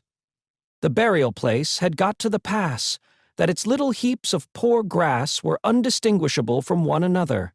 The figure on the cross might have come down, for anything that could be seen of it. In the village, taxers and taxed were fast asleep, dreaming, perhaps, of banquets, as the starved usually do, and of ease and rest, as the driven slave and the yoked ox may. Its lean inhabitants slept soundly, and were fed and freed. The fountain in the village flowed unseen and unheard, and the fountain at the chateau dropped unseen and unheard, both melting away like the minutes that were falling from the spring of time, through 3 dark hours. Then the gray water of both began to be ghostly in the light, and the eyes of the stone faces of the chateau were opened. Lighter and lighter, until at last the sun touched the tops of the still trees and poured its radiance over the hill. In the glow, the water of the chateau fountain seemed to turn to blood, and the stone faces crimsoned. The carol of the birds was loud and high, and, on the weather-beaten sill of the great window of the bedchamber of Monsieur the Marquis, one little bird sang its sweetest song with all its might. At this, the nearest stone face seemed to stare amazed, and with open mouth and dropped underjaw, looked awe-stricken. Now, the sun was full up, and movement began in the village. Casement windows opened, crazy doors were unbarred, and people came forth shivering, chilled as yet by the new sweet air. Then began the rarely lightened toil of the day among the village population. Some to the fountain, some to the fields, men and women here to dig and delve, men and women there to see to the poor livestock and lead the bony cows out to such pasture as could be found by the roadside, in the church and at the cross, a kneeling figure or two, attendant on the latter prayers, the led cow, trying for a breakfast among the weeds at its foot. The chateau awoke later as became its quality, but awoke gradually and surely. First, the lonely boar spears and knives of the chase had been reddened as of old, then had gleamed trenchant in the morning sunshine. Now doors and windows were thrown open, horses in their stables looked round over their shoulders at the light and freshness pouring in at doorways, leaves sparkled and rustled at iron-grated windows, dogs pulled hard at their chains and reared impatient to be loosed. All these trivial incidents belong to the routine of life, and the return of morning. Surely not so the ringing of the great bell of the chateau, nor the running up and down the stairs, nor the hurried figures on the terrace, nor the booting and tramping here and there and everywhere, nor the quick saddling of horses and riding away. What winds conveyed this hurry to the grizzled mender of roads, already at work on the hilltop beyond the village, with his day's dinner, not much to carry, lying in a bundle that it was worth no crow's while to peck at on a heap of stones? Had the birds, carrying some grains of it to a distance, dropped one over him as they sow chance seeds? Whether or no, the mender of roads ran, on the sultry morning, as if for his life down the hill, knee-high in dust, and never stopped till he got to the fountain. All the people of the village were at the fountain, standing about in their depressed manner and whispering low, but showing no other emotions than grim curiosity and surprise. The led cows, hastily brought in and tethered to anything that would hold them, were looking stupidly on, or lying down chewing the cud of nothing particularly, paying their trouble, which they had picked up in their interrupted saunter. Some of the people of the chateau and some of those of the posting-house, and all the taxing authorities, were armed more or less, and were crowded on the other side of the little street in a purposeless way that was highly fraught with nothing. Already the mender of roads had penetrated into the midst of a group of 50 particular friends, and was smiting himself in the breast with his blue cap. What did all this portend?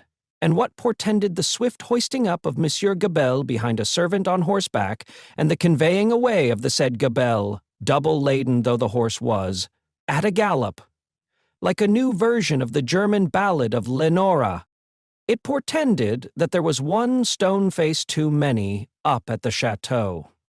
The Gorgon had surveyed the building again in the night, and had added the one stone face wanting, the stone face for which it had waited through about 200 years. It lay back on the pillow of Monsieur the Marquis. It was like a fine mask, suddenly startled, made angry, and petrified. Driven home into the heart of the stone figure attached to it was a knife. Round its hilt was a frill of paper, on which was scrawled, "Drive him fast to his tomb." This from Jacques, chapter 10. 2 promises. More months to the number of 12 had come and gone, and Mr. Charles Darnay was established in England as a higher teacher of the French language who was conversant with French literature. In this age he would have been a professor. In that age he was a tutor. He read with young men, who could find any leisure and interest for the study of a living tongue spoken all over the world, and he cultivated a taste for its stores of knowledge and fancy. He could write of them besides in sound English and render them into sound English. Such masters were not at that time easily found. Princes that had been and kings that were to be were not yet of the teacher class, and no ruined nobility had dropped out of Tellson's ledgers to turn cooks and carpenters. As a tutor, whose attainments made the student's way unusually pleasant and profitable, and as an elegant translator who brought something to his work besides mere dictionary knowledge, young Mr. Darnay soon became known and encouraged. He was well acquainted, moreover, with the circumstances of his country, and those were of ever-growing interest. So, with great perseverance and untiring industry, he prospered. In London he had expected neither to walk on pavements of gold nor to lie on beds of roses. If he had had any such exalted expectation, he would not have prospered. He had expected labor, and he found it, and did it, and made the best of it. In this his prosperity consisted. A certain portion of his time was passed at Cambridge, where he read with undergraduates as a sort of tolerated smuggler who drove a contraband trade in European languages, instead of conveying Greek and Latin through the custom house. The rest of his time he passed in London. Now, from the days when it was always summer in Eden, to these days when it is mostly winter in fallen latitudes, the world of a man has invariably gone one way, Charles Darnay's way. The way of the love of a woman. He had loved Lucie Manette from the hour of his danger. He had never heard a sound so sweet and dear as the sound of her compassionate voice. He had never seen a face so tenderly beautiful as hers when it was confronted with his own, on the edge of the grave that had been dug for him. But he had not yet spoken to her on the subject. The assassination at the deserted chateau far away beyond the heaving water and the long, long, dusty roads. The solid stone chateau which had itself become the mere mist of a dream, had been done a year, and he had never yet, by so much as a single spoken word, disclosed to her the state of his heart. That he had his reasons for this, he knew full well.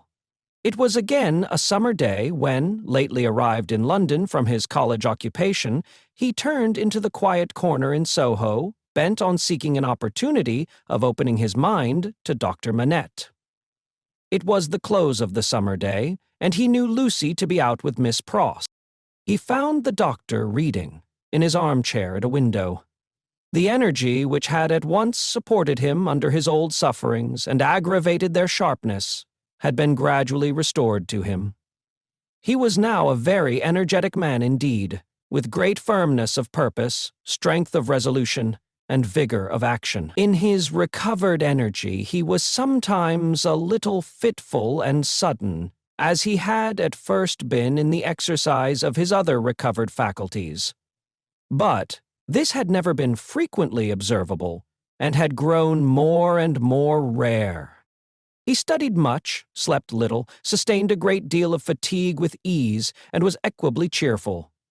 To him now entered Charles Darnay, at sight of whom he laid aside his book and held out his hand. "Charles Darnay, I rejoice to see you. We have been counting on your return these 3 or 4 days past. Mr. Stryver and Sidney Carton were both here yesterday, and both made you out to be more than due. I am obliged to them for their interest in the matter," he answered, a little coldly as to them, though very warmly as to the doctor. "Miss Manette?" "Is well," said the doctor, as he stopped short, "and your return will delight us all. She has gone out on some household matters, but will soon be home." Dr. Manette, I knew she was from home. I took the opportunity of her being from home to beg to speak to you." There was a blank silence. "Yes," said the doctor with evident constraint. "Bring your chair here and speak on." He complied as to the chair, but appeared to find the speaking on less easy. "I have had the happiness, Dr. Manette, of being so intimate here," so he at length began, "for some year and a half, that I hope the topic on which I am about to touch may not—" He was stayed by the doctor's putting out his hand to stop him. When he had kept it so a little while, he said, drawing it back, "Is Lucie the topic?" "She is—" "It is hard for me to speak of her at any time. It is very hard for me to hear her spoken of in that tone of yours, Charles Darnay. It is a tone of fervent admiration, true homage, and deep love, Dr. Manette," he said deferentially. There was another blank silence before her father rejoined, "I believe it. I do you justice. I believe it." His constraint was so manifest, and it was so manifest, too, that it originated in an unwillingness to approach the subject, that Charles Darnay hesitated. "Shall I go on, sir?" Another blank. "Yes, go on. You anticipate what I would say, though you cannot know how earnestly I say it, how earnestly I feel it, without knowing my secret heart, and the hopes and fears and anxieties with which it has long been laden. Dear Dr. Manette, I love your daughter fondly, dearly, disinterestedly, devotedly. If ever there were love in the world, I love her. You have loved yourself. Let your old love speak for me." The doctor sat with his face turned away, and his eyes bent on the ground. At the last words, he stretched out his hand again, hurriedly, and cried, "Not that, sir. Let that be. I adjure you, do not recall that." His cry was so like a cry of actual pain that it rang in Charles Darnay's ears long after he had ceased. He motioned with the hand he had extended, and it seemed to be an appeal to Darnay to pause. The latter so received it, and remained silent. "I ask your pardon," said the doctor, in a subdued tone after some moments. "I do not doubt your loving Lucie. You may be satisfied of it." He turned towards him in his chair, but did not look at him or raise his eyes. His chin dropped upon his hand, and his white hair overshadowed his face. "Have you spoken to Lucie?" "No, nor written?" "No. It would be ungenerous to affect not to know that your self-denial is to be referred to your consideration for her father. Her father thanks you." He offered his hand, but his eyes did not go with it. "I know," said Darnay respectfully. "How can I fail to know, Dr. Manette, I who have seen you together from day to day, that between you and Miss Manette there is an affection so unusual, so touching, so belonging to the circumstances in which it has been nurtured that it can have few parallels, even in the tenderness between a father and child. I know, Dr. Manette, how can I fail to know, that, mingled with the affection and duty of a daughter who has become a woman, there is, in her heart, towards you, all the love and reliance of infancy itself. I know that, as in her childhood she had no parent, so she is now devoted to you with all the constancy and fervor of her present years and character, united to the trustfulness and attachment of the early days in which you were lost to her. I know perfectly well that if you had been restored to her from the world beyond this life, you could hardly be invested, in her sight, with a more sacred character than that in which you are always with her. I know that when she is clinging to you, the hands of baby, girl, and woman all in one are round your neck. I know that in loving you she sees and loves her mother at her own age, sees and loves you at my age, loves her mother broken-hearted, loves you through your dreadful trial and in your blessed restoration. I have known this, night and day, since I have known you in your home." Her father sat silent, with his face bent down. His breathing was a little quickened, but he repressed all other signs of agitation. Dear Dr. Manette, always knowing this, always seeing her and you with this hallowed light about you, I have forborne and forborne as long as it was in the nature of man to do it. I have felt, and do even now feel, that to bring my love, even mine, between you is to touch your history with something not quite so good as itself. But I love her. Heaven is my witness that I love her. I believe it, answered her father mournfully. I have thought so before now. I believe it. But do not believe, said Darnay, upon whose ear the mournful voice struck with a reproachful sound, that if my fortune were so cast as that, being one day so happy as to make her my wife, I must at any time put any separation between her and you, I could or would breathe a word of what I now say. Besides that I should know it to be hopeless, I should know it to be a baseness. If I had any such possibility, even at a remote distance of years harbored in my thoughts, and hidden in my heart, if it ever had been there, if it ever could be there, I could not now touch this honored hand. He laid his own upon it as he spoke. No, dear Dr. Manette, like you, a voluntary exile from France, like you, driven from it by its distractions, oppressions, and miseries, like you, striving to live away from it by my own exertions, and trusting in a happier future, I look only to sharing your fortunes, sharing your life and home, and being faithful to you to the death, not to divide with Lucie her privilege as your child, companion, and friend, but to come in aid of it, and bind her closer to you, if such a thing can be. His touch still lingered on her father's hand. Answering the touch for a moment, but not coldly, her father rested his hands upon the arms of his chair, and looked up for the first time since the beginning of the conference. A struggle was evidently in his face, a struggle with that occasional look which had a tendency in it to dark doubt and dread. You speak so feelingly and so manfully, Charles Darnay, that I thank you with all my heart, and will open all my heart, or nearly so. Have you any reason to believe that Lucie loves you? None, as yet, none. Is it the immediate object of this confidence, that you may at once ascertain that, with my knowledge? Not even so. I might not have the hopefulness to do it for weeks. I might, mistaken or not mistaken, have that hopefulness tomorrow. Do you seek any guidance from me? I ask none, sir, but I have thought it possible that you might have it in your power, if you should deem it right, to give me some. Do you seek any promise from me? I do seek that. What is it? I well understand that. Without you, I could have no hope. I well understand that even if Miss Manette held me at this moment in her innocent heart, do not think I have the presumption to assume so much, I could retain no place in it against her love for her father.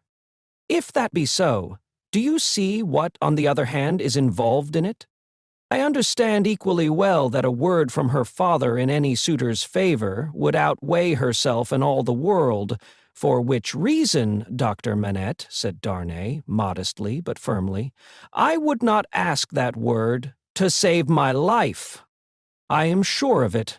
Charles Darnay, mysteries arise out of close love, as well as out of wide division. In the former case, they are subtle and delicate and difficult to penetrate. My daughter Lucie is, in this one respect, such a mystery to me, I can make no guess at the state of her heart. May I ask, sir, if you think she is—" As he hesitated, her father supplied the rest. "Is sought by any other suitor? It is what I meant to say." Her father considered a little before he answered. "You have seen Mr. Carton here yourself. Mr. Stryver is here too, occasionally. If it be at all, it can only be by one of these, or both," said Darnay. "I had not thought of both. I should not think either likely." "You want a promise from me. Tell me what it is." "It is that if Miss Manette should bring to you at any time on her own part such a confidence as I have ventured to lay before you, you will bear testimony to what I have said and to your belief in it." I hope you may be able to think so well of me as to urge no influence against me. I say nothing more of my stake in this. This is what I ask. The condition on which I ask it, and which you have an undoubted right to require, I will observe immediately." "I give the promise," said the doctor, "without any condition. I believe your object to be, purely and truthfully, as you have stated it. I believe your intention is to perpetuate, and not to weaken, the ties between me and my other and far dearer self. If she should ever tell me that you are essential to her perfect happiness, I will give her to you. If there were—" The young man had taken his hand gratefully. Their hands were joined as the doctor spoke. "Any fancies, any reasons, any apprehensions, anything whatsoever, new or old, against the man she really loved, the direct responsibility thereof not lying on his head, they should all be obliterated for her sake. She is everything to me, more to me than suffering, more to me than wrong, more to me— well, this is idle talk." So strange was the way in which he faded into silence, and so strange his fixed look when he had ceased to speak, that Darnay felt his own hand turn cold in the hand that slowly released, and dropped it. "You said something to me," said Dr. Manette, breaking into a smile. "What was it you said to me?" He was at a loss how to answer until he remembered having spoken of a condition. Relieved as his mind reverted to that, he answered, "Your confidence in me ought to be returned with full confidence on my part. My present name, though but slightly changed from my mother's, is not, as you will remember, my own. I wish to tell you what that is, and why I am in England." "Stop," said the doctor of Beauvais. "I wish it that I may the better deserve your confidence and have no secret from you." "Stop." For an instant, the doctor even had his two hands at his ears. For another instant, even had his two hands laid on Darnay's lips. "Tell me when, I ask you, not now. If your suit should prosper, if Lucie should love you, you shall tell me on your marriage morning. Do you promise?" "Willingly." "Give me your hand. She will be home directly, and it is better she should not see us together tonight. Go. God bless you." It was dark when Charles Darnay left him, and it was an hour later and darker when Lucie came home. She hurried into the room alone, for Miss Pross had gone straight upstairs, and was surprised to find his reading chair empty. "My father!" she called to him. "Father, dear!" Nothing was said in answer, but she heard a low hammering sound in his bedroom. Passing lightly across the intermediate room, she looked in at his door and came running back, frightened, crying to herself, with her blood all chilled, "What shall I do? What shall I do?" Her uncertainty lasted but a moment. She hurried back and tapped at his door, and softly called to him. The noise ceased at the sound of her voice, and he presently came out to her, and they walked up and down together for a long time. She came down from her bed to look at him in his sleep that night. He slept heavily, and his tray of shoemaking tools and his old unfinished work were all as usual. Chapter 11. A companion picture. "Sidney," said Mr. Stryver on that self-same night or morning to his jackal, "mix another bowl of punch. I have something to say to you."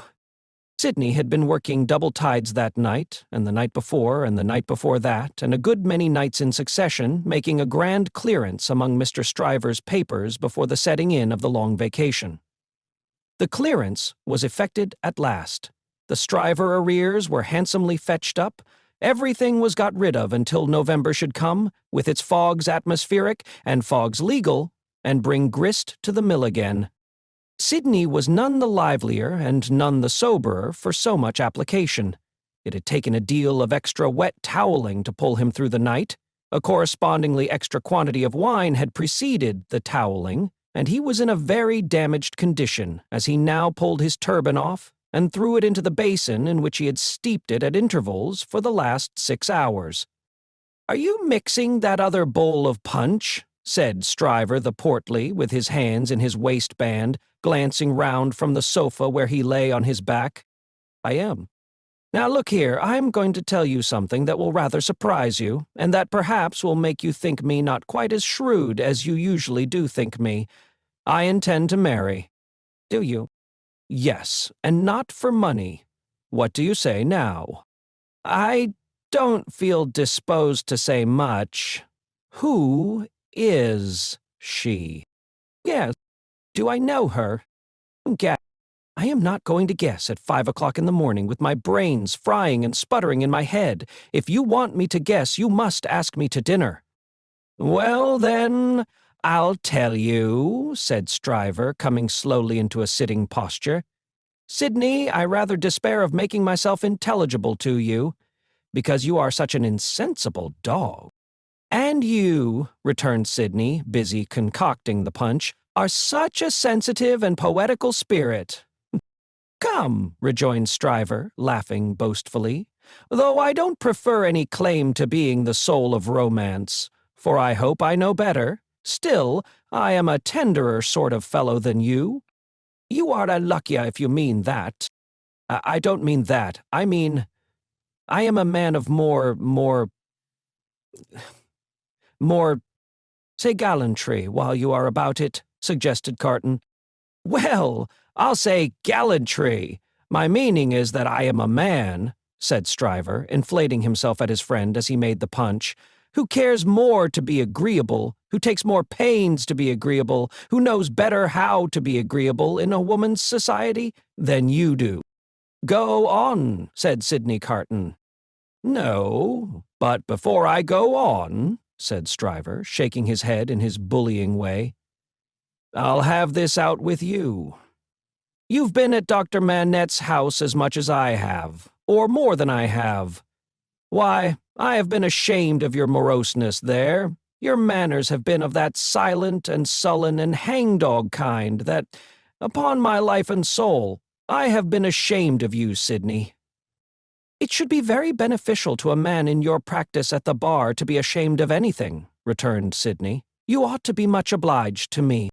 You shall not get off in that way, rejoined Stryver, shouldering the rejoinder at him. No, Sidney, it's my duty to tell you, and I tell you to your face to do you good, that you are a devilish ill-conditioned fellow in that sort of society. You are a disagreeable fellow. Sidney drank a bumper of the punch he had made, and laughed. Look at me, said Stryver, squaring himself. I have less need to make myself agreeable than you have, being more independent in circumstances. Why do I do it? I never saw you do it yet, muttered Carton. I do it because it's politic. I do it on principle. And look at me. I get on. You don't get on with your account of your matrimonial intentions, answered Carton with a careless air. I wish you would keep to that. As to me, will you never understand that I am incorrigible? He asked the question with some appearance of scorn. You have no business to be incorrigible, was his friend's answer, delivered in no very soothing tone. I have no business to be at all that I know of, said Sidney Carton. Who is the lady? Now, don't let my announcement of the name make you uncomfortable, Sidney, said Mr. Stryver, preparing him with ostentatious friendliness for the disclosure he was about to make, because I know you don't mean half you say, and if you meant it all, it would be of no importance. I make this little preface because you once mentioned the young lady to me in slighting terms. I did. Certainly, and in these chambers. Sidney Carton looked at his punch and looked at his complacent friend. Drank his punch, and looked at his complacent friend. You made mention of the young lady as a golden-hailed doll. The young lady is Miss Manette. If you had been a fellow of any sensitiveness or delicacy of feeling in that kind of way, Sidney, I might have been a little resentful of your employing such a designation. But you are not. You want that sense altogether. Therefore, I am no more annoyed when I think of the expression than I should be annoyed by a man's opinion of a picture of mine who had no eye for pictures, or of a piece of music of mine who had no ear for music.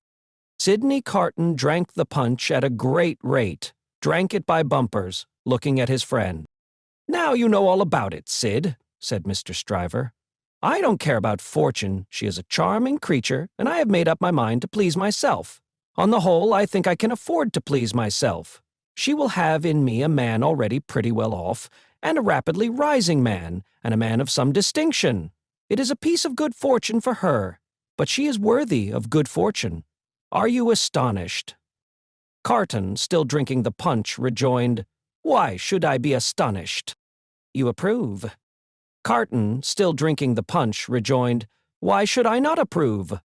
"Well," said his friend Stryver, "you take it more easily than I fancied you would, and are less mercenary on my behalf than I thought you would be, though, to be sure, you know well enough by this time that your ancient chum is a man of a pretty strong will. Yes, Sidney, I have had enough of this style of life, with no other as a change from it. I feel that it is a pleasant thing for a man to have a home when he feels inclined to go to it.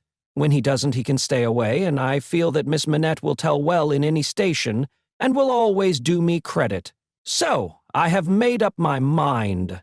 And now, Sidney, old boy, I want to say a word to you about your prospect. You are in a bad way, you know. You really are in a bad way. You don't know the value of money, you live hard, you'll knock up one of these days and be ill and poor. You really ought to think about a nurse." The prosperous patronage with which he said it made him look twice as big as he was, and 4 times as offensive. "Now let me recommend you," pursued Stryver, "to look it in the face. I have looked it in the face in my different way. Look it in the face you in your different way. Marry! Provide somebody to take care of you. Never mind your having no enjoyment of women's society, nor understanding of it, nor tact for it. Find out somebody. Find out some respectable woman with a little property, somebody in the landlady way or lodging-letting way, and marry her against a rainy day. That's the kind of thing for you. Now think of it, Sidney." "I'll think of it," said Sidney. Chapter 12. The Fellow of Delicacy. Mr. Stryver, having made up his mind to that magnanimous bestowal of good fortune on the doctor's daughter, resolved to make her happiness known to her before he left town for the long vacation. After some mental debating of the point, he came to the conclusion that it would be as well to get all the preliminaries done with, and they could then arrange at their leisure whether he should give her his hand a week or 2 before Michaelmas term, or in the little Christmas vacation between it and Hilary. As to the strength of his case, he had not a doubt about it, but clearly saw his way to the verdict, argued with the jury on substantial worldly grounds, the only grounds ever worth taking into account. It was a plain case, and had not a weak spot in it. He called himself for the plaintiff. There was no getting over his evidence. The counsel for the defendant threw up his brief, and the jury did not even turn to consider. After trying it, Stryver, C.J., was satisfied that no plainer case could be. Accordingly, Mr. Stryver inaugurated the long vacation with a formal proposal to take Miss Manette to Vauxhall Gardens, that failing, to Ranelagh. That, unaccountably failing, too, it behoved him to present himself in Soho, and there declare his noble mind. Towards Soho, therefore, Mr. Stryver shouldered his way from the Temple, while the bloom of the long vacation's infancy was still upon it.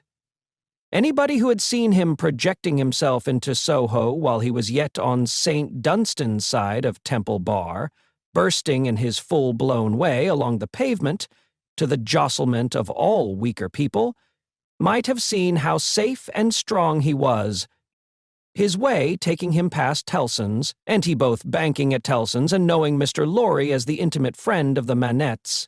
It entered Mr. Stryver's mind to enter the bank, and reveal to Mr. Lorry the brightness of the Soho horizon. So, he pushed open the door with the weak rattle in its throat, stumbled down the 2 steps, got past the 2 ancient cashiers, and shouldered himself into the musty back closet, where Mr. Lorry sat at great books ruled for figures, with perpendicular iron bars to his window, as if that were ruled for figures too, and everything under the clouds were a sum. "Halloa!" said Mr. Stryver. "How do you do? I hope you are well?" It was Stryver's grand peculiarity that he always seemed too big for any place or space. He was so much too big for Tellson's that old clerks in distant corners looked up with looks of remonstrance, as though he squeezed them against the wall. The house itself, magnificently reading the paper quite in the far-off perspective, lowered displeased, as if the Stryver head had been butted into its responsible waistcoat. The discreet Mr. Lorry said, in a sample tone of the voice he would recommend under the circumstances, "How do you do, Mr. Stryver? How do you do, sir?" and shook hands. There was a peculiarity in his manner of shaking hands, always to be seen in any clerk at Tellson's who shook hands with a customer when the house pervaded the air. He shook in a self-abnegating way, as one who shook for Tellson and Co. "Can I do anything for you, Mr. Stryver?" asked Mr. Lorry in his business character. "Why, no, thank you. This is a private visit to yourself, Mr. Lorry. I have come for a private word." "Oh, indeed," said Mr. Lorry, bending down his ear, while his eyes strayed to the house afar off. "I am going," said Mr. Stryver, leaning his arms confidentially on the desk, whereupon, although it was a large double one, there appeared to be not half desk enough for him, "I am going to make an offer of myself, in marriage, to your agreeable little friend, Miss Manette." Mr. Lorry. "Oh, dear me," cried Mr. Lorry, rubbing his chin and looking at his visitor dubiously. "Oh, dear me, sir," repeated Stryver, drawing back. "Oh, dear you, sir. What may your meaning be, Mr. Lorry?" "My meaning," answered the man of business, "is of course friendly and appreciative, and that it does you the greatest credit, and, in short, my meaning is everything you could desire. But, really, you know, Mr. Stryver—" Mr. Lorry paused and shook his head at him in the oddest manner, as if he were compelled against his will to add internally, "You know, there really is so much, too much of you." "Well," said Stryver, slapping the desk with his contentious hand, opening his eyes wider and taking a long breath, "if I understand you, Mr. Lorry, I'll be hanged." Mr. Lorry adjusted his little wig at both ears as a means towards that end, and bit the feather of a pen. "Deaden it all, sir?" said Stryver, staring at him. "Am I not eligible?" "Oh, dear, yes, yes, oh, yes, you're eligible," said Mr. Lorry. "If you say eligible, you are eligible." "Am I not prosperous?" asked Stryver. "Oh, if you come to prosperous, you are prosperous," said Mr. Lorry. "And advancing?" "If you come to advancing, you know," said Mr. Lorry, delighted to be able to make another admission. "Nobody can doubt that." "Then what on earth is your meaning, Mr. Lorry?" demanded Stryver, perceptibly crestfallen. "Well, were you going there, now?" asked Mr. Lorry. "Straight," said Stryver, with a plump of his fist on the desk. "Then I think I wouldn't, if I was you." "Why?" said Stryver. "Now I'll put you in a corner," forensically shaking a forefinger at him. "You are a man of business, and bound to have a reason. State your reason. Why wouldn't you go?" "Because," said Mr. Lorry, "I wouldn't go on such an object without having some cause to believe that I should succeed." "Dant me," cried Stryver, "but this beats everything." Mr. Lorry glanced at the distant house, and glanced at the angry Stryver. "Here's a man of business, a man of years, a man of experience in a bank," said Stryver, "and having summed up 3 leading reasons for complete success, he says there's no reason at all, says it with his head on." Mr. Stryver remarked upon the peculiarity as if it would have been infinitely less remarkable if he had said it with his head off. "When I speak of success, I speak of success with the young lady. And when I speak of causes and reasons to make success probable, I speak of causes and reasons that will tell as such with the young lady." "The young lady, my good sir," said Mr. Lorry, mildly tapping the Stryver arm. "The young lady. The young lady goes before all." "Then you mean to tell me, Mr. Lorry," said Stryver, squaring his elbows, That it is your deliberate opinion that the young lady at present in question is a mincing fool? Not exactly so. I mean to tell you, Mr. Stryver, said Mr. Lorry, reddening, that I will hear no disrespectful word of that young lady from any lips, and that if I knew any man, which I hope I do not, whose taste was so coarse and whose temper was so overbearing that he could not restrain himself from speaking disrespectfully of that young lady at this desk, not even Tellson's should prevent my giving him a piece of my mind. The necessity of being angry in a suppressed tone had put Mr. Stryver's blood vessels into a dangerous state when it was his turn to be angry. Mr. Lorry's veins, methodical as their courses could usually be, were in no better state now it was his turn. "That is what I mean to tell you, sir," said Mr. Lorry. "Pray let there be no mistake about it." Mr. Stryver sucked the end of a ruler for a little while and then stood hitting a tune out of his teeth with it, which probably gave him the toothache. He broke the awkward silence by saying, "This is something new to me, Mr. Lorry. You deliberately advise me not to go up to Soho and offer myself, Stryver, of the King's Bench Bar?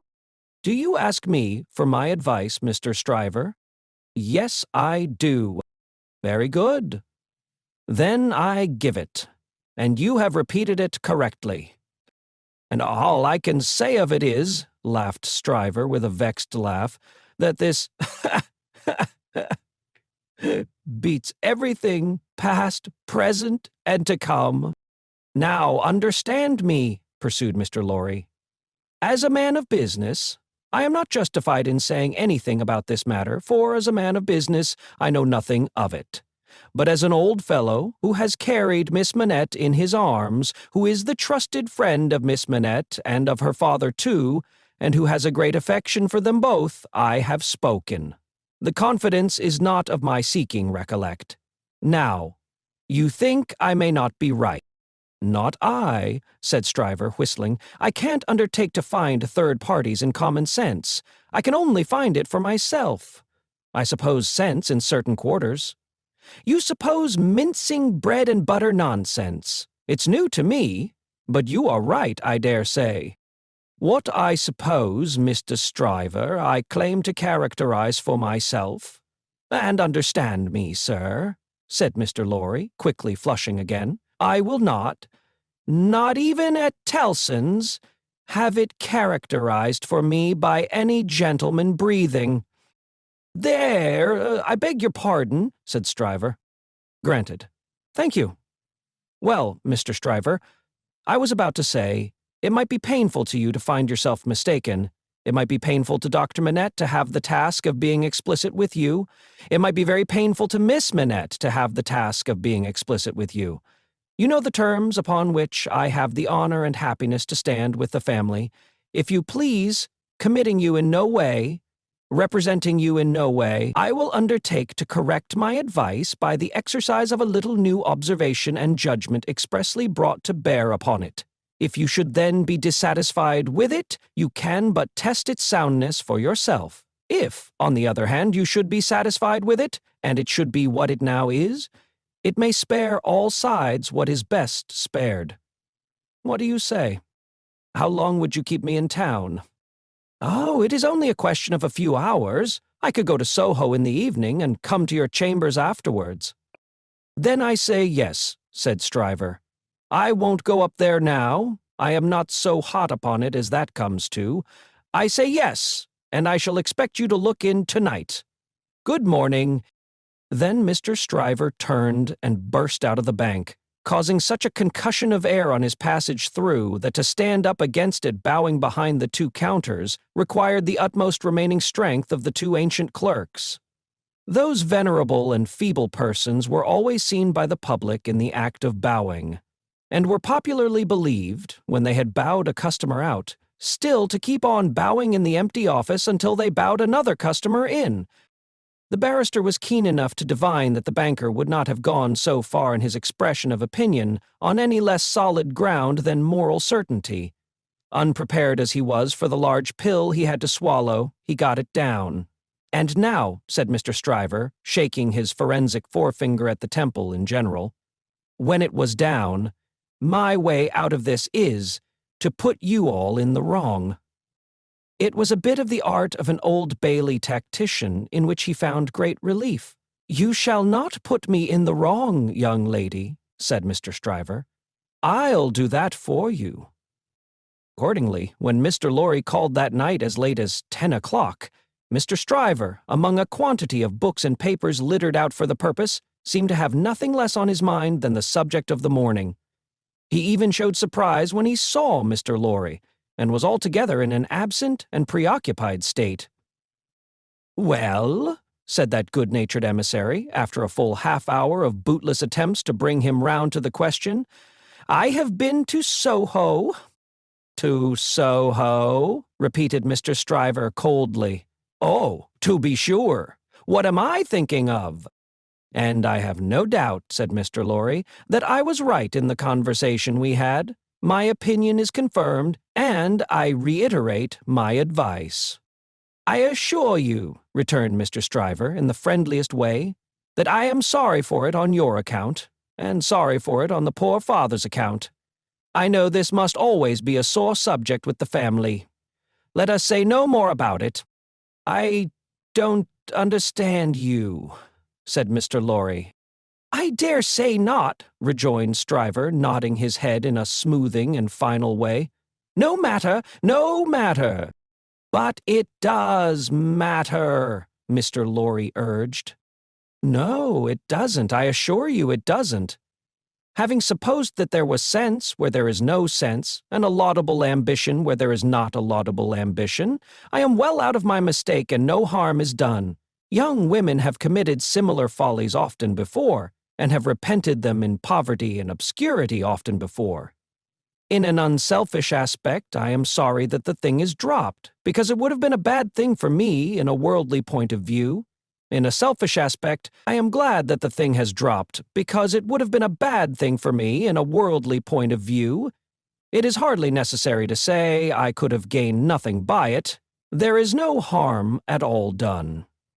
I have not proposed to the young lady, and, between ourselves, I am by no means certain, on reflection, that I ever should have committed myself to that extent. Mr. Lorry, you cannot control the mincing vanities and giddinesses of empty-headed girls. You must not expect to do it, or you will always be disappointed. Now, pray say no more about it. I tell you, I regret it on account of others, but I am satisfied on my own account, and I am really very much obliged to you for allowing me to sound you, and for giving me your advice. You know the young lady better than I do. You were right. It never would have done." Mr. Lorry was so taken aback that he looked quite stupidly at Mr. Stryver, shouldering him towards the door, with an appearance of showering generosity, forbearance, and goodwill on his erring head. "Make the best of it, my dear sir," said Stryver. "Say no more about it. Thank you again for allowing me to sound you. Good night." Mr. Lorry was out in the night before he knew where he was. Mr. Stryver was lying back on his sofa, winking at his ceiling. Chapter 13. The fellow of no delicacy? If Sidney Carton never shone anywhere, he certainly never shone in the house of Dr. Manette. He had been there often, during a whole year, and had always been the same moody and morose lounger there. When he cared to talk, he talked well, but the cloud of caring for nothing which overshadowed him with such a fatal darkness was very rarely pierced by the light within him. And yet he did care something for the streets that environed that house, and for the senseless stones that made their pavements. Many a night he vaguely and unhappily wandered there, when wine had brought no transitory gladness to him. Many a dreary daybreak revealed his solitary figure lingering there, and still lingering there, when the first beams of the sun, brought into strong relief, removed beauties of architecture in spires of churches and lofty buildings, as perhaps the quiet time brought some sense of better things, else forgotten and unattainable, into his mind. Of late, the neglected bed in the Temple Court had known him more scantily than ever, and often, when he had thrown himself upon it no longer than a few minutes, he had got up again, and haunted that neighborhood. On a day in August, when Mr. Stryver, after notifying to his jackal that he had thought better of that marrying matter, had carried his delicacy into Devonshire, and when the sight and scent of flowers in the city streets had some waifs of goodness in them for the worst, of health for the sickliest, and of youth for the oldest, Sidney's feet still trod those stones. From being irresolute and purposeless, his feet became animated by an intention, and, in the working out of that intention, they took him to the doctor's door. He was shown upstairs, and found Lucie at her work, alone. She had never been quite at her ease with him, and received him with some little embarrassment as he seated himself near her table. But looking up at his face, in the interchange of the first few commonplaces, she observed a change in it. "I fear you are not well, Mr. Carton." "No, but the life I lead, Miss Manette, is not conducive to health. What is to be expected of or by such profligates? Is it not? Forgive me, I have begun the question on my lips. A pity to live no better life? God knows it is a shame. Then why not change it?" Looking gently at him again, she was surprised and saddened to see that there were tears in his eyes. There were tears in his voice, too, as he answered, "It is too late for that. I shall never be better than I am. I shall sink lower and be worse." He leaned an elbow on her table and covered his eyes with his hand. The table trembled in the silence that followed. She had never seen him softened, and was much distressed. He knew her to be so, without looking at her, and said, "Pray forgive me, Miss Manette. I break down before the knowledge of what I want to say to you. Will you hear me? If it will do you any good, Mr. Carton, if it would make you happier, it would make me very glad. God bless you for your sweet compassion."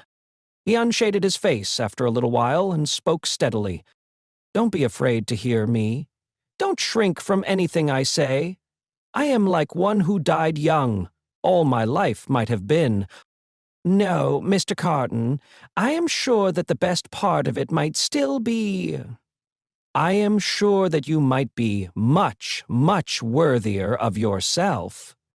Say of you, Miss Manette, and although I know better, although in the mystery of my own wretched heart I know better, I shall never forget it." She was pale and trembling.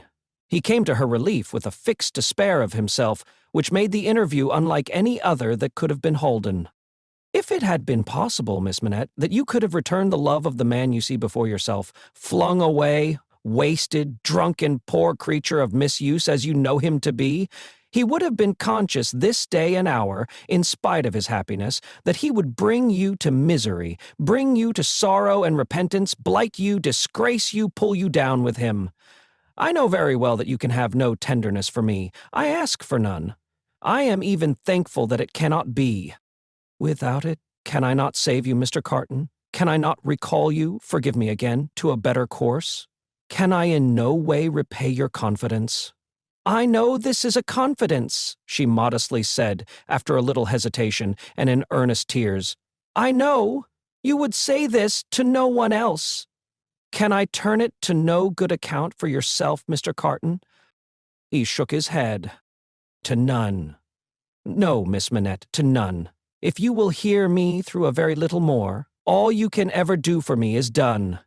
I wish you to know that you have been the last dream of my soul. In my degradation, I have not been so degraded but that the sight of you with your father, and of this home made such a home by you, has stirred old shadows that I thought had died out of me. Since I knew you, I have been troubled by a remorse that I thought would never reproach me again, and have heard whispers from old voices impelling me upward, that I thought were silent forever. I have had unformed ideas of striving afresh, beginning anew, shaking off sloth and sensuality, and fighting out the abandoned fight.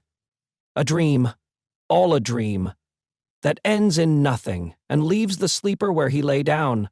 But I wish you to know that you inspired it.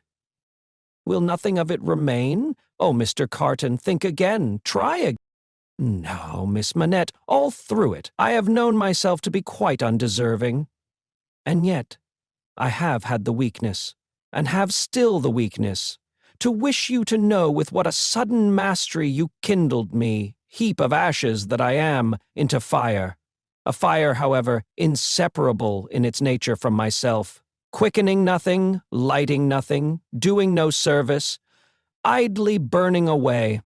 Since it is my misfortune, Mr. Carton, to have made you more unhappy than you were before you knew me, don't say that, Miss Manette, for you would have reclaimed me if anything could. You will not be the cause of my becoming worse. Since the state of your mind that you describe is at all events attributable to some influence of mine, this is what I mean if I can make it plain. Can I use no influence to serve you? Have I no power for good with you at all? The utmost good that I am capable of now, Miss Manette, I have come here to realize. Let me carry through the rest of my misdirected life the remembrance that I opened my heart to you, last of all the world, and that there was something left in me at this time which you could deplore and pity, which I entreated you to believe again and again, most fervently, with all my heart, was capable of better things, Mr. Carton. Entreat me to believe it no more, Miss Manette. I have proved myself, and I know better. I distress you. I draw fast to an end. Will you let me believe, when I recall this day, that the last confidence of my life was reposed in your pure and innocent breast, and that it lies there alone, and will be shared by no one? If that will be a consolation to you, yes. Not even by the dearest one ever to be known to you? Mr. Carton, she answered, after an agitated pause, the secret is yours, not mine, and I promise to respect it. Thank you, and again, God bless you. He put her hand to his lips and moved towards the door. Be under no apprehension, Miss Manette, of my ever resuming this conversation by so much as a passing word. I will never refer to it again. If I were dead, that could not be surer than it is henceforth. In the hour of my death I shall hold sacred the one good remembrance, and shall thank and bless you for it, that my last avowal of myself was made to you, and that my name and faults and miseries were gently carried in your heart. May it otherwise be light and happy. He was so unlike what he had ever shown himself to be, and it was so sad to think how much he had thrown away, and how much he every day kept down and perverted, that Lucie Manette wept mournfully for him as he stood looking back at her. Be comforted, he said. I am not worth such feeling, Miss Manette. An hour or two hence, and the low companions and low habits that I scorn but yield to will render me less worth such tears as those than any wretch who creeps along the streets. Be comforted. But within myself I shall always be towards you what I am now, though outwardly I shall be what you have heretofore seen me. The last supplication but one I make to you is that you will believe this of me. I will, Mr. Carton. My last supplication of all is this, and with it, I will relieve you of a visitor with whom I well know you have nothing in unison, and between whom and you there is an impassable space. It is useless to say it, I know, but it rises out of my soul. For you, and for any dear to you, I would do anything. If my career were of that better kind that there was any opportunity or capacity of sacrifice in it, I would embrace any sacrifice for you, and for those dear to you. Try to hold me in your mind, at some quiet times, as ardent and sincere in this one thing. The time will come, the time will not be long in coming, when new ties will be formed about you, ties that will bind you yet more tenderly and strongly to the home you so adorn. The dearest ties that will ever grace and gladden you. Oh, Miss Manette, when the little picture of a happy father's face looks up in yours, when you see your own bright beauty springing up anew at your feet, think now and then that there is a man who would give his life to keep a life you love beside you. He said farewell, said alas, God bless you, and left her. Chapter 14. The Honest Tradesman. To the eyes of Mr. Jeremiah Cruncher, sitting on his stool in Fleet Street with his grisly urchin beside him, a vast number and variety of objects in movement were every day presented.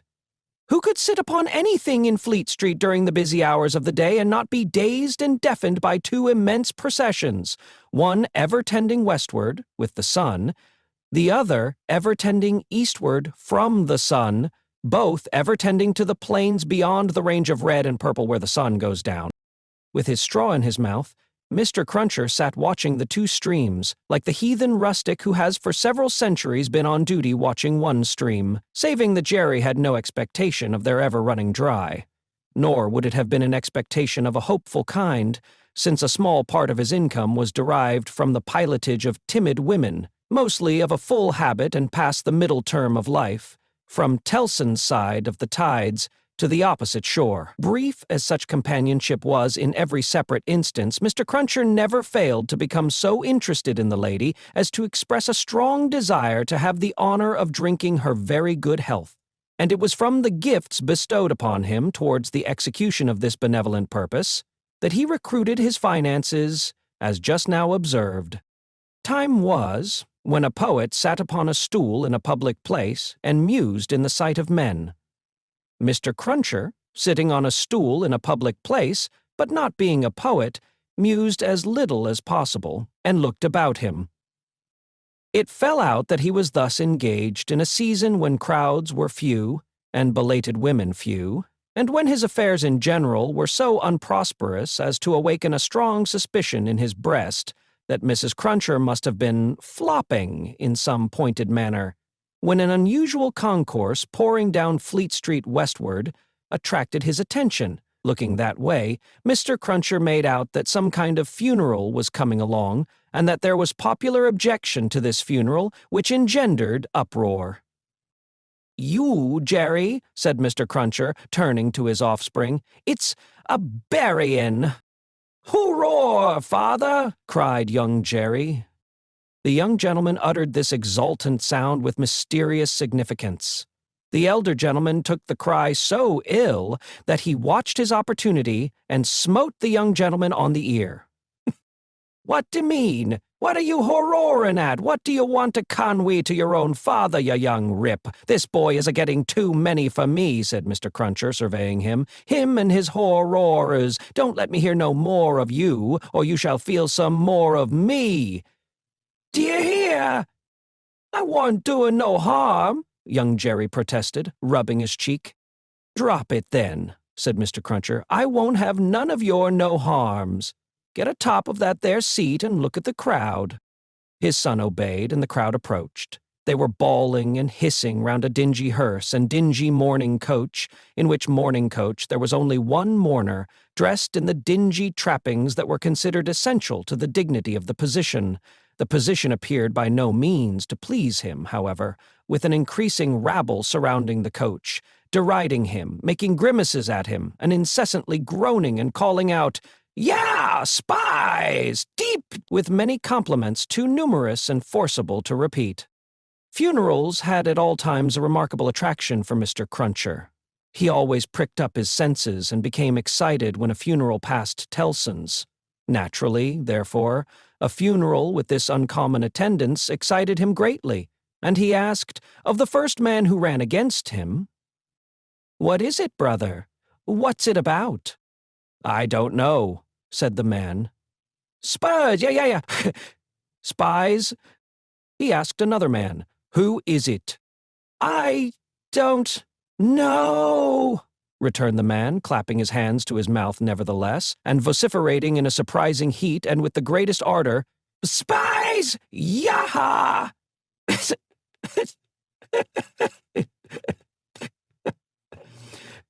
"Sprees!" At length, a person better informed on the merits of the case tumbled against him, and from this person he learned that the funeral was the funeral of one Roger Cly. "Was he a spy?" asked Mr. Cruncher. "Old Bailey spy," returned his informant. "Yaha!" "Yeah, Old Bailey spy? Eyes! Why, to be sure, exclaimed Jerry, recalling the trial at which he had assisted. I've seen him. Dead is he. Dead as mutton, returned the other, and can't be too dead. Have 'em out there. Spies! Pull 'em out there! Spies!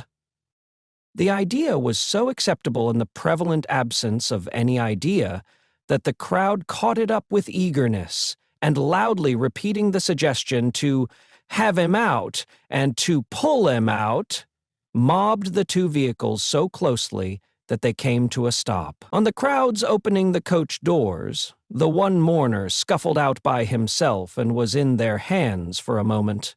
But he was so alert and made such good use of his time that in another moment he was scouring away up a by-street, after shedding his cloak, hat, long hatband, white pocket handkerchief, and other symbolical tears.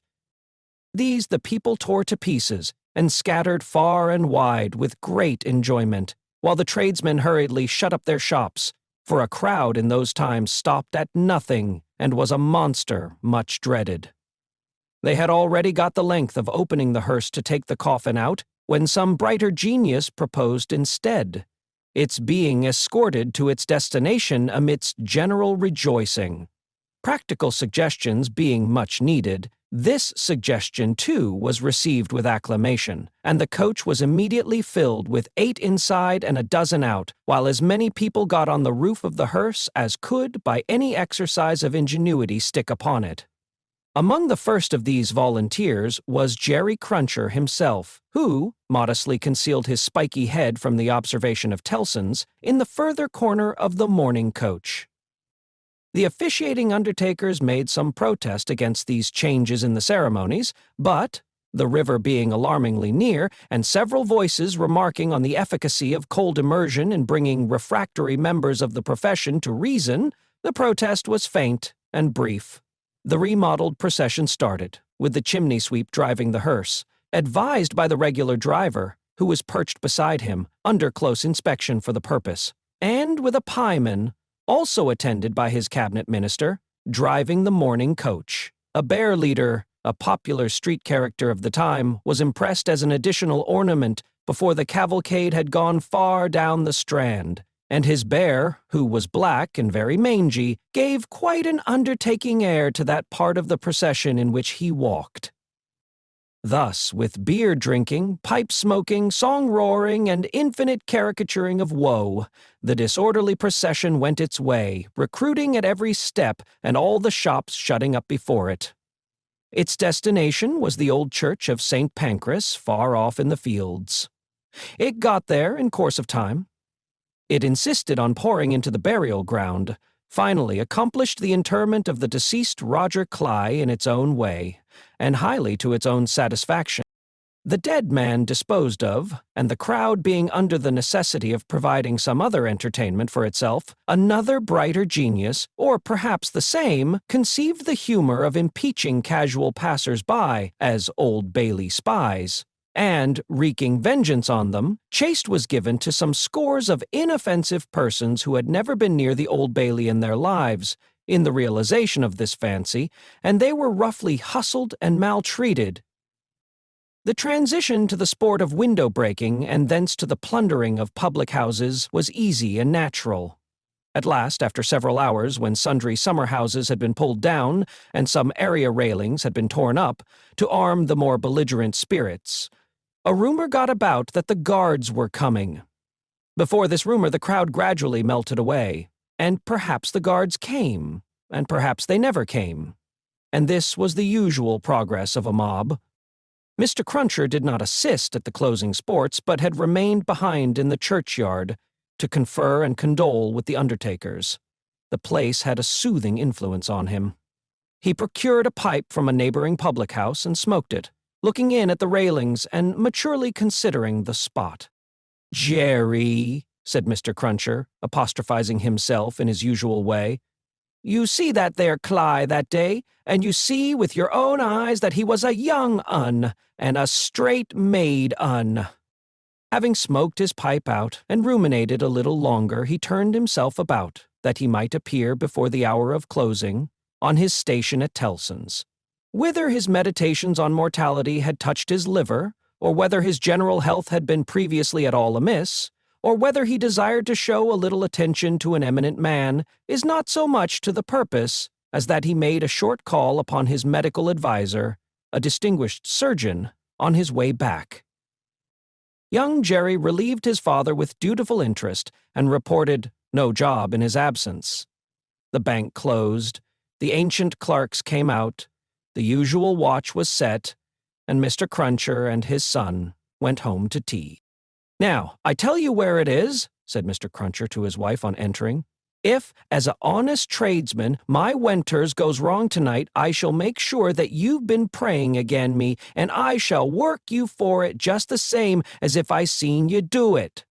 The dejected Mrs. Cruncher shook her head. "Why, you're at it afore my face," said Mr. Cruncher, with signs of angry apprehension. "I am saying nothing." "Well, then, don't meditate nothing. You might as well flop as meditate. You may as well go again me one way as another. Drop it altogether." "Yes, Jerry. Yes, Jerry," repeated Mr. Cruncher, sitting down to tea. "Ah, it is yes, Jerry. That's about it. You may say yes, Jerry." Mr. Cruncher had no particular meaning in these sulky corroborations, but made use of them, as people not unfrequently do, to express general, ironical dissatisfaction. "You and your yes, Jerry," said Mr. Cruncher, taking a bite out of his bread and butter, and seeming to help it down with a large, invisible oyster out of his saucer. "I think so. I believe you." "You are going out tonight?" asked his decent wife, when he took another bite. "Yes, I am." "May I go with you, father?" asked his son briskly. "No, you mayn't. I'm a-going, as your mother knows. A-fishing. That's where I'm going to. Going a-fishing. Your fishing rod gets rather rusty, don't it, father?" "Never you mind." "Shall you bring any fish home, father?" "If I don't, you'll have short commons tomorrow," returned that gentleman, shaking his head. "That's questions enough for you. I ain't a-going out till you've been long abed." He devoted himself during the remainder of the evening to keeping a most vigilant watch on Mrs. Cruncher, and sullenly holding her in conversation that she might be prevented from meditating any petitions to his disadvantage. With this view he urged his son to hold her in conversation also, and led the unfortunate woman a hard life by dwelling on any causes of complaint he could bring against her, rather than he would leave her for a moment to her own reflection. The devoutest person could have rendered no greater homage to the efficacy of an honest prayer than he did in this distrust of his wife. It was as if a professed unbeliever in ghosts should be frightened by a ghost story. "And mind you," said Mr. Cruncher, "no games tomorrow. If I as a honest tradesman succeed in providing a jintay of meat or two, none of your not touching of it and sticking to bread. If I as a honest tradesman am able to provide a little beer, none of your declaring on water. When you go to Rome, do as Rome does. Rome will be a ugly customer to you if you don't. I'm your Rome, you know." Then he began grumbling again. "With your flying into the face of your own wittles and drink." "I don't know how scorse you mayn't make the wittles and drink here, by your flopping tricks and your unfeeling conduct. Look at your boy. He is your'n, ain't he? He's as thin as a lath.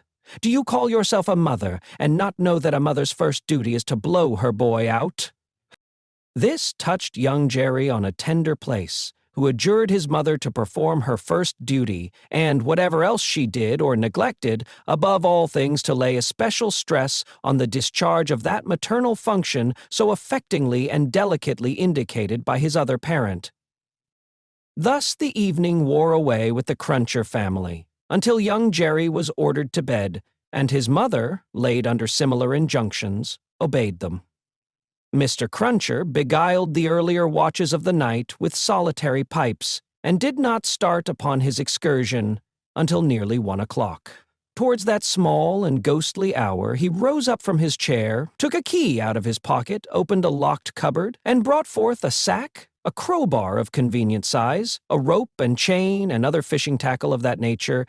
Disposing these articles about him in skillful manner, he bestowed a parting defiance on Mrs. Cruncher, extinguished the light, and went out. Young Jerry, who had only made a feint of undressing when he went to bed, was not long after his father. Under cover of the darkness, he followed out of the room, followed down the stairs, followed down the court, followed out into the streets. He was in no uneasiness concerning his getting into the house again, for it was full of lodgers, and the door stood ajar all night. Impelled by a laudable ambition to study the art and mystery of his father's honest calling, young Jerry, keeping as close to house fronts, walls, and doorways as his eyes were close to one another, held his honored parent in view. The honored parent, steering northward, had not gone far when he was joined by another disciple of Isaac Walton, and the two trudged on together.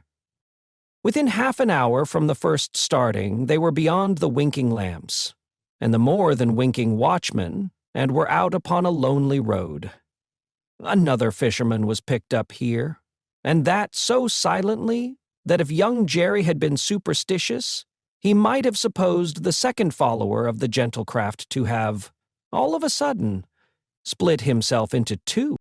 The three went on, and young Jerry went on, until the three stopped under a bank overhanging the road.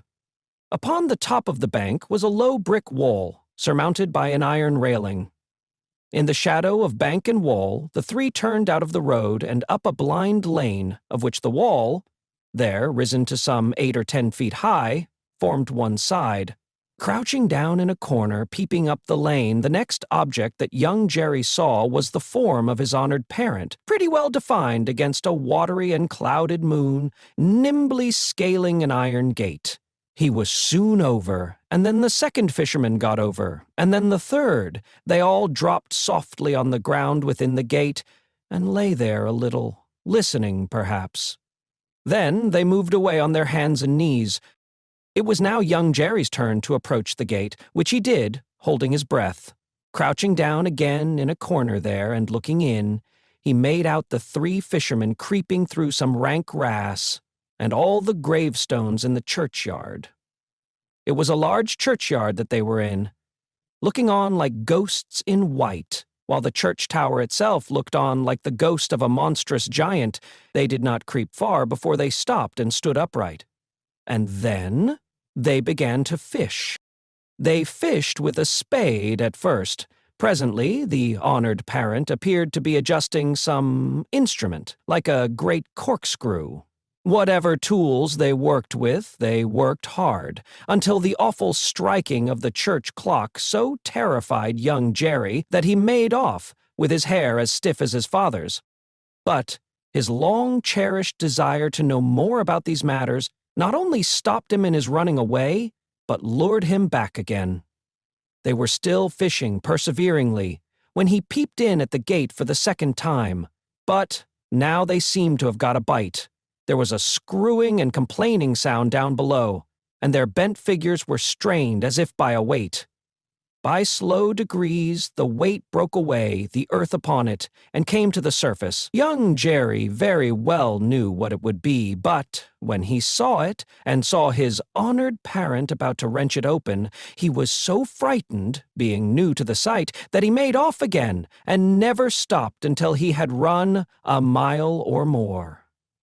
He would not have stopped then for anything less necessary than breath, it being a spectral sort of race that he ran, and one highly desirable to get to the end of.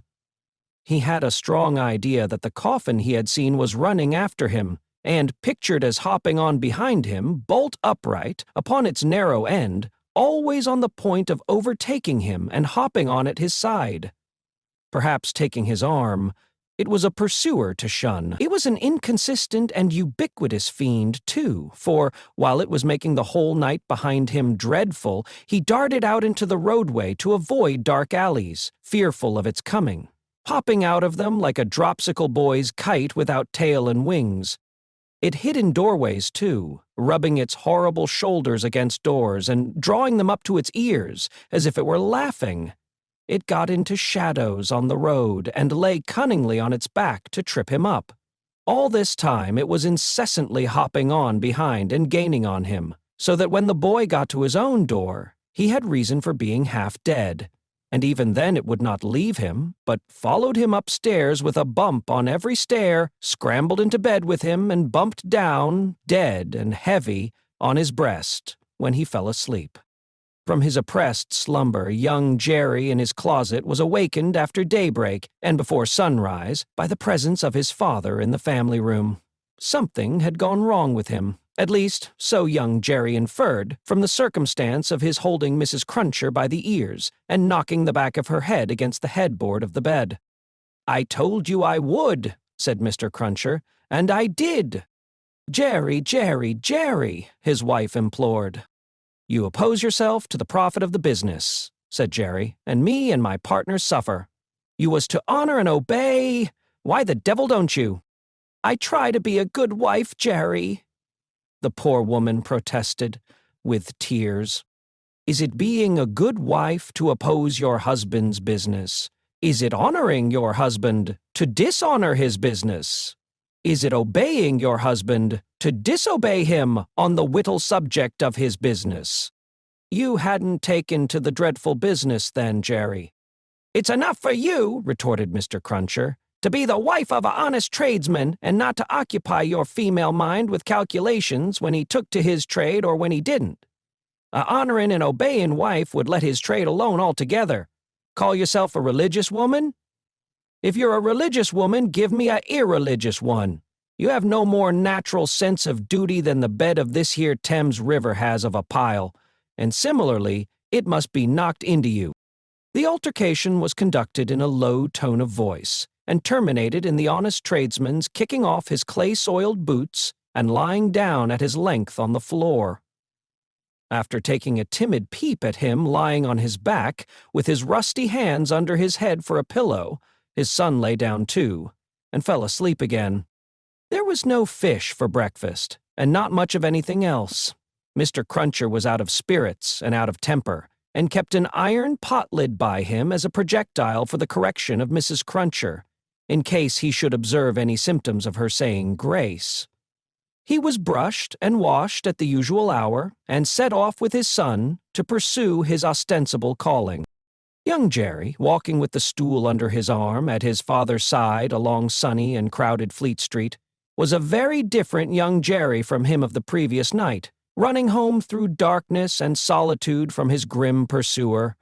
His cunning was fresh with the day, and his qualms were gone with the night, in which particulars it is not improbable that he had calms in Fleet Street in the city of London that fine morning.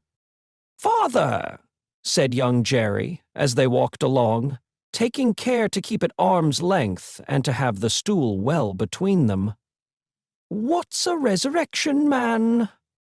Mr. Cruncher came to a stop on the pavement before he answered. "How should I know?" "I thought you knowed everything, father," said the artless boy.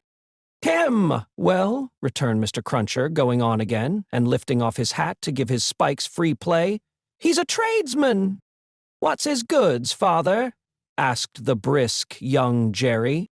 "His goods," said Mr. Cruncher, after turning it over in his mind, "is a branch of scientific goods." "Persons' bodies, ain't it, father?" asked the lively boy. "I believe it is something of that sort," said Mr. Cruncher. "Oh, father, I should so like to be a resurrection man, when I'm quite growed up." Mr. Cruncher was soothed, but shook his head in a dubious and moral way.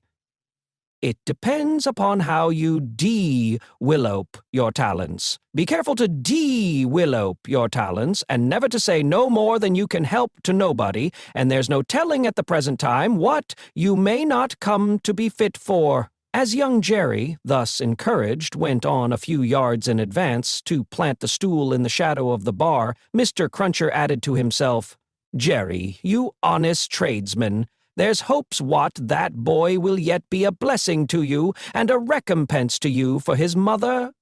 Chapter 15. knitting. There had been earlier drinking than usual in the wine shop of Monsieur Defarge. As early as 6 o'clock in the morning, sallow faces peeping through its barred windows had descried other faces within, bending over measures of wine. Monsieur Defarge sold a very thin wine at the best of times, but it would seem to have been an unusually thin wine that he sold at this time. A sour wine, moreover, or a souring, for its influence on the mood of those who drank it was to make them gloomy. No vivacious bacchanalian flame leaped out of the pressed grape of Monsieur Defarge, but a smouldering fire that burnt in the dark lay hidden in the dregs of it. This had been the third morning in succession on which there had been early drinking at the wine shop of Monsieur Defarge. It had begun on Monday, and here was Wednesday come. There had been more of early brooding than drinking, for many men had listened and whispered and slunk about there from the time of the opening of the door who could not have laid a piece of money on the counter to save their souls. These were to the full as interested in the place, however, as if they could have commanded whole barrels of wine, and they glided from seat to seat and from corner to corner, swallowing talk in lieu of drink, with greedy looks. Notwithstanding an unusual flow of company, the master of the wine shop was not visible. He was not missed, for nobody who crossed the threshold looked for him, nobody asked for him, nobody wondered to see only Madame Defarge in her seat, presiding over the distribution of wine, with a bowl of battered small coins before her, as much defaced and beaten out of their original impress as the small coinage of humanity from whose ragged pockets they had come. A suspended interest and a prevalent absence of mind were perhaps observed by the spies who looked in at the wine shop, as they looked in at every place high and low, from the king's palace to the criminal's gaol. Games at cards languished. Players at dominoes musingly built towers with them. Drinkers drew figures on the tables with spilt drops of wine. Madame Defarge herself picked out the pattern on her sleeve with her toothpick, and saw and heard something inaudible and invisible a long way off. Thus Saint Antoine in this vinous feature of his until midday. It was high noontide when 2 dusty men passed through his streets and under his swinging lamps, of whom one was Monsieur Defarge, the other a mender of roads in a blue cap. All adust and athirst, the 2 entered the wine shop. Their arrival had lighted a kind of fire in the breast of Saint Antoine, fast spreading as they came along, which stirred and flickered in flames of faces at most doors and windows. Yet no one had followed them, and no man spoke when they entered the wine shop, though the eyes of every man there were turned upon them. "Good day, gentlemen," said Monsieur Defarge. It may have been a signal for loosening the general tongue. It elicited an answering chorus of "Good day." "It is bad weather, gentlemen," said Defarge, shaking his head. Upon which every man looked at his neighbor, and then all cast down their eyes and sat silent, except one man, who got up and went out. "My wife," said Defarge aloud, addressing Madame Defarge, "I have travelled certain leagues with this good mender of roads, called Jacques. I met him, by accident, a day and half's journey out of Paris. He is a good child, this mender of roads, called Jacques. Give him to drink, my wife." A second man got up and went out. Madame Defarge set wine before the mender of roads called Jacques, who doffed his blue cap to the company and drank. In the breast of his blouse he carried some coarse dark bread. He ate of this between whiles, and sat munching and drinking near Madame Defarge's counter. A third man got up and went out. Defarge refreshed himself with a draught of wine, but he took less than was given to the stranger, as being himself a man to whom it was no rarity, and stood waiting until the countryman had made his breakfast. He looked at no one present, and no one now looked at him, not even Madame Defarge, who had taken up her knitting and was at work. "Have you finished your repast, friend?" he asked. "In due season." "Yes, thank you." "Come, then, you shall see the apartment that I told you you could occupy. It will suit you to a marvel."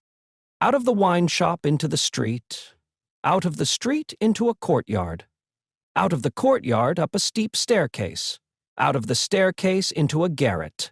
Formerly the garret, where a white-haired man sat on a low bench, stooping forward and very busy, making shoes. No white-haired man was there now, but the 3 men were there, who had gone out of the wine shop singly. And between them and the white-haired man afar off was the one small link that they had once looked in at him through the chinks in the wall. Defarge closed the door carefully and spoke in a subdued voice. Jacques 1, Jacques 2, Jacques 3. This is the witness encountered by appointment, by me, Jacques 4. He will tell you all. Speak. Jacques 5.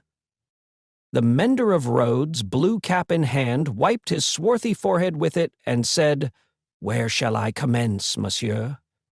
Commence, was Monsieur Defarge's not unreasonable reply. At the commencement. I saw him then, messieurs, began the mender of roads, a year ago this running summer, underneath the carriage of the Marquis, hanging by the chain. Behold the manner of it. I leaving my work on the road, the sun going to bed, the carriage of the Marquis slowly ascending the hill, he hanging by the chain, like this. Again the mender of roads went through the whole performance, in which he ought to have been perfect by that time, seeing that it had been the infallible resource and indispensable entertainment of his village during a whole year. Jacques 1 struck in and asked if he had ever seen the man before. Never, answered the mender of roads, recovering his perpendicular. Jacques 3 demanded how he afterwards recognized him then. By his tall figure, said the mender of roads, softly, and with his finger at his nose. When Monsieur the Marquis demands that evening, say, what is he like? I make response, tall as a spectre. You should have said short as a dwarf, returned Jacques 2. But what did I know? The deed was not then accomplished, neither did he confide in me. Observe. Under those circumstances even, I do not offer my testimony. Monsieur the Marquis indicates me with his finger, standing near our little fountain, and says, To me, bring that rascal. My faith, messieurs, I offer nothing. He is right there, Jacques, murmured Defarge, to him who had interrupted. Go on. Good, said the mender of roads, with an air of mystery. The tall man is lost, and he is sought. How many months? 9, 10? 11? No matter the number, said Defarge. He is well hidden, but at last he is unluckily found. Go on. I am again at work upon the hillside, and the sun is again about to go to bed. I am collecting my tools to descend to my cottage down in the village below, where it is already dark, when I raise my eyes and see coming over the hill 6 soldiers. In the midst of them is a tall man, with his arms bound, tied to his sides, like this. With the aid of his indispensable cap, he represented a man with his elbows bound fast at his hips, with cords that were knotted behind him. I stand aside, messieurs, by my heap of stones, to see the soldiers and their prisoner pass, for it is a solitary road that, where any spectacle is well worth looking at, and at first, as they approach, I see no more than that they are 6 soldiers with a tall man bound, and that they are almost black to my sight, except on the side of the sun going to bed, where they have a red edge, messieurs. Also, I see that their long shadows are on the hollow ridge on the opposite side of the road, and are on the hill above it, and are like the shadows of giants. Also, I see that they are covered with dust, and that the dust moves with them as they come, tramp, tramp. But when they advance quite near to me, I recognize the tall man, and he recognizes me. Ah! But he would be well content to precipitate himself over the hillside once again, as on the evening when he and I first encountered, close to the same spot. He described it as if he were there, and it was evident that he saw it vividly. Perhaps he had not seen much in his life. I do not show the soldiers that I recognize the tall man. He does not show the soldiers that he recognizes me. We do it, and we know it, with our eyes. "Come on," says the chief of that company, pointing to the village. "Bring him fast to his tomb." And they bring him faster. I follow. His arms are swelled because of being bound so tight. His wooden shoes are large and clumsy, and he is lame. Because he is lame, and consequently slow, they drive him with their guns. Like this. He imitated the action of a man's being impelled forward by the butt ends of muskets. As they descend the hill like madmen running a race, he falls. They laugh and pick him up again. His face is bleeding and covered with dust, but he cannot touch it. Thereupon they laugh again. They bring him into the village. All the village runs to look. They take him past the mill and up to the prison. All the village sees the prison gate open in the darkness of the night and swallow him. Like this. He opened his mouth as wide as he could and shut it with a sounding snap of his teeth. Observant of his unwillingness to mar the effect by opening it again, Defarge said, "Go on, Jack." All the village, pursued the mender of roads, on tiptoe and in a low voice, with drawls.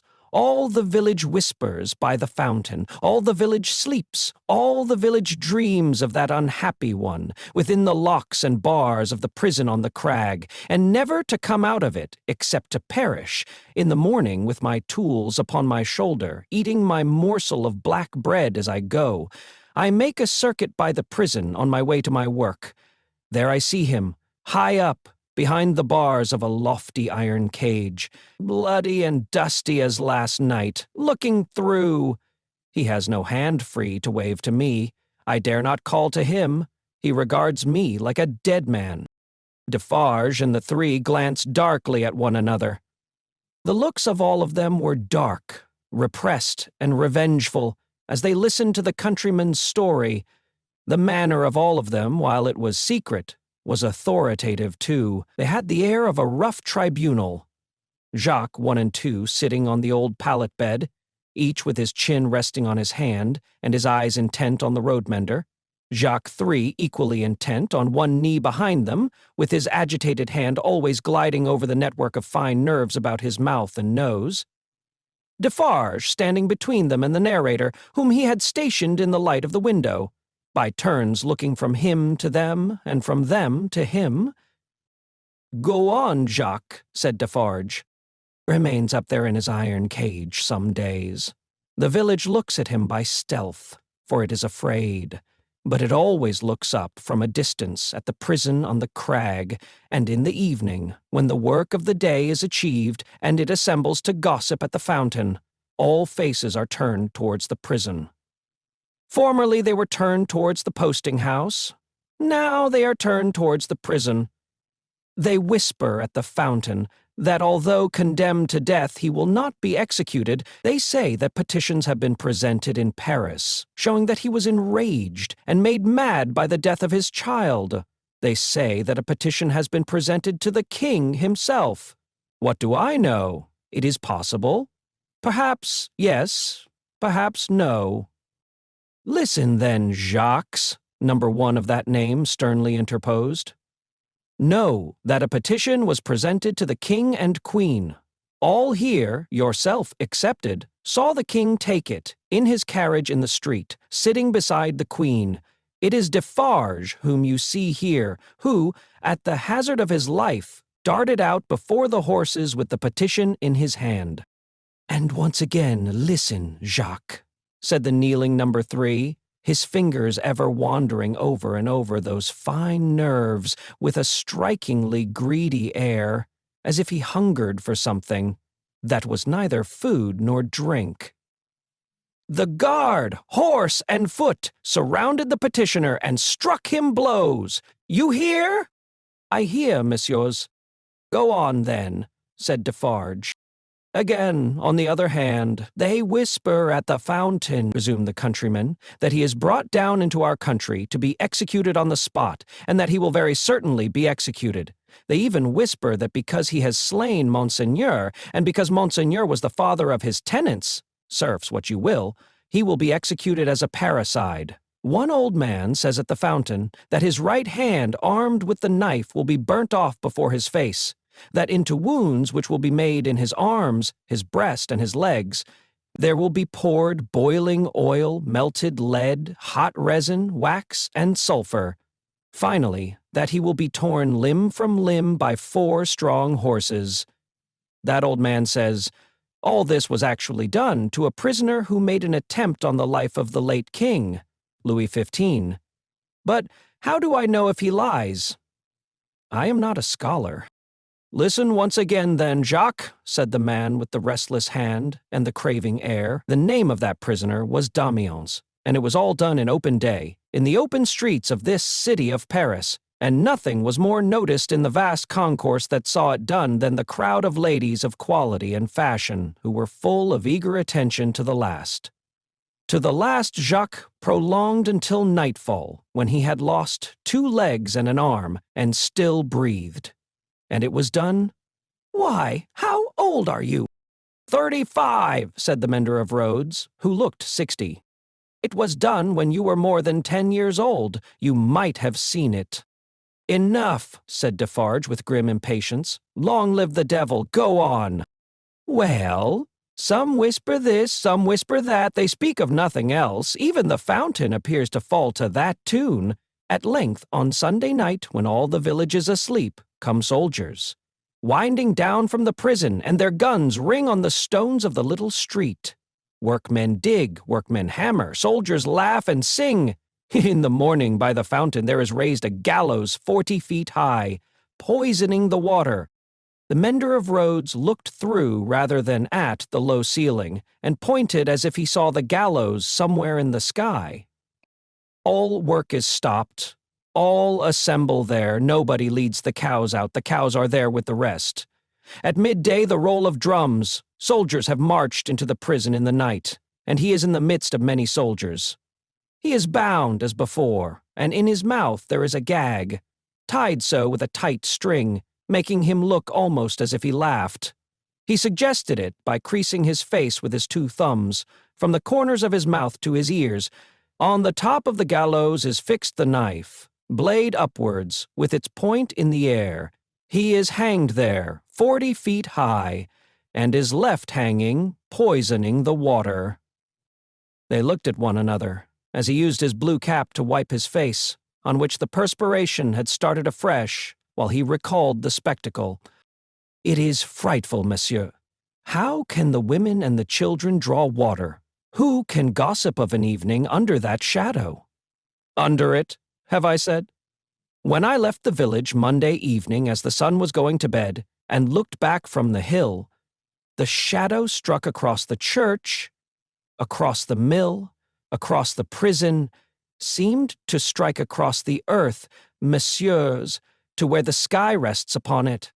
The hungry man gnawed one of his fingers as he looked at the other 3, and his finger quivered with the craving that was on him. That's all, messieurs. I left at sunset, as I had been warned to do, and I walked on, that night and half next day, until I met, as I was warned I should, this comrade. With him I came on, now riding and now walking, through the rest of yesterday and through last night. And here you see me. After a gloomy silence, the first Jacques said, Good! You have acted and recounted faithfully. Will you wait for us a little, outside the door? Very willingly, said the mender of roads, whom Defarge escorted to the top of the stairs, and leaving seated there, returned. The 3 had risen, and their heads were together when he came back to the garret. How say you, Jacques? Demanded number 1. To be registered? To be registered, as doomed to destruction, returned Defarge. Magnificent! Croaked the man with the craving. The chateau and all the race? Inquired the first. The chateau and all the race, returned Defarge. Extermination. The hungry man repeated in a rapturous croak, Magnificent! And began gnawing another finger. Are you sure, asked Jacques too of Defarge, that no embarrassment can arise from our manner of keeping the register? Without doubt it is safe, for no one beyond ourselves can decipher it, but shall we always be able to decipher it? Or, I ought to say, will she? Jacques, returned Defarge, drawing himself up. If Madame, my wife, undertook to keep the register in her memory alone, she would not lose a word of it, not a syllable of it. Knitted in her own stitches and her own symbols, it will always be as plain to her as the sun. Confide in Madame Defarge. It would be easier for the weakest poltroon that lives to erase himself from existence than to erase one letter of his name or crimes from the knitted register of Madame Defarge. There was a murmur of confidence and approval, and then the man who hungered asked, "Is this rustic to be sent back soon?" "I hope so. He is very simple. Is he not a little dangerous?"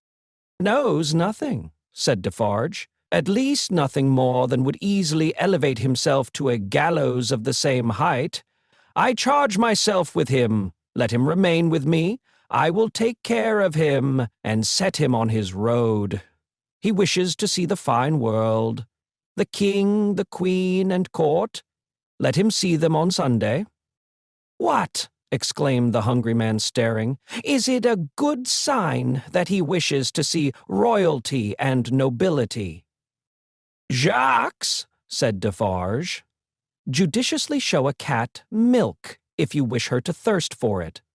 Judiciously show a dog his natural prey if you wish him to bring it down one day."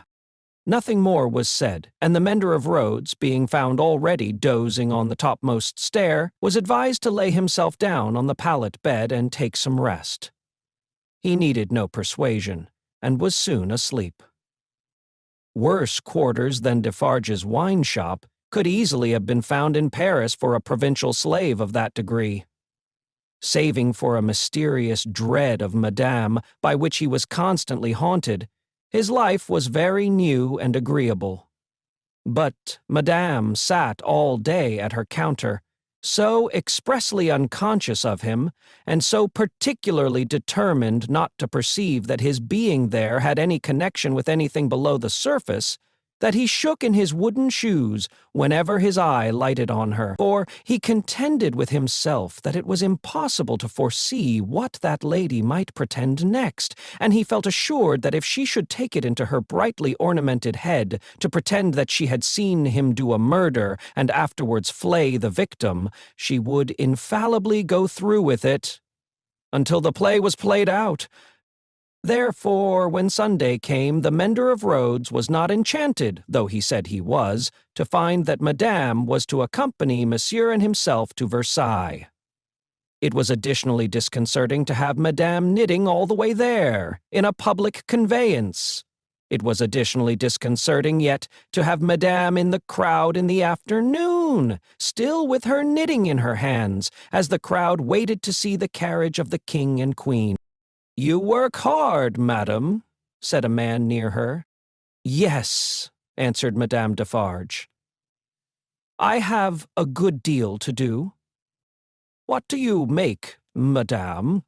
"Many things. For instance—" "For instance," returned Madame Defarge composedly, "shrouds." The man moved a little further away as soon as he could, and the mender of roads fanned himself with his blue cap, feeling it mightily, close and oppressive. If he needed a king and queen to restore him, he was fortunate in having his remedy at hand. For soon the large-faced king and the fair-faced queen came in their golden coach, attended by the shining bull's-eye of their court, a glittering multitude of laughing ladies and fine lords. And in jewels and silks and powder and splendor and elegantly spurning figures and handsomely disdainful faces of both sexes, the mender of roads bathed himself so much to his temporary intoxication that he cried, "Long live the king! Long live the queen! Long live everybody and everything!" as if he had never heard of ubiquitous Jacques in his time.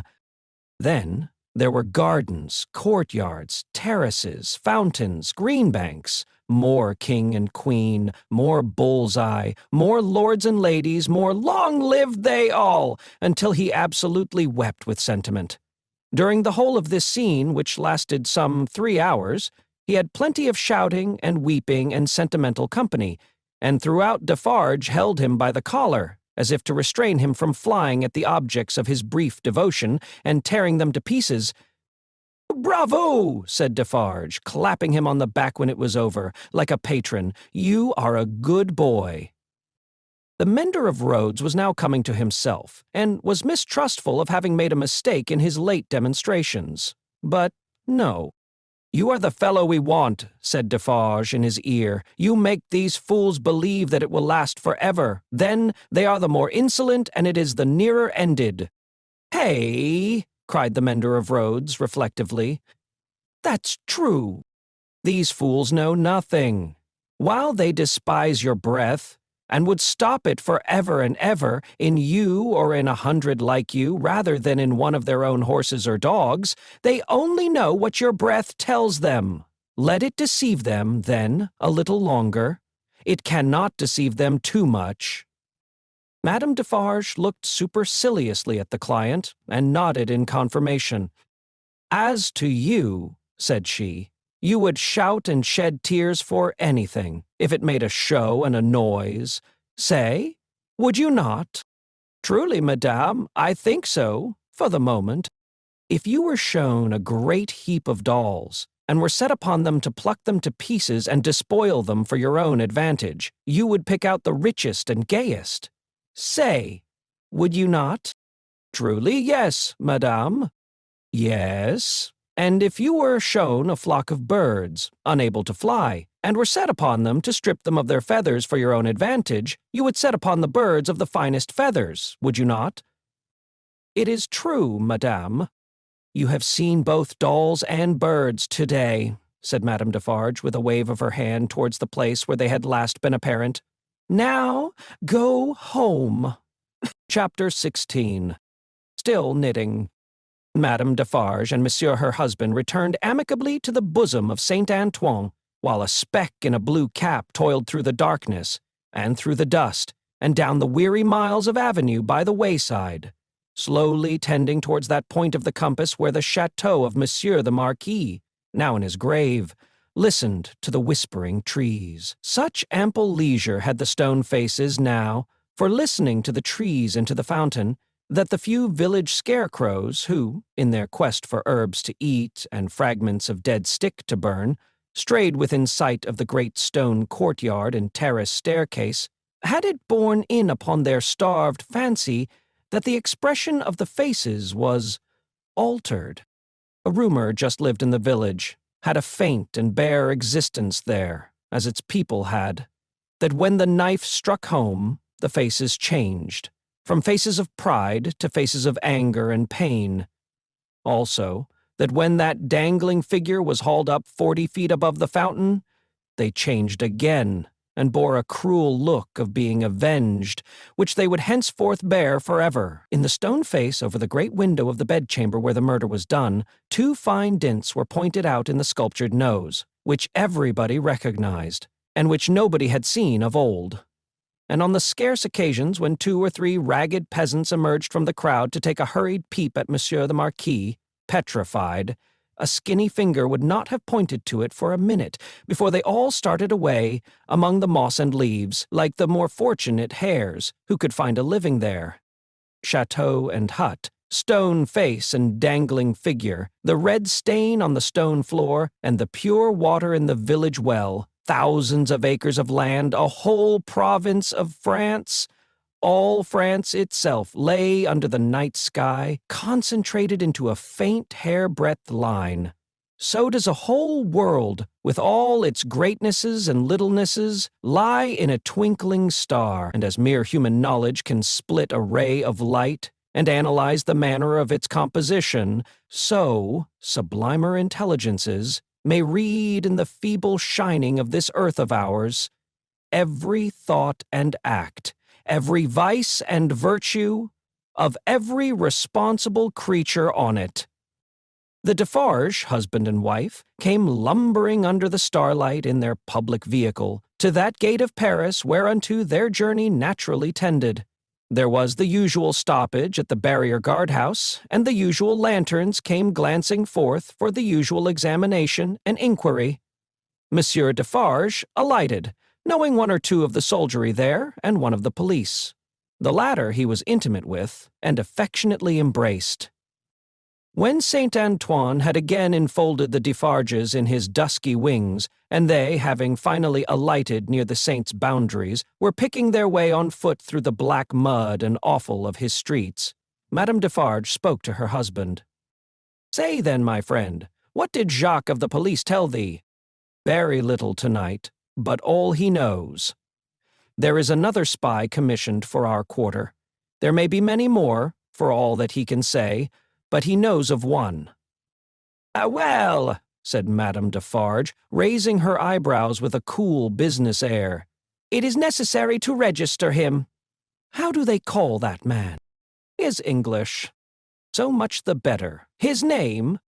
"Bossad," said Defarge, making it French by pronunciation, but he had been so careful to get it accurately that he then spelt it with perfect correctness. "Bazad," repeated Madame. "Good. Christian name?" "John Bossad," repeated Madame, after murmuring it once to herself. "Good. His appearance, is it known?" "Age, about 40 years. Height, about 5 feet 9. Black hair, complexion dark, generally rather handsome visage, eyes dark, face thin, long and sallow, nose aquiline but not straight, having a peculiar inclination towards the left cheek. Expression, therefore, sinister." "My faith, it is a portrait," said Madame, laughing. "He shall be registered tomorrow."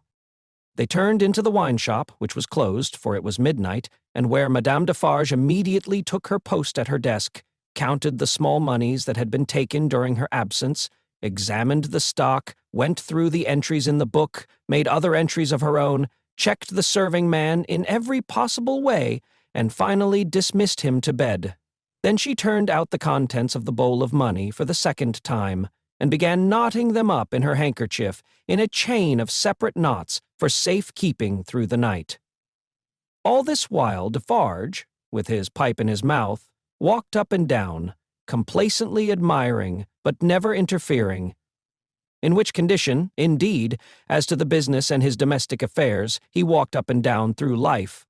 The night was hot, and the shop, close shut and surrounded by so foul a neighborhood, was ill-smelling. Monsieur Defarge's olfactory sense was by no means delicate, but the stock of wine smelt much stronger than it ever tasted, and so did the stock of rum and brandy and aniseed. He whiffed the compound of scents away as he put down his smoked-out pipe.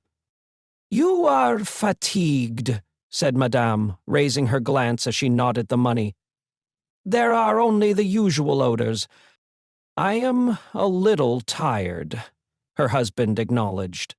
"You are a little depressed, too," said Madame, whose quick eyes had never been so intent on the accounts, but they had had a ray or two for him. "Oh, the men, the men." "But, my dear," began Defarge. "But, my dear," repeated Madame, nodding firmly. "But, my dear, you are faint of heart tonight, my dear."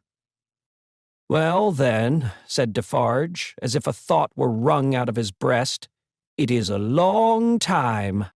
"It is a long time," repeated his wife. "And when is it not a long time? Vengeance and retribution require a long time. It is the rule." "It does not take a long time to strike a man with lightning," said Defarge.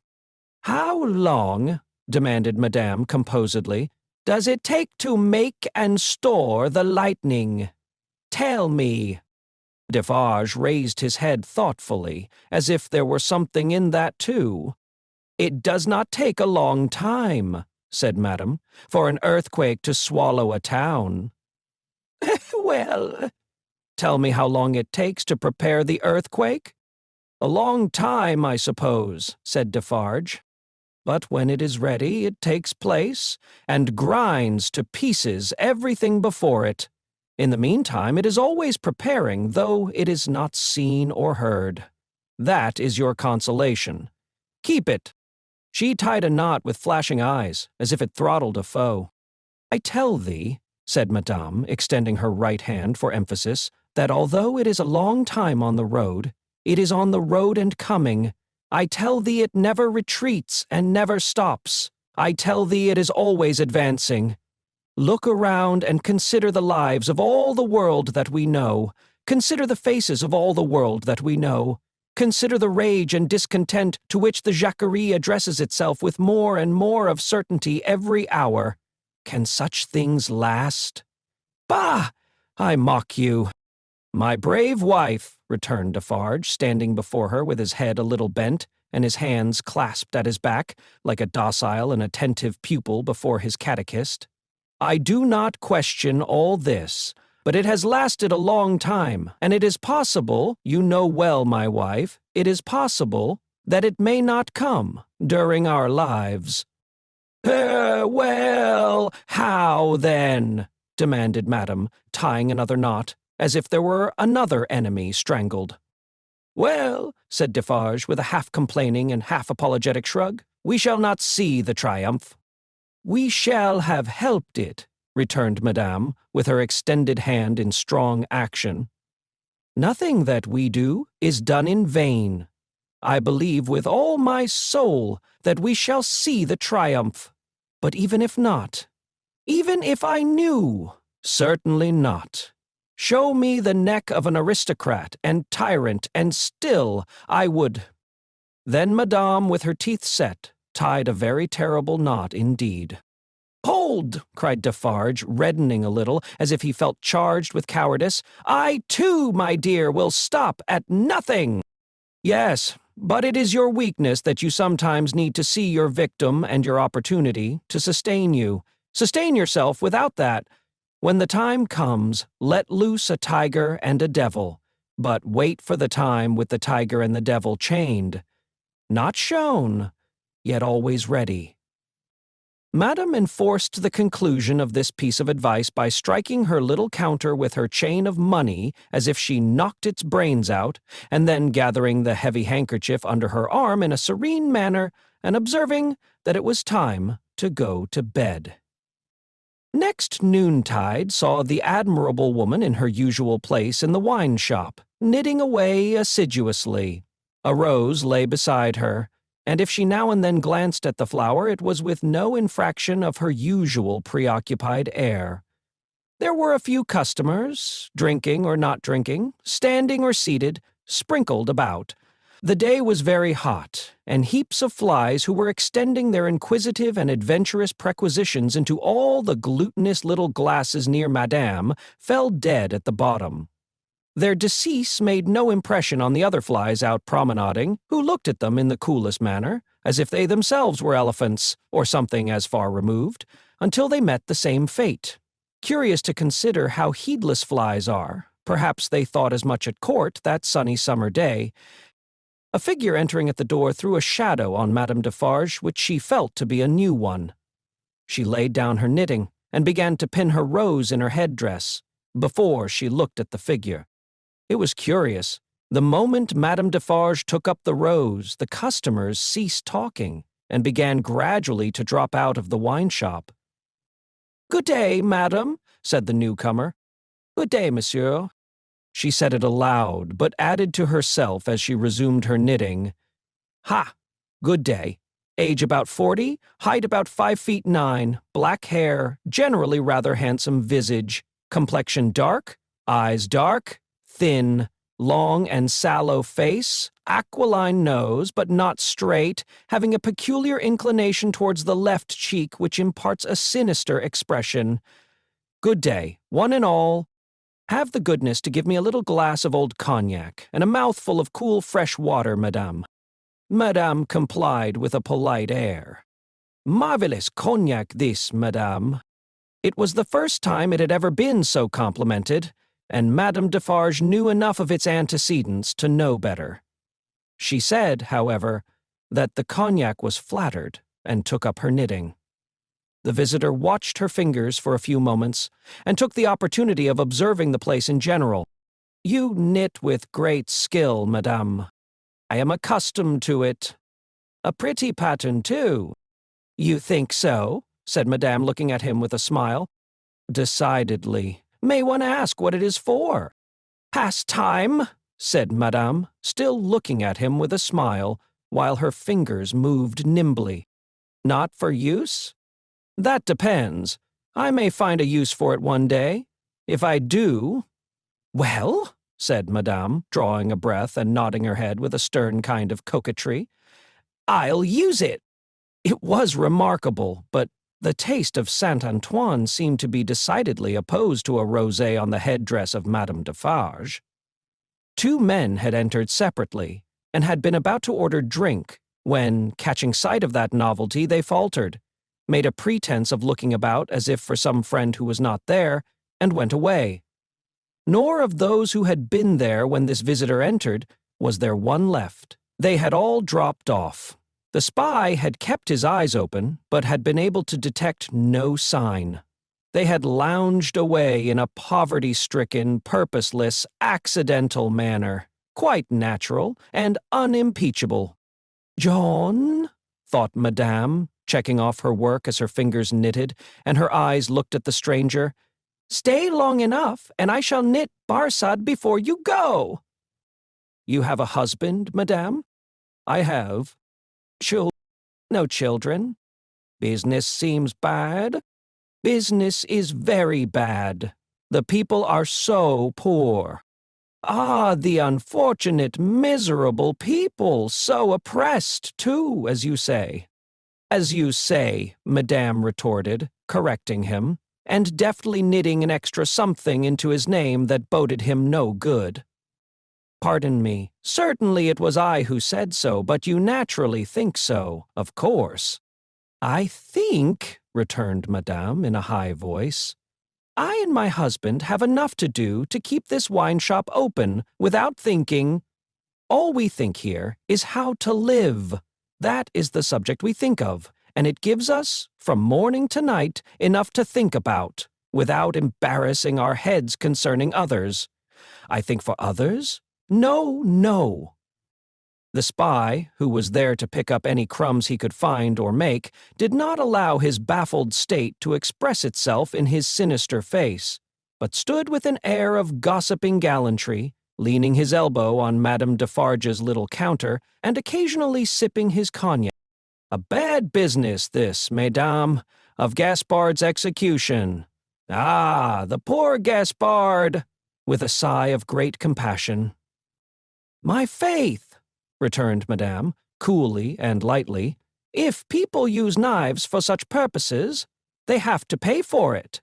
He knew beforehand what the price of his luxury was. He has paid the price."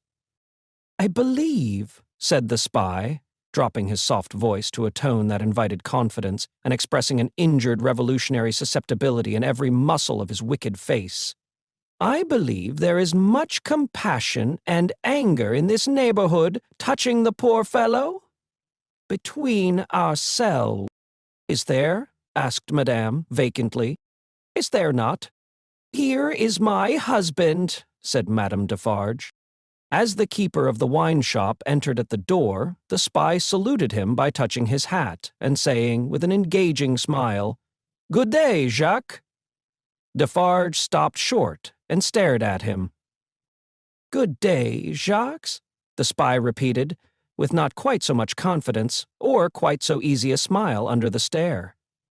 "You deceive yourself, monsieur," returned the keeper of the wine shop. "You mistake me for another. That is not my name. I am Ernest Defarge." "It is all the same," said the spy airily, but discomfited too. "Good day." "Good day," answered Defarge dryly. "I was saying to Madame, with whom I had the pleasure of chatting when you entered, that they tell me there is, and no wonder, much sympathy and anger in Saint Antoine touching the unhappy fate of poor Gaspard." "No one has told me so," said Defarge, shaking his head. "I know nothing of it." Having said it, he passed behind the little counter and stood with his hand on the back of his wife's chair, looking over that barrier at the person to whom they were both opposed, and whom either of them would have shot with the greatest satisfaction. The spy, well used to his business, did not change his unconscious attitude, but drained his little glass of cognac, took a sip of fresh water, and asked for another glass of cognac. Madame Defarge poured it out for him, took to her knitting again, and hummed a little song over it. "You seem to know this quarter well, that is to say, better than I do," observed Defarge. "Not at all, but I hope to know it better. I am so profoundly interested in its miserable inhabitants." "Ha!" muttered Defarge. "The pleasure of conversing with you, Monsieur Defarge, recalls to me," pursued the spy, "that I have the honor of cherishing some interesting associations with your name." "Indeed," said Defarge, with much indifference. "Yes, indeed. When Dr. Manette was released, you, his old domestic, had the charge of him, I know. He was delivered to you. You see I am informed of the circumstances?" "Such is the fact, certainly," said Defarge. He had had it conveyed to him in an accidental touch of his wife's elbow as she knitted and warbled, that he would do best to answer, but always with brevity. "It was to you," said the spy, "that his daughter came, and it was from your care that his daughter took him, accompanied by a neat brown monsieur, how is he called, in a little wig, Lorry, of the Bank of Telson and Company, over to England." "Such is the fact," repeated Defarge. "Very interesting remembrances," said the spy. "I have known Dr. Manette and his daughter in England." "Yes," said Defarge. "You don't hear much about them now," said the spy. "No," said Defarge. "In effect," Madame struck in, looking up from her work and her little song, "we never hear about them. We receive the news of their safe arrival, and perhaps another letter, or perhaps two, but since then, they have gradually taken their road in life. Ours, and we have held no correspondence." "Perfectly so, madame," replied the spy. "She is going to be married." "Going?" echoed madame. "She was pretty enough to have been married long ago. You English are cold, it seems to me." "Oh, you know I am English." "I perceive your tongue is," returned madame, "and what the tongue is, I suppose the man is." He did not take the identification as a compliment, but he made the best of it and turned it off with a laugh. After sipping his cognac to the end, he added, "Yes, Miss Manette is going to be married, but not to an Englishman, to one who, like herself, is French by birth. And speaking of Gaspard, poor Gaspard, it was cruel, cruel. It is a curious thing that she is going to marry the nephew of Monsieur the Marquis, for whom Gaspard was exalted to that height of so many feet, in other words, the present Marquis. But he lives unknown in England, he is no Marquis there, he is Mr. Charles Darnay. Darnay is the name of his mother's family." Madame Defarge knitted steadily, but the intelligence had a palpable effect upon her husband. Do what he would, behind the little counter, as to the striking of a light and the lighting of his pipe, he was troubled, and his hand was not trustworthy. The spy would have been no spy if he had failed to see it, or to record it in his mind. Having made at least this one hit, whatever it might prove to be worth, and no customers coming in to help him to any other, Mr. Barsad paid for what he had drunk and took his leave, taking occasion to say, in a genteel manner before he departed, that he looked forward to the pleasure of seeing Monsieur and Madame Defarge again. For some minutes after he had emerged into the outer presence of Saint Antoine, the husband and wife remained exactly as he had left them, lest he should come back. "Can it be true," said Defarge in a low voice, looking down at his wife as he stood smoking with his hand on the back of her chair, "what he has said of Mademoiselle Manette?" "As he has said it," returned Madame, lifting her eyebrows a little, "it is probably false, but it may be true. If it is—" Defarge began, and stopped. "If it is," repeated his wife, "and if it does come, while we live to see it triumph, I hope for her sake destiny will keep her husband out of France." "Her husband's destiny," said Madame Defarge, with her usual composure. "We'll take him where he is to go, and we'll lead him to the end that is to end him. That is all I know. But it is very strange.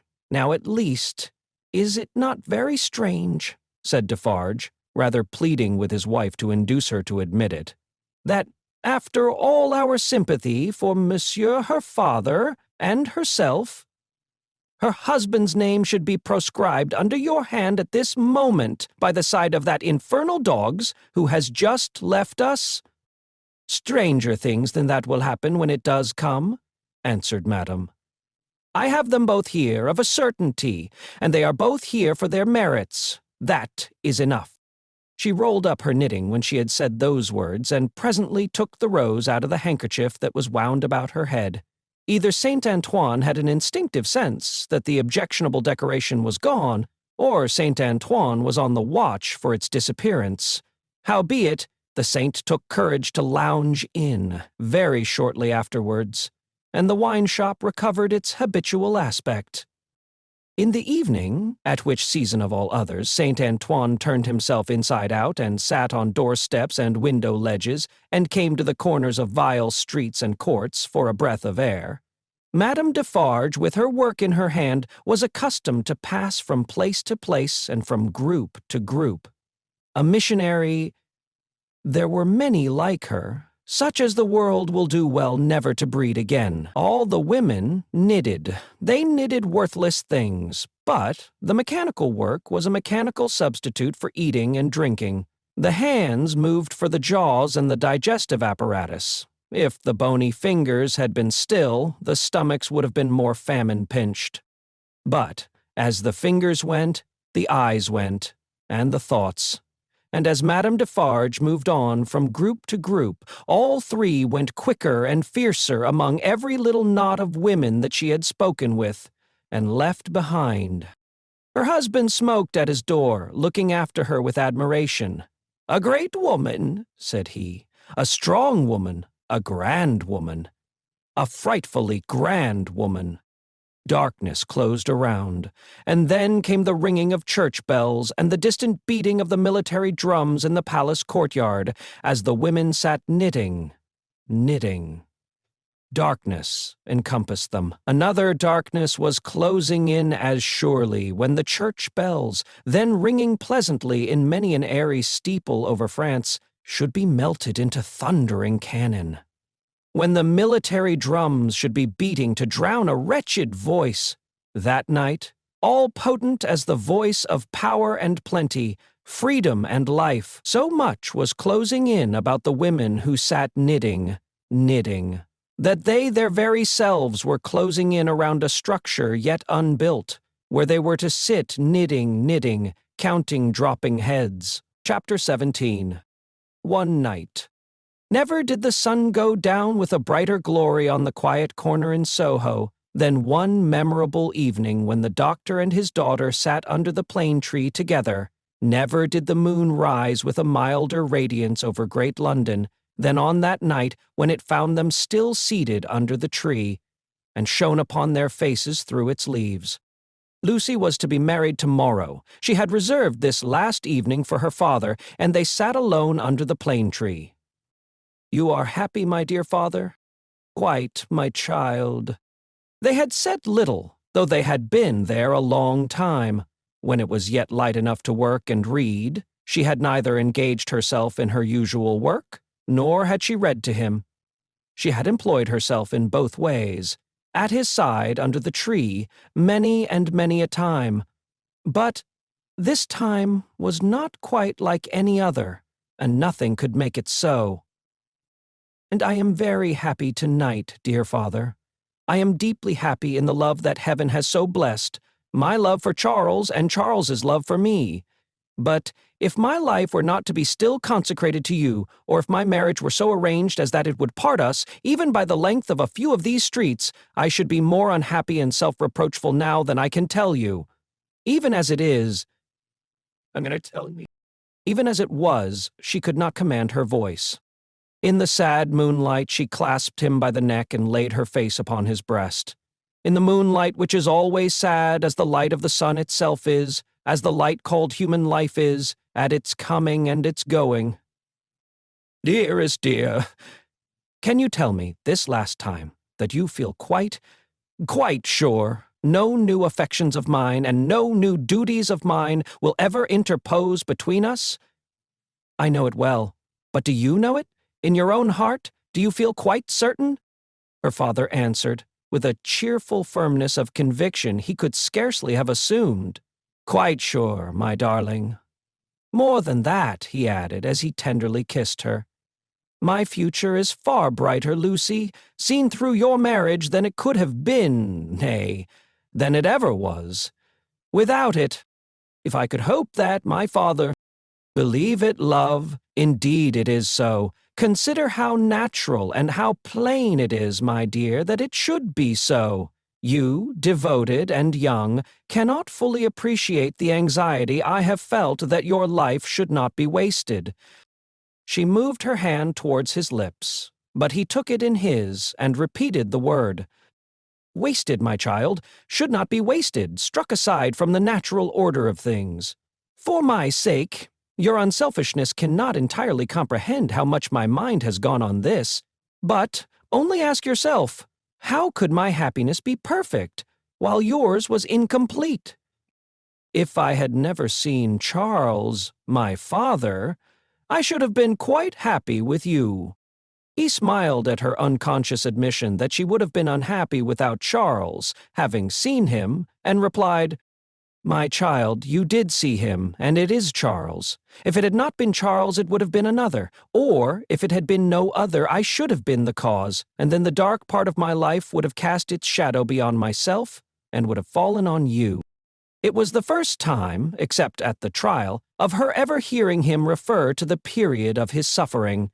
It gave her a strange and new sensation while his words were in her ears, and she remembered it long afterwards.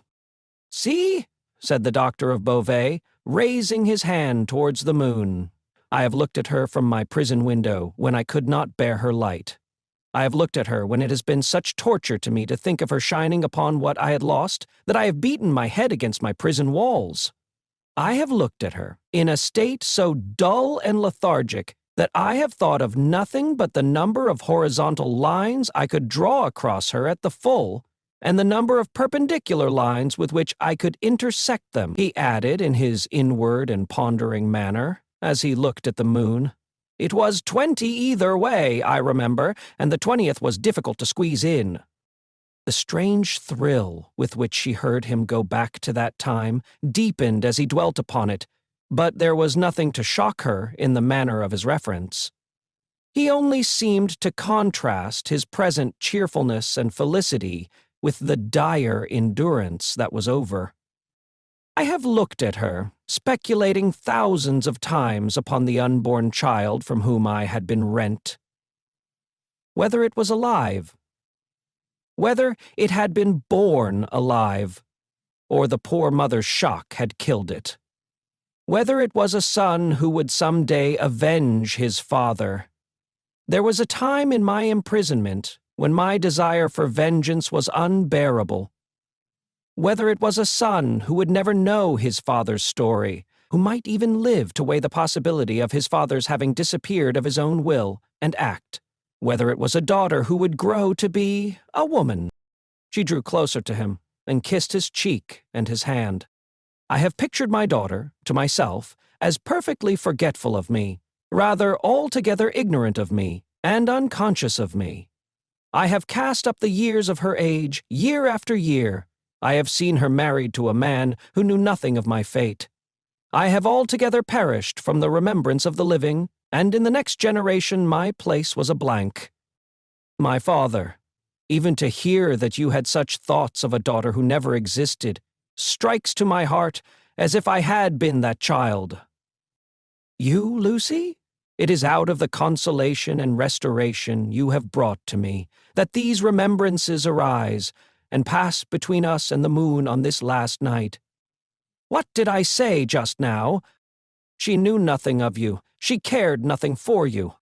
So, but on other moonlight nights, when the sadness and the silence have touched me in a different way, have affected me with something as like a sorrowful sense of peace as any emotion that had pain for its foundations could.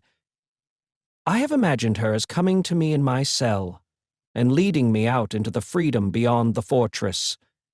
I have seen her image in the moonlight often, as I now see you, except that I never held her in my arms. It stood between the little grated window and the door. But you understand that that was not the child I am speaking of. The figure was not.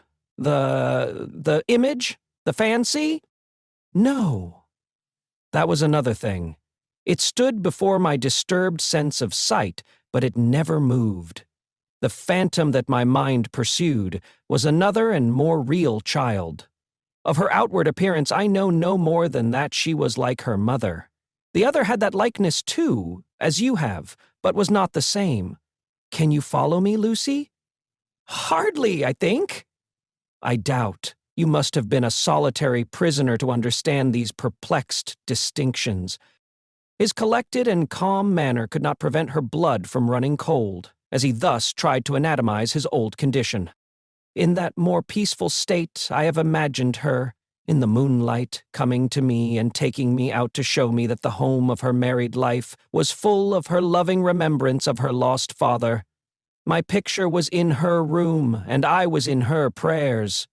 Her life was active, cheerful, useful, but my poor history pervaded it all.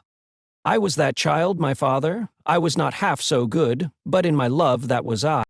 And she showed me her children, said the doctor of Beauvais, and they had heard of me, and had been taught to pity me.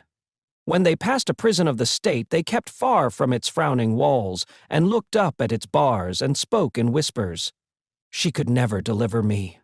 I imagined that she always brought me back, after showing me such things. But then, blessed with the relief of tears, I fell upon my knees, and blessed her. I am that child, I hope, my father. Oh, my dear, will you bless me as fervently tomorrow? Lucie, I recall these old troubles and the reason that I have tonight for loving you better than words can tell, and thanking God for my great happiness. My thoughts, when they were wildest, never rose near the happiness that I have known with you, and that we have before us.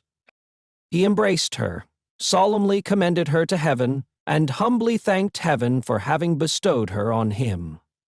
By and by, they went into the house. There was no one bidden to the marriage but Mr. Lorry. There was even to be no bridesmaid but the gaunt Miss Pross. The marriage was to make no change in their place of residence. They had been able to extend it by taking to themselves the upper rooms formerly belonging to the apocryphal invisible lodger, and they desired nothing more. Dr. Manette was very cheerful at the little supper. There were only 3 at table, and Miss Pross made the 3rd.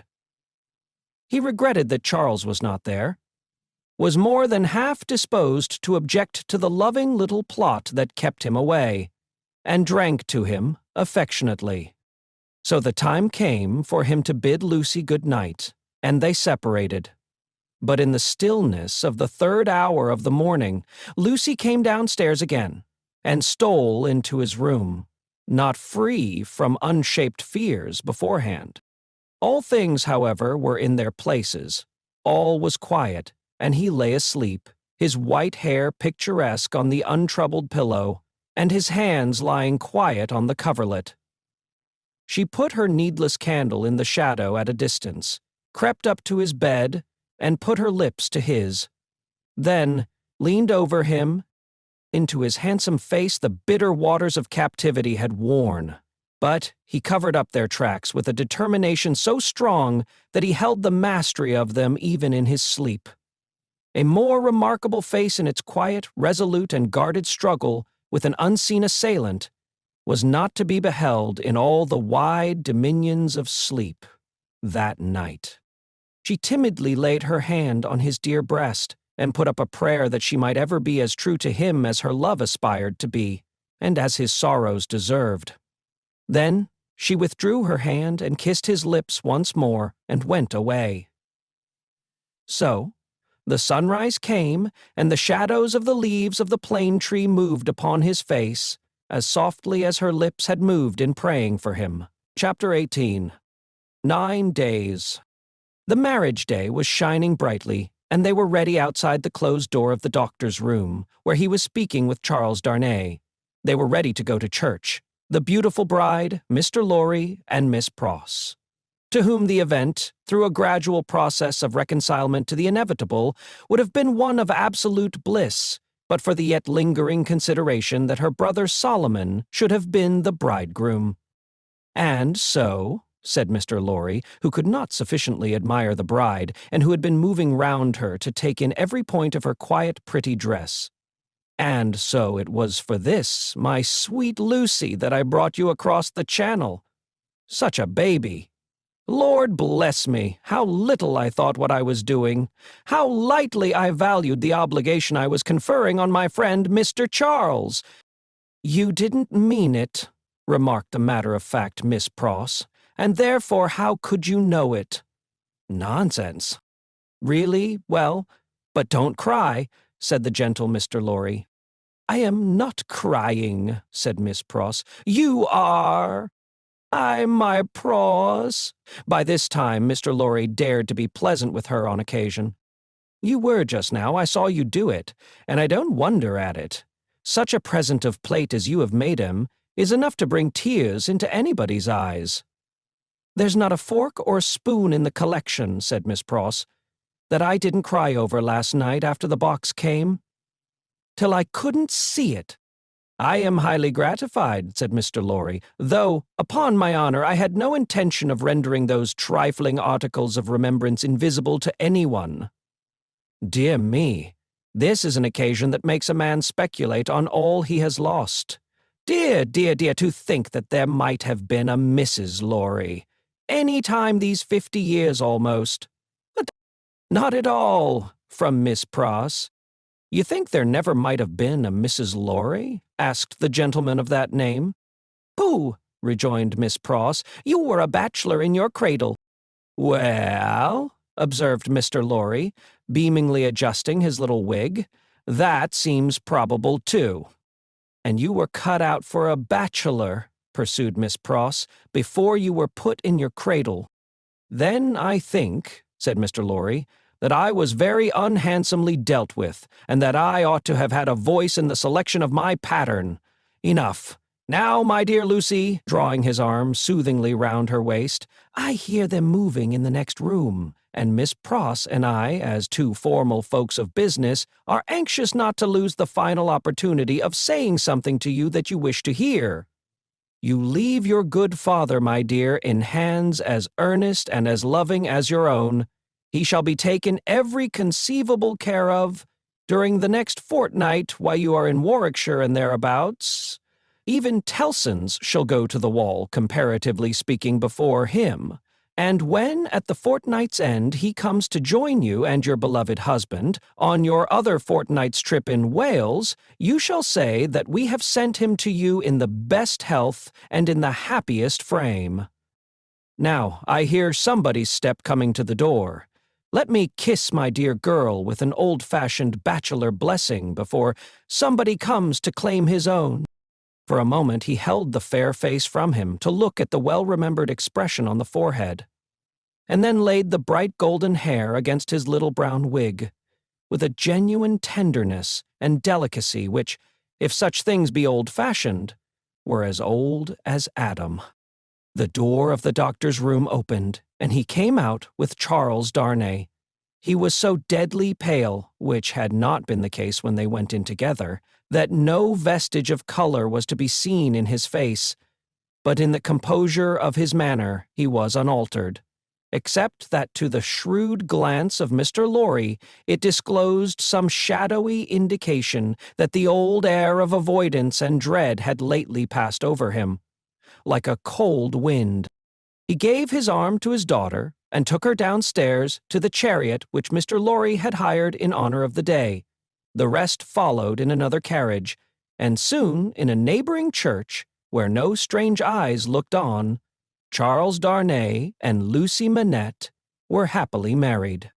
Besides the glancing tears that shone among the smiles of the little group when it was done, some diamonds, very bright and sparkling, glanced on the bride's hand, which were newly released from the dark obscurity of one of Mr. Lorry's pockets. They returned home to breakfast, and all went well, and in due course the golden hair that had mingled with the poor shoemaker's white locks in the Paris garret were mingled with them again in the morning sunlight on the threshold of the door at parting.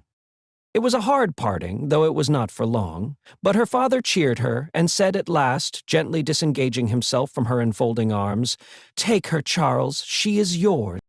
And her agitated hand waved to them from a chaise window, and she was gone. The corner being out of the way of the idle and curious, and the preparations having been very simple and few, the doctor, Mr. Lorry, and Miss Pross were left quite alone. It was when they turned into the welcome shade of the cool old hall that Mr. Lorry observed a great change to have come over the doctor, as if the golden arm uplifted there had struck him a poisoned blow.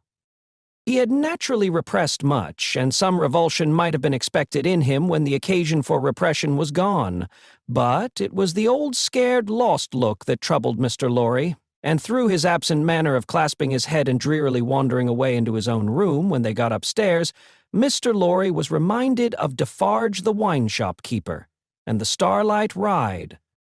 "I think," he whispered to Miss Pross, after anxious consideration, "I think we had best not speak to him just now, or at all disturb him. I must look in at Tellson's, so I will go there at once and come back presently. Then we will take him a ride into the country, and dine there, and all will be well." It was easier for Mr. Lorry to look in at Tellson's than to look out of Tellson's. He was detained 2 hours. When he came back, he ascended the old staircase alone, having asked no question of the servant. Going thus into the doctor's rooms, he was stopped by a low sound of knocking. "Good God!" he said, with a start. "What's that?" Miss Pross, with a terrified face, was at his ear. "Oh me! Oh me! All is lost!" cried she, wringing her hands. "What is to be told to Ladybird? He doesn't know me and is making shoes." Mr. Lorry said what he could to calm her, and went himself into the doctor's room. The bench was turned towards the light, as it had been when he had seen the shoemaker at his work before, and his head was bent down, and he was very busy. "Dr. Manette, my dear friend, Dr. Manette." The doctor looked at him for a moment, half inquiringly, half as if he were angry at being spoken to, and bent over his work again. He had laid aside his coat and waistcoat, his shirt was open at the throat, as it used to be when he did that work, and even the old, haggard, faded surface of face had come back to him. He worked hard, impatiently, as if in some sense of having been interrupted. Mr. Lorry glanced at the work in his hand, and observed that it was a shoe of the old size and shape. He took up another that was lying by him, and asked what it was. "A young lady's walking shoe," he muttered without looking up. "It ought to have been finished long ago. Let it be. But, Dr. Manette, look at me." He obeyed, in the old mechanically submissive manner, without pausing in his work. "You know me, my dear friend? Think again. This is not your proper occupation. Think, dear friend." Nothing would induce him to speak more. He looked up, for an instant at a time, when he was requested to do so, but no persuasion would extract a word from him. He worked and worked and worked in silence, and words fell on him as they would have fallen on an echoless wall, or on the air. The only ray of hope that Mr. Lorry could discover was that he sometimes furtively looked up without being asked. In that there seemed a faint expression of curiosity or perplexity, as though he were trying to reconcile some doubts in his mind. Two things at once impressed themselves on Mr. Lorry, as important above all others. The first, that this must be kept secret from Lucie. The second, that it must be kept secret from all who knew him. In conjunction with Miss Pross, he took immediate steps towards the latter precaution, by giving out that the doctor was not well, and required a few days of complete rest. In aid of the kind deception to be practiced on his daughter, Miss Pross was to write, describing his having been called away professionally and referring to an imaginary letter of 2 or 3 hurried lines in his own hand, represented to have been addressed to her by the same post. These measures, advisable to be taken in any case, Mr. Lorry took in the hope of his coming to himself. If that should happen soon, he kept another course in reserve, which was to have a certain opinion that he thought the best on the doctor's case. In the hope of his recovery, and of resort to this third course being thereby rendered practicable, Mr. Lorry resolved to watch him attentively with as little appearance as possible of doing so. He therefore made arrangements to absent himself from Tellson's for the first time in his life, and took his post by the window in the same room. He was not long in discovering that it was worse than useless to speak to him, since, on being pressed, he became worried. He abandoned that attempt on the first day, and resolved merely to keep himself always before him as a silent protest against the delusion into which he had fallen, or was falling. He remained, therefore, in his seat near the window, reading and writing, and expressing in as many pleasant and natural ways as he could think of that it was a free place. Dr. Manette took what was given him to eat and drink and worked on, that first day, until it was too dark to see, worked on, half an hour after Mr. Lorry could not have seen for his life, to read or write, when he put his tools aside as useless, until morning. Mr. Lorry rose and said to him, "Will you go out?" He looked down at the floor on either side of him in the old manner, looked up in the old manner, and repeated, in the old low voice, "Out? Yes, for a walk with me, why not?" He made no effort to say why not, and said not a word more. But Mr. Lorry thought he saw, as he leaned forward on his bench in the dusk, with his elbows on his knees and his head in his hands, that he was in some misty way asking himself, why not? The sagacity of the man of business perceived an advantage here, and determined to hold it. Miss Pross and he divided the night into 2 watches, and observed him at intervals from the adjoining room. He paced up and down for a long time before he lay down, but when he did finally lay himself down, he fell asleep. In the morning he was up betimes, and went straight to his bench and to work. On this second day, Mr. Lorry saluted him cheerfully by his name, and spoke to him on topics that had been of late familiar to them. He returned no reply, but it was evident that he heard what was said, and that he thought about it, however confusedly. This encouraged Mr. Lorry to have Miss Pross in with her work several times during the day. At those times they quietly spoke of Lucie, and of her father then present, precisely in the usual manner, and as if there were nothing amiss. This was done without any demonstrative accompaniment, not long enough or often enough to harass him, and it lightened Mr. Lorry's friendly heart to believe that he looked up oftener, and that he appeared to be stirred by some perception of inconsistencies surrounding him. When it fell dark again, Mr. Lorry asked him as before, "Dear Doctor, will you go out?" As before, he repeated, "Out? Yes, for a walk with me. Why not?" This time, Mr. Lorry feigned to go out when he could extract no answer from him, and after remaining absent for an hour, returned. In the meanwhile, the doctor had removed to the seat in the window, and had sat there looking down at the plane tree, but on Mr. Lorry's return, he slipped away to his bench. The time went very slowly on, and Mr. Lorry's hope darkened, and his heart grew heavier again, and grew yet heavier and heavier every day. The 3rd day came and went, the 4th, the 5th, 5 days, 6 days, 7 days, 8 days, 9 days. With a hope ever darkening, and with a heart always growing heavier and heavier, Mr. Lorry passed through this anxious time. The secret was well kept, and Lucie was unconscious and happy.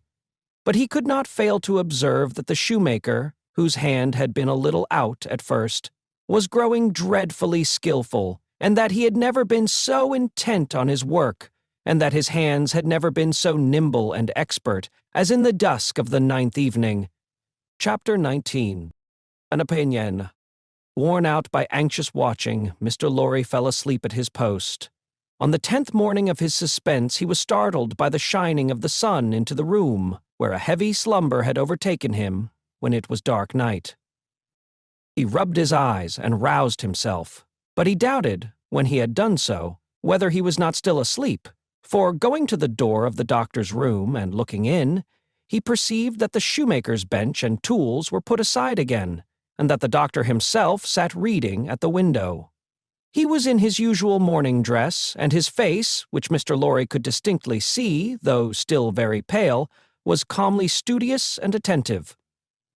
Even when he had satisfied himself that he was awake, Mr. Lorry felt giddily uncertain for some few moments whether the late shoemaking might not be a disturbed dream of his own, for did not his eyes show him his friend before him in his accustomed clothing and aspect, and employed as usual? And was there any sign within their range that the change of which he had so strong an impression had actually happened? It was but the inquiry of his first confusion and astonishment, the answer being obvious. If the impression were not produced by a real corresponding and sufficient cause, how came he, Jarvis Lorry, there? How came he to have fallen asleep in his clothes, on the sofa, in Dr. Manette's consulting room, and to be debating these points outside the doctor's bedroom door in the early morning? Within a few minutes, Miss Pross stood whispering at his side. If he had had any particle of doubt left, her talk would of necessity have resolved it, but he was by that time clear-headed and had none. He advised that they should let the time go by until the regular breakfast hour, and should then meet the doctor as if nothing unusual had occurred. If he appeared to be in his customary state of mind, Mr. Lorry would then cautiously proceed to seek direction and guidance from the opinion he had been, in his anxiety, so anxious to obtain. Miss Pross, submitting herself to his judgment, the scheme was worked out with care. Having abundance of time for his usual methodical toilette, Mr. Lorry presented himself at the breakfast hour in his usual white linen and with his usual neat leg. The doctor was summoned in the usual way and came to breakfast. So far as it was possible to comprehend him without overstepping those delicate and gradual approaches which Mr. Lorry felt to be the only safe advance, he at first supposed that his daughter's marriage had taken place yesterday. An incidental allusion, purposely thrown out, to the day of the week and the day of the month, set him thinking and counting, and evidently made him uneasy. In all other respects, however, he was so composedly himself that Mr. Lorry determined to have the aid he sought. And that aid was his own. Therefore, when the breakfast was done and cleared away, and he and the doctor were left together, Mr. Lorry said, feelingly, "My dear Manette, I am anxious to have your opinion, in confidence, on a very curious case in which I am deeply interested. That is to say, it is very curious to me. Perhaps, to your better information, it may be less so." Glancing at his hands, which were discolored by his late work, the doctor looked troubled, and listened attentively. He had already glanced at his hands more than once. "Dr. Manette," said Mr. Lorry, touching him affectionately on the arm, "the case is the case of a particularly dear friend of mine. Pray give your mind to it and advise me well for his sake, and above all for his daughter's." "His daughter's, my dear Manette. If I understand," said the doctor in a subdued tone, "some mental shock?" "Yeah, be explicit," said the doctor. "Spare no detail." Mr. Lorry saw that they understood one another and proceeded. "My dear Manette, it is the case of an old and a prolonged shock, of great acuteness and severity to the affections, the feelings, as you express it, the mind. It is the case of a shock under which the sufferer was borne down, one cannot say for how long, because I believe he cannot calculate the time himself, and there are no other means of getting at it. It is the case of a shock from which the sufferer recovered by a process that he cannot trace himself, as I once heard him publicly relate in a striking manner. It is the case of a shock from which he has recovered so completely as to be a highly intelligent man, capable of close application of mind and great exertion of body, and of constantly making fresh additions to his stock of knowledge, which was already very large. But unfortunately there has been— he paused and took a deep breath— a slight relapse. The doctor, in a low voice, asked, "Of how long duration?" 9 days and nights. How did it show itself? I infer, glancing at his hands again, in the resumption of some old pursuit connected with the shock? That is the fact. Now, did you ever see him? Asked the doctor, distinctly and collectedly, though in the same low voice, engaged in that pursuit originally? Why? And when the relapse fell on him, was he in most respects, or in all respects, as he was then? I think in all respects. You spoke of his daughter. Does his daughter know of the relapse? No. It has been kept from her, and I hope will always be kept from her. It is known only to myself and to one other who may be trusted. The doctor grasped his hand and murmured, "That was very kind. That was very thoughtful." Mr. Lorry grasped his hand in return, and neither of the two spoke for a little while. "Now, my dear Manette," said Mr. Lorry at length, in his most considerate and most affectionate way, "I am a mere man of business, and unfit to cope with such intricate and difficult matters. I do not possess the kind of information necessary. I do not possess the kind of intelligence. I want guiding. There is no man in this world on whom I could so rely for right guidance as on you. Tell me, how does this relapse come about? Is there danger of another? Could a repetition of it be prevented? How should a repetition of it be treated? How does it come about at all? What can I do for my friend? No man ever can have been more desirous in his heart to serve a friend than I am to serve mine, if I knew how. But I don't know how to originate in such a case. If your sagacity, knowledge, and experience could put me on the right track, I might be able to do so much. Unenlightened and undirected, I can do so little. Pray discuss it with me. Pray enable me to see it a little more clearly, and teach me how to be a little more useful." Dr. Manette sat meditating after these earnest words were spoken, and Mr. Lorry did not press him. "I think it probable," said the doctor, breaking silence with an effort, "that the relapse you have described, my dear friend, was not quite unforeseen by its subject. Was it dreaded by him?" Mr. Lorry ventured to ask. "Very much." He said it with an involuntary shudder. You have no idea how such an apprehension weighs on the sufferer's mind, and how difficult, how almost impossible, it is for him to force himself to utter a word upon the topic that oppresses him. Would he, asked Mr. Lorry, be sensibly relieved if he could prevail upon himself to impart that secret brooding to any one when it is on him? I think so. But it is, as I have told you, next to impossible. I even believe it, in some cases, to be quite impossible. Now, said Mr. Lorry, gently laying his hand on the doctor's arm again, after a short silence on both sides, to what would you refer this attack? I believe, returned Dr. Manette, that there had been a strong and extraordinary revival of the train of thought and remembrance that was the first cause of the malady. Some intense associations of a most distressing nature were vividly recalled, I think. It is probable that there had long been a dread lurking in his mind, that those associations would be recalled, say, under certain circumstances, say, on a particular occasion.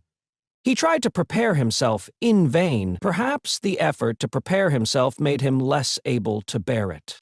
Would he remember what took place in the relapse? Asked Mr. Lorry with natural hesitation. The doctor looked desolately round the room, shook his head, and answered in a low voice, Not at all. Now, as to the future, hinted Mr. Lorry. As to the future, said the doctor, recovering firmness, I should have great hope. As it pleased heaven in its mercy to restore him so soon, I should have great hope. He, yielding under the pressure of a complicated something, long dreaded, and long vaguely foreseen and contended against, and recovering after the cloud had burst and passed, I should hope that the worst was over. Well, well, that's good comfort. I am thankful, said Mr. Lorry. I am thankful, repeated the doctor, bending his head with reverence. There are 2 other points, said Mr. Lorry, on which I am anxious to be instructed. I may go on. You cannot do your friend a better service. The doctor gave him his hand. To the first, then. He is of a studious habit, and unusually energetic. He applies himself with great ardor to the acquisition of professional knowledge, to the conducting of experiments, to many things. Now, does he do too much? I think not. It may be the character of his mind, to be always in singular need of occupation. That may be in part natural to it, in part the result of affliction.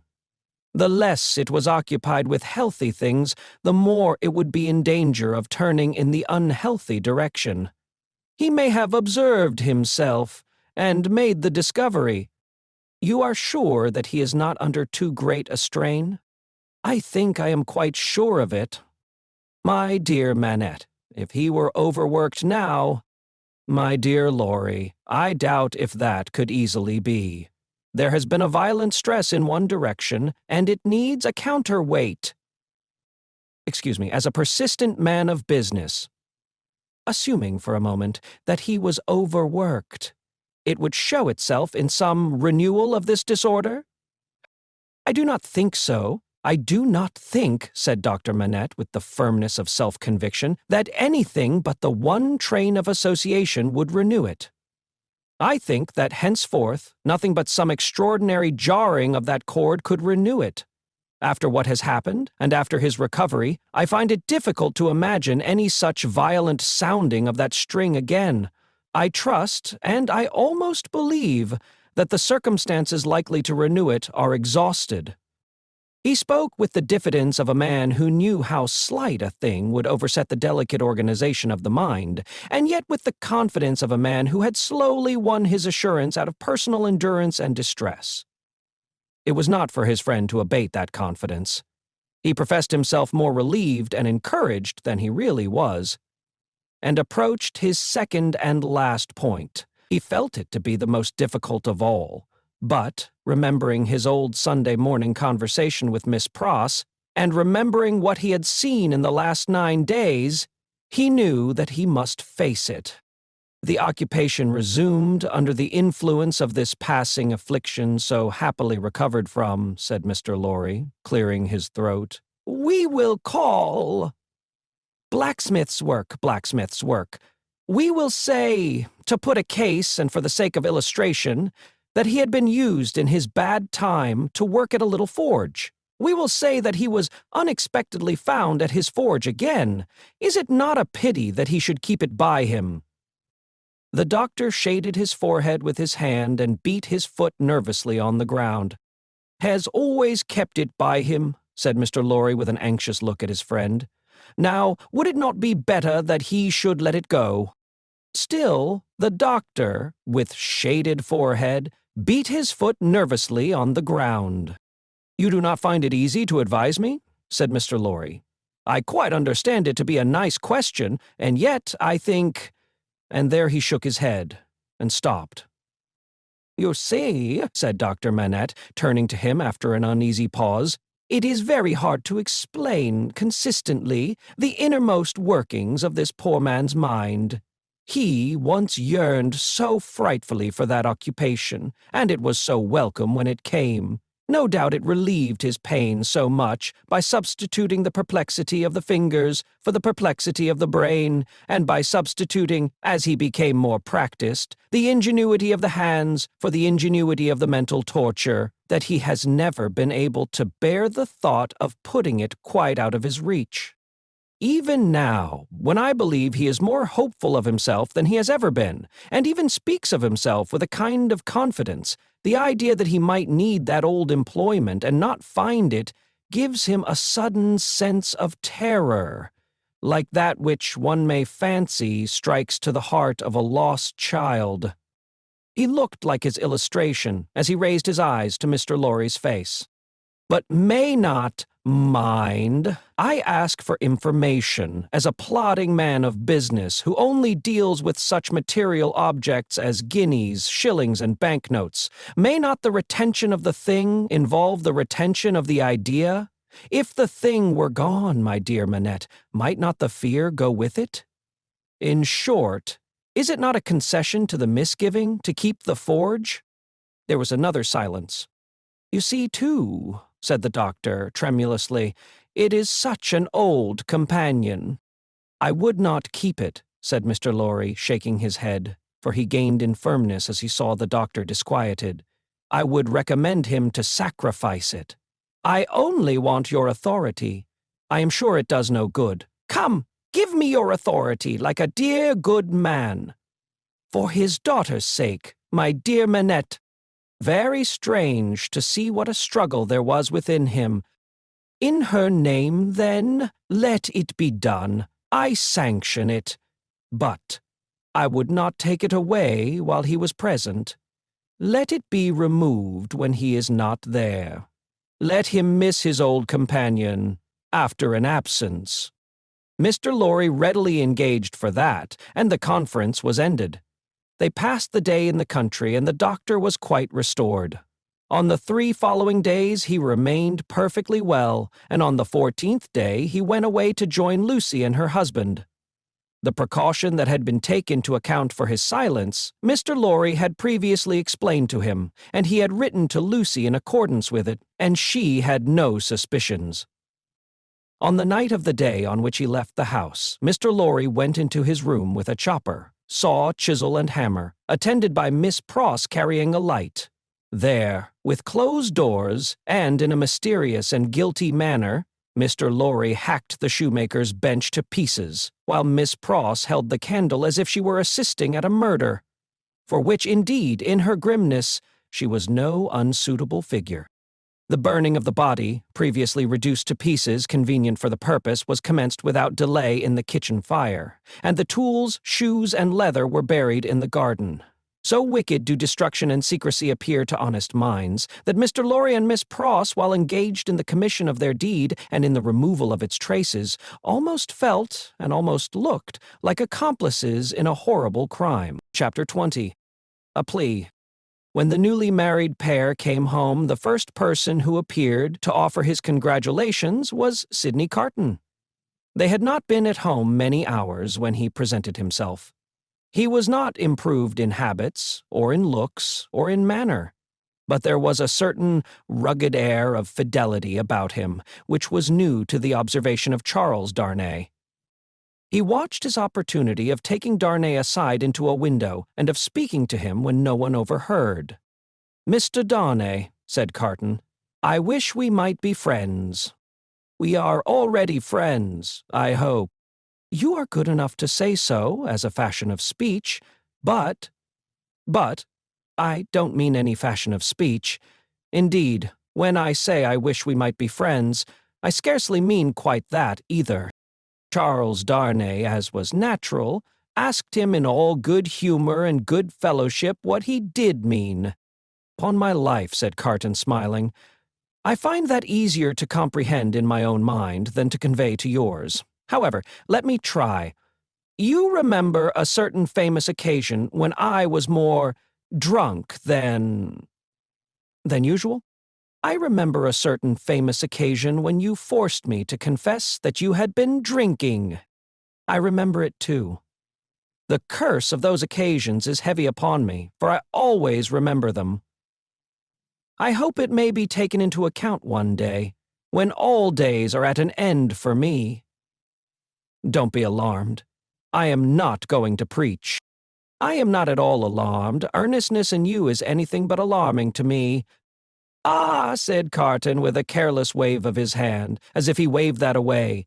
On the drunken occasion in question, one of a large number, as you know, I was insufferable about liking you and not liking you. I wish you would forget it. I forgot it long ago. Fashion of speech again. But, Mr. Darnay, oblivion is not so easy to me as you represent it to be to you. I have by no means forgotten it, and a light answer does not help me to forget it. If it was a light answer, returned Darnay, I beg your forgiveness for it. I had no other object than to turn a slight thing which, to my surprise, seems to trouble you too much, aside. I declare to you, on the faith of a gentleman, that I have long dismissed it from my mind. Good heaven, what was there to dismiss? Have I had nothing more important to remember in the great service you rendered me that day? As to the great service, said Carton, I am bound to avow to you, when you speak of it in that way, that it was mere professional claptrap. I don't know that I cared what became of you when I rendered it. Mind, I say when I rendered it. I am speaking of the past. You make light of the obligation, returned Darnay, but I will not quarrel with your light answer. Genuine truth, Mr. Darnay, trust me. I have gone aside from my purpose. I was speaking about our being friends. Now you know me. You know I am incapable of all the higher and better flights of men. If you doubt it, ask Stryver, and he'll tell you so. I prefer to form my own opinion without the aid of his.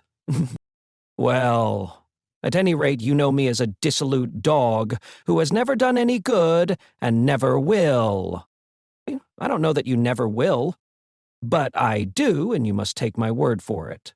Well, if you could endure to have such a worthless fellow and a fellow of such indifferent reputation coming and going at odd times, I should ask that I might be permitted to come and go as a privileged person here, that I might be regarded as an useless, and I would add, if it were not for the resemblance I detected between you and me, an unornamental piece of furniture, tolerated for its old service, and taken no notice of. I doubt if I should abuse the permission. It is 100 to 1 if I should avail myself of it 4 times in a year.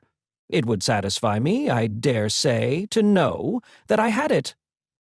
Will you try?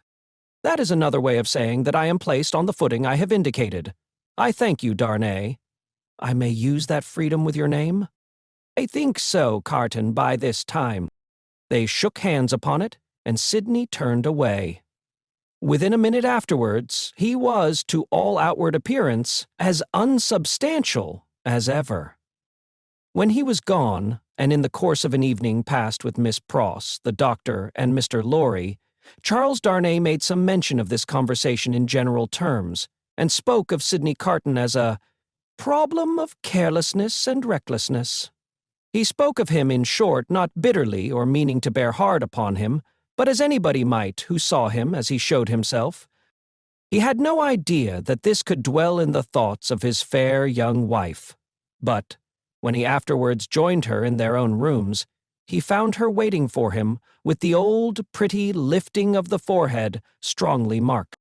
"We are thoughtful tonight," said Darnay, drawing his arm about her. "Yes, dearest Charles," with her hands on his breast and the inquiring and attentive expression fixed upon him.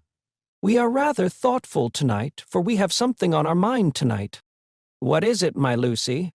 Will you promise not to press one question on me, if I beg you not to ask it? Will I promise? What will I not promise to my love?"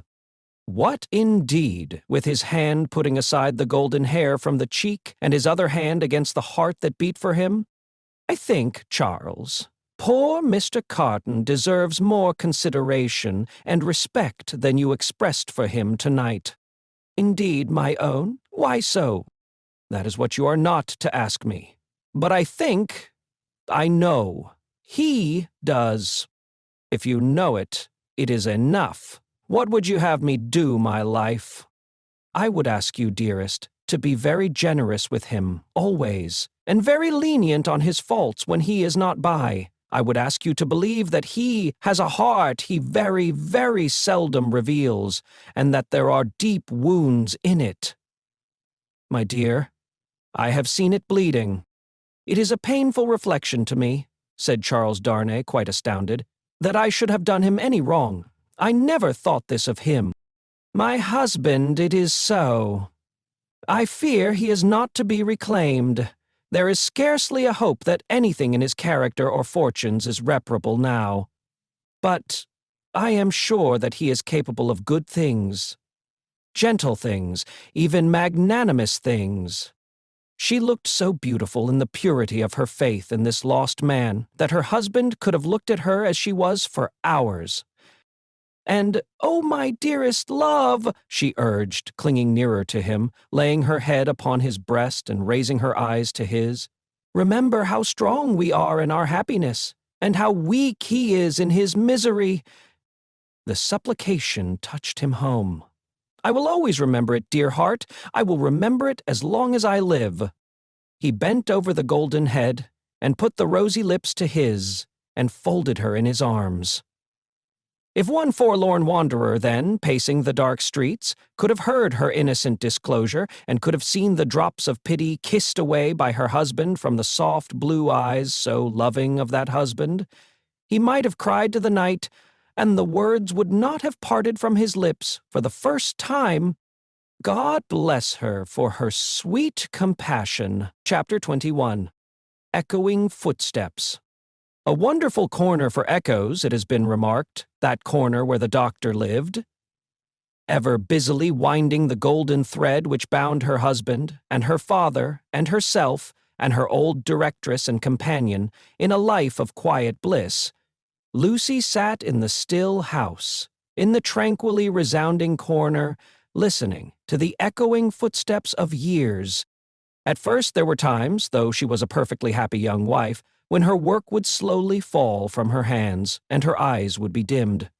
For there was something coming in the echoes, something light, afar off, and scarcely audible yet, that stirred her heart too much.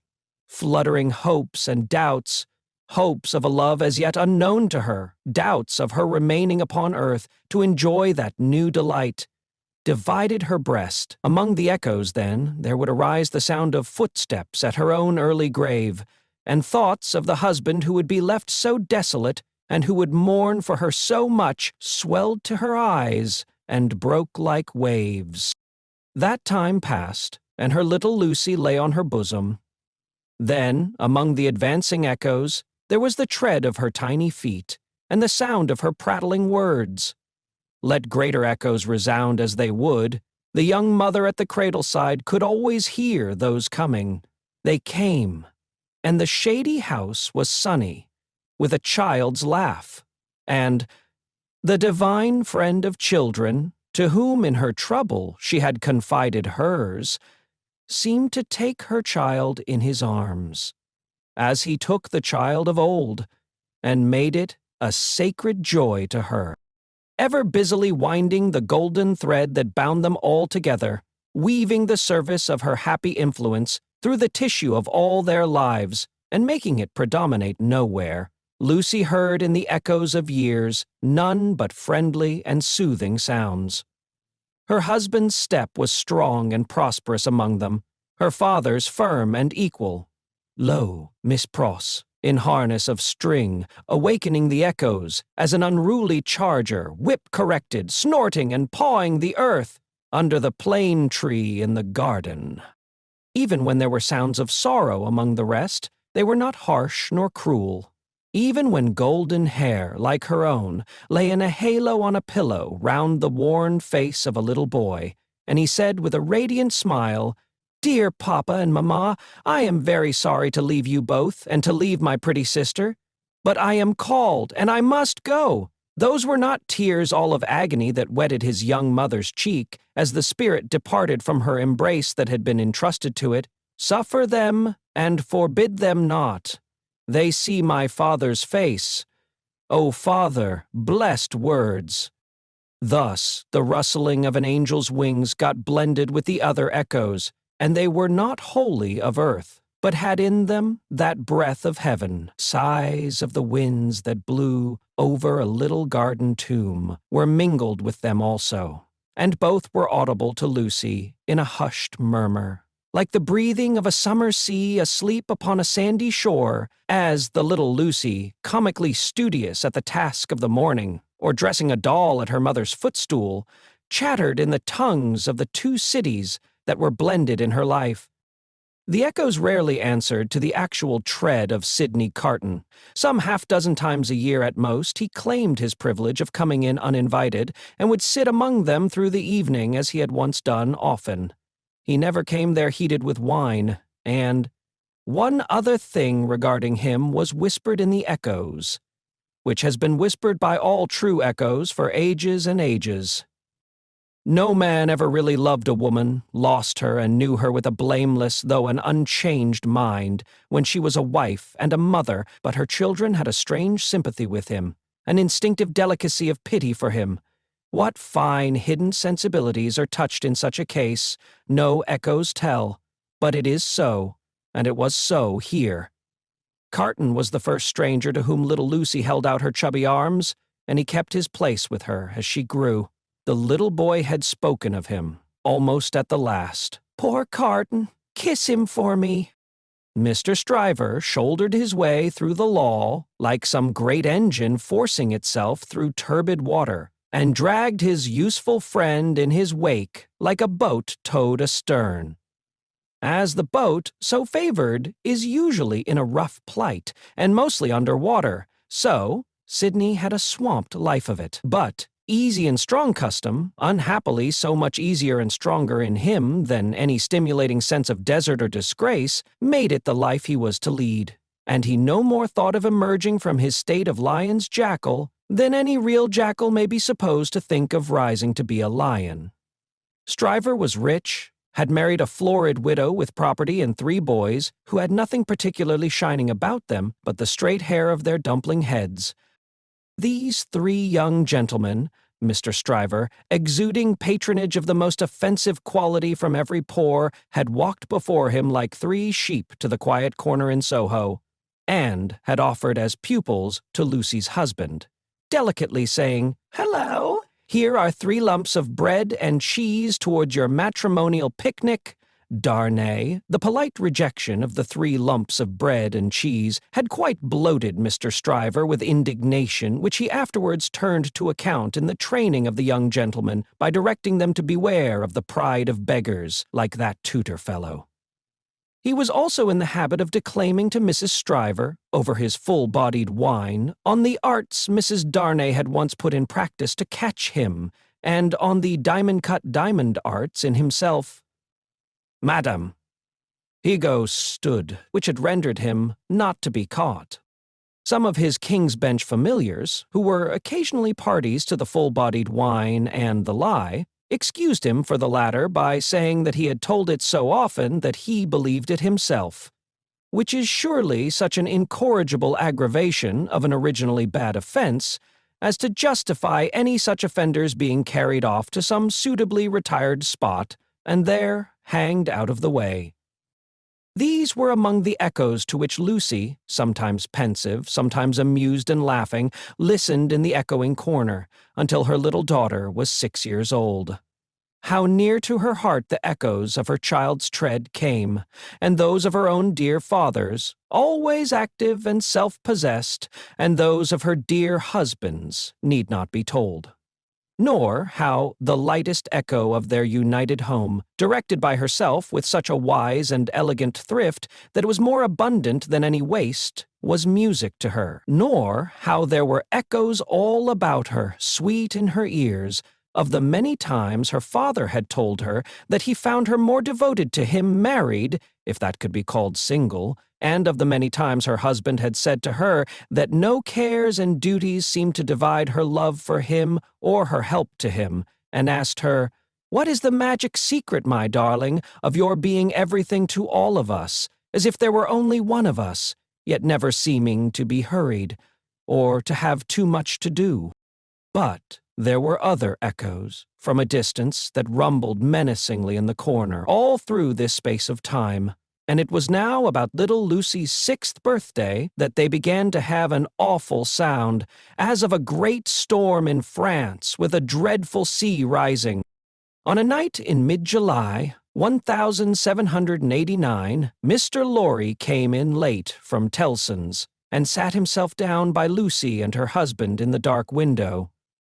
It was a hot, wild night, and they were all three reminded of the old Sunday night, when they had looked at the lightning from the same place. "I began to think," said Mr. Lorry, pushing his brown wig back, "that I should have to pass the night at Tellson's. We have been so full of business all day that we have not known what to do first, or which way to turn. There is such an uneasiness in Paris that we have actually a run of confidence upon us. Our customers over there seem not to be able to confide their property to us fast enough.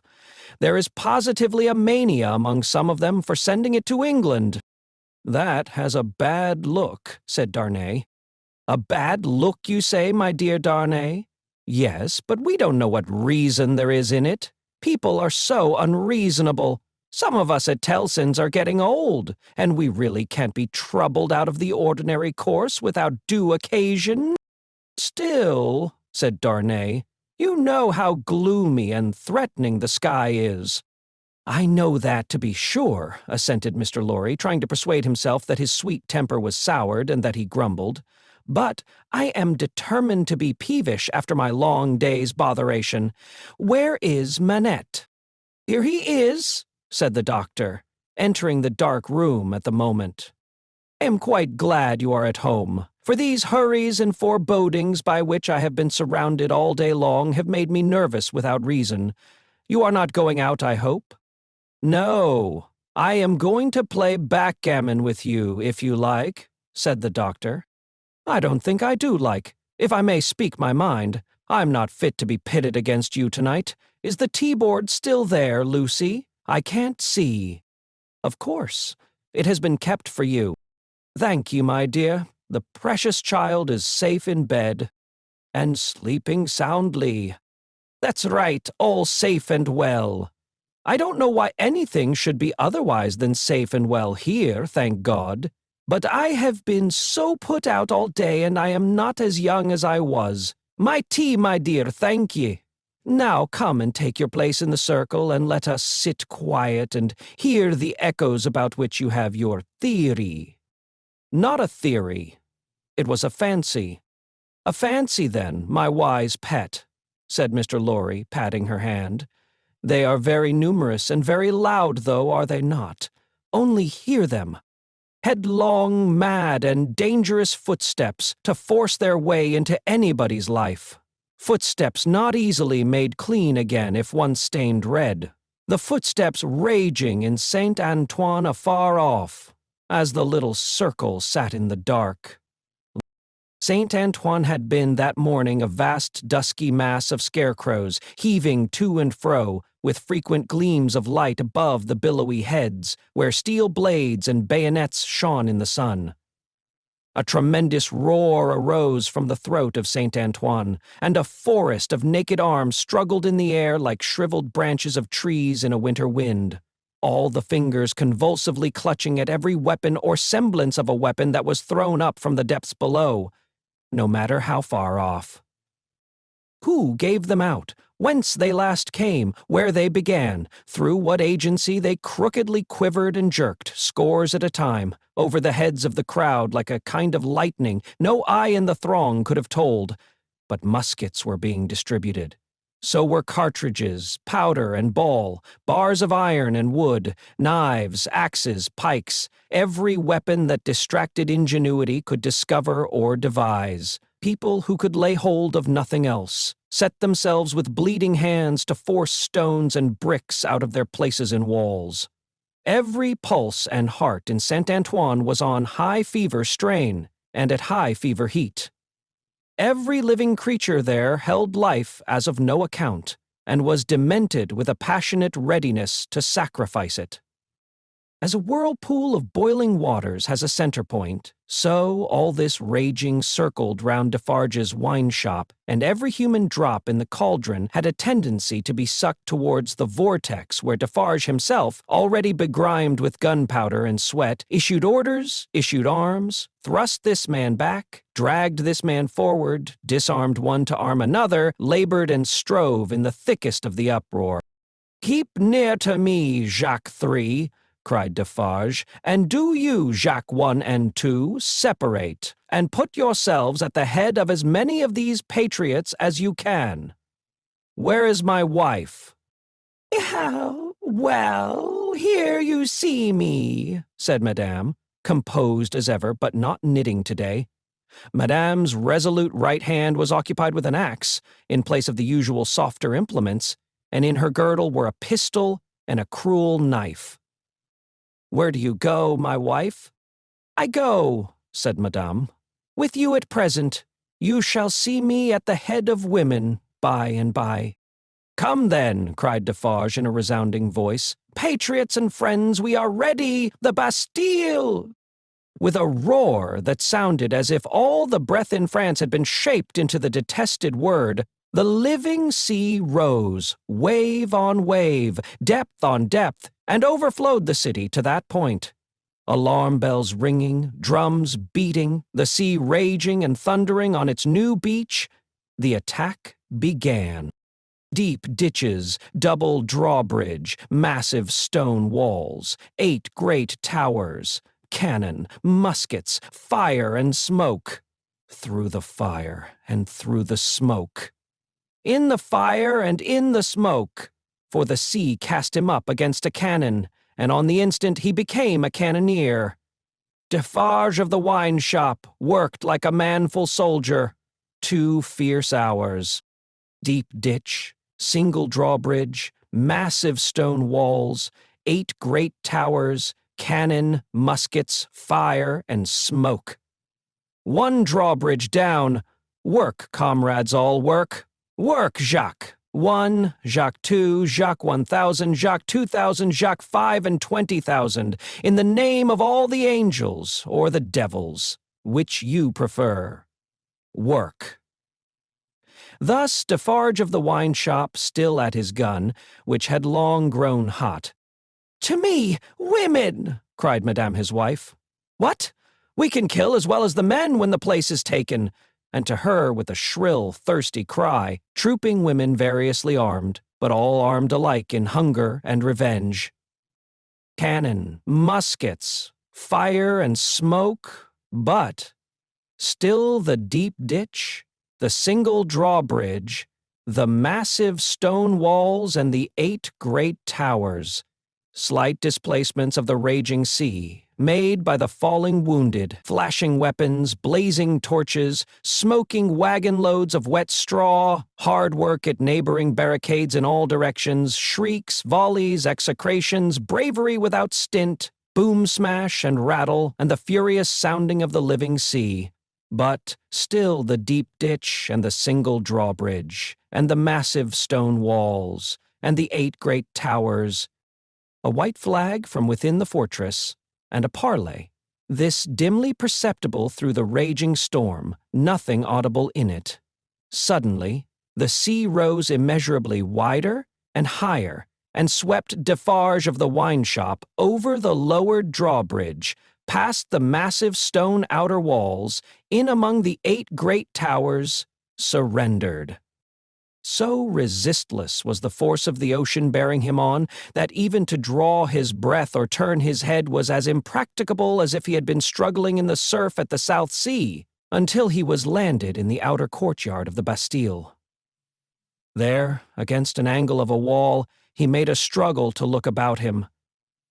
Jacques 3 was nearly at his side. Madame Defarge, still heading some of her women, was visible in the inner distance, and her knife was in her hand. Everywhere was tumult, exultation, deafening and maniacal bewilderment, astounding noise, yet furious dumb show. The prison, the records, the secret cells, the instruments of torture, the prisoners, Of all these cries and 10,000 incoherences, the prisoners was the cry most taken up by the sea that rushed in as if there were an eternity of people as well as of time and space. When the foremost billows rolled past, bearing the prison officers with them, and threatening them all with instant death if any secret nook remained undisclosed, Defarge laid his strong hand on the breast of one of these men, a man with a grey head, who had a lighted torch in his hand, separated him from the rest, and got him between himself and the wall. "Show me the North Tower," said Defarge. "Quick!" "I will faithfully," replied the man, "if you will come with me. But there is no one there." "What is the meaning of 105 North Tower?" asked Defarge. "Quick!" "The meaning, monsieur? Does it mean a captive, or a place of captivity? Or do you mean that I shall strike you dead?"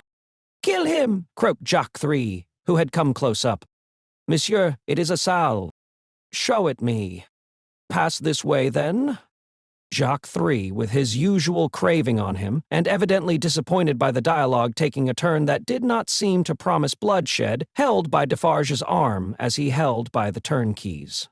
Their 3 heads had been close together during this brief discourse, and it had been as much as they could do to hear one another, even then. So tremendous was the noise of the living ocean, in its irruption into the fortress, and its inundation of the courts and passages and staircases. All around outside, too, it beat the walls with a deep, hoarse roar, from which, occasionally, some partial shouts of tumult broke, and leaped into the air like spray.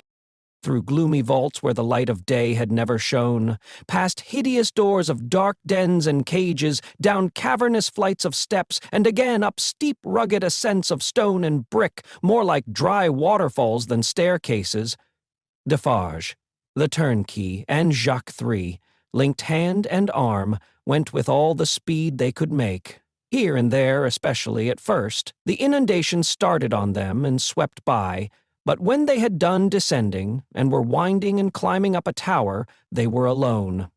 Hemmed in here by the massive thickness of walls and arches, the storm within the fortress and without was only audible to them in a dull, subdued way, as if the noise out of which they had come had almost destroyed their sense of hearing. The turnkey stopped at a low door, put a key in a clashing lock, swung the door slowly open, and said, as they all bent their heads and passed in, 105, North Tower. There was a small, heavily grated, unglazed window high in the wall, with a stone screen before it so that the sky could be only seen by stooping low and looking up. There was a small chimney, heavily barred across, a few feet within. There was a heap of old feathery wood ashes on the hearth. There was a stool and table and a straw bed.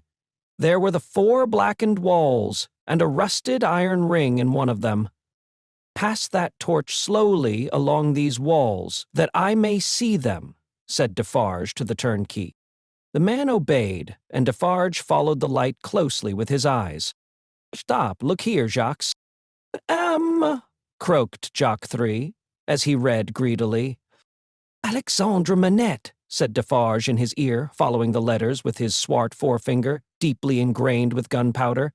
And here he wrote, "A poor physician." And it was he, without doubt, who scratched a calendar on this stone. "What is that in your hand? A crowbar? Give it me." He had still the linstock of his gun in his own hand.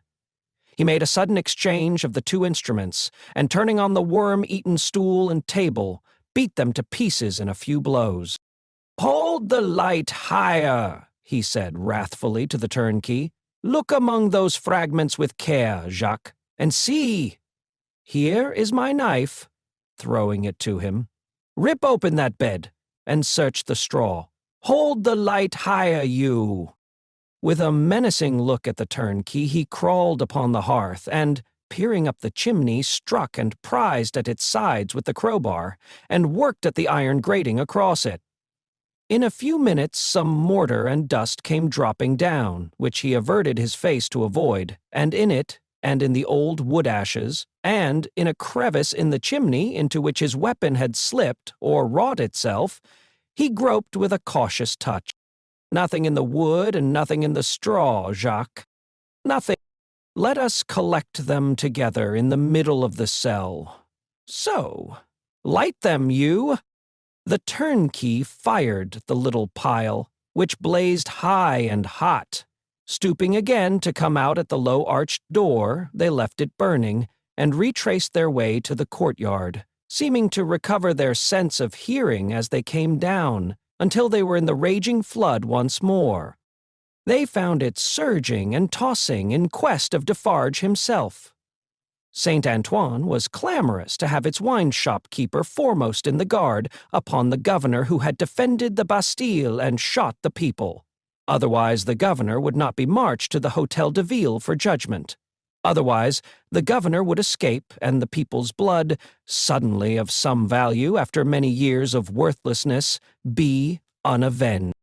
In the howling universe of passion and contention that seemed to encompass this grim old officer, conspicuous in his gray coat and red decoration, there was but one quite steady figure, and that was a woman's.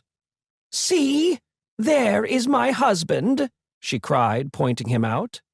"See, Defarge!" She stood immovable close to the grim old officer, and remained immovable close to him, through the streets as Defarge and the rest bore him along, remained immovable close to him when he was got near his destination, and began to be struck at from behind, remained immovable close to him when the long gathering rain of stabs and blows fell heavy, was so close to him when he dropped dead under it that, suddenly animated, she put her foot upon his neck, and with her cruel knife, long ready, hewed off his head. The hour was come when Saint Antoine was to execute his horrible idea of hoisting up men for lamps to show what he could be and do. Saint Antoine's blood was up, and the blood of tyranny and domination by the iron hand was down. Down on the steps of the Hôtel de Ville, where the governor's body lay, down on the sole of the shoe of Madame Defarge where she had trodden on the body to steady it for mutilation. "Lower the lamp yonder," cried Saint Antoine after glaring round for a new means of death.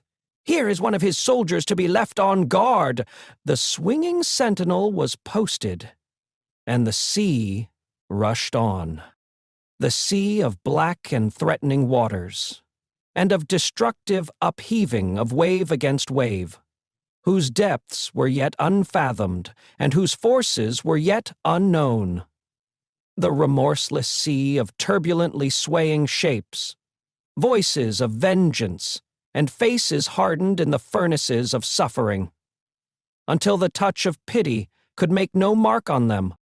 But in the ocean of faces where every fierce and furious expression was in vivid life, there were two groups of faces, each 7 in number, so fixedly contrasting with the rest that never did sea roll which bore more memorable wrecks with it.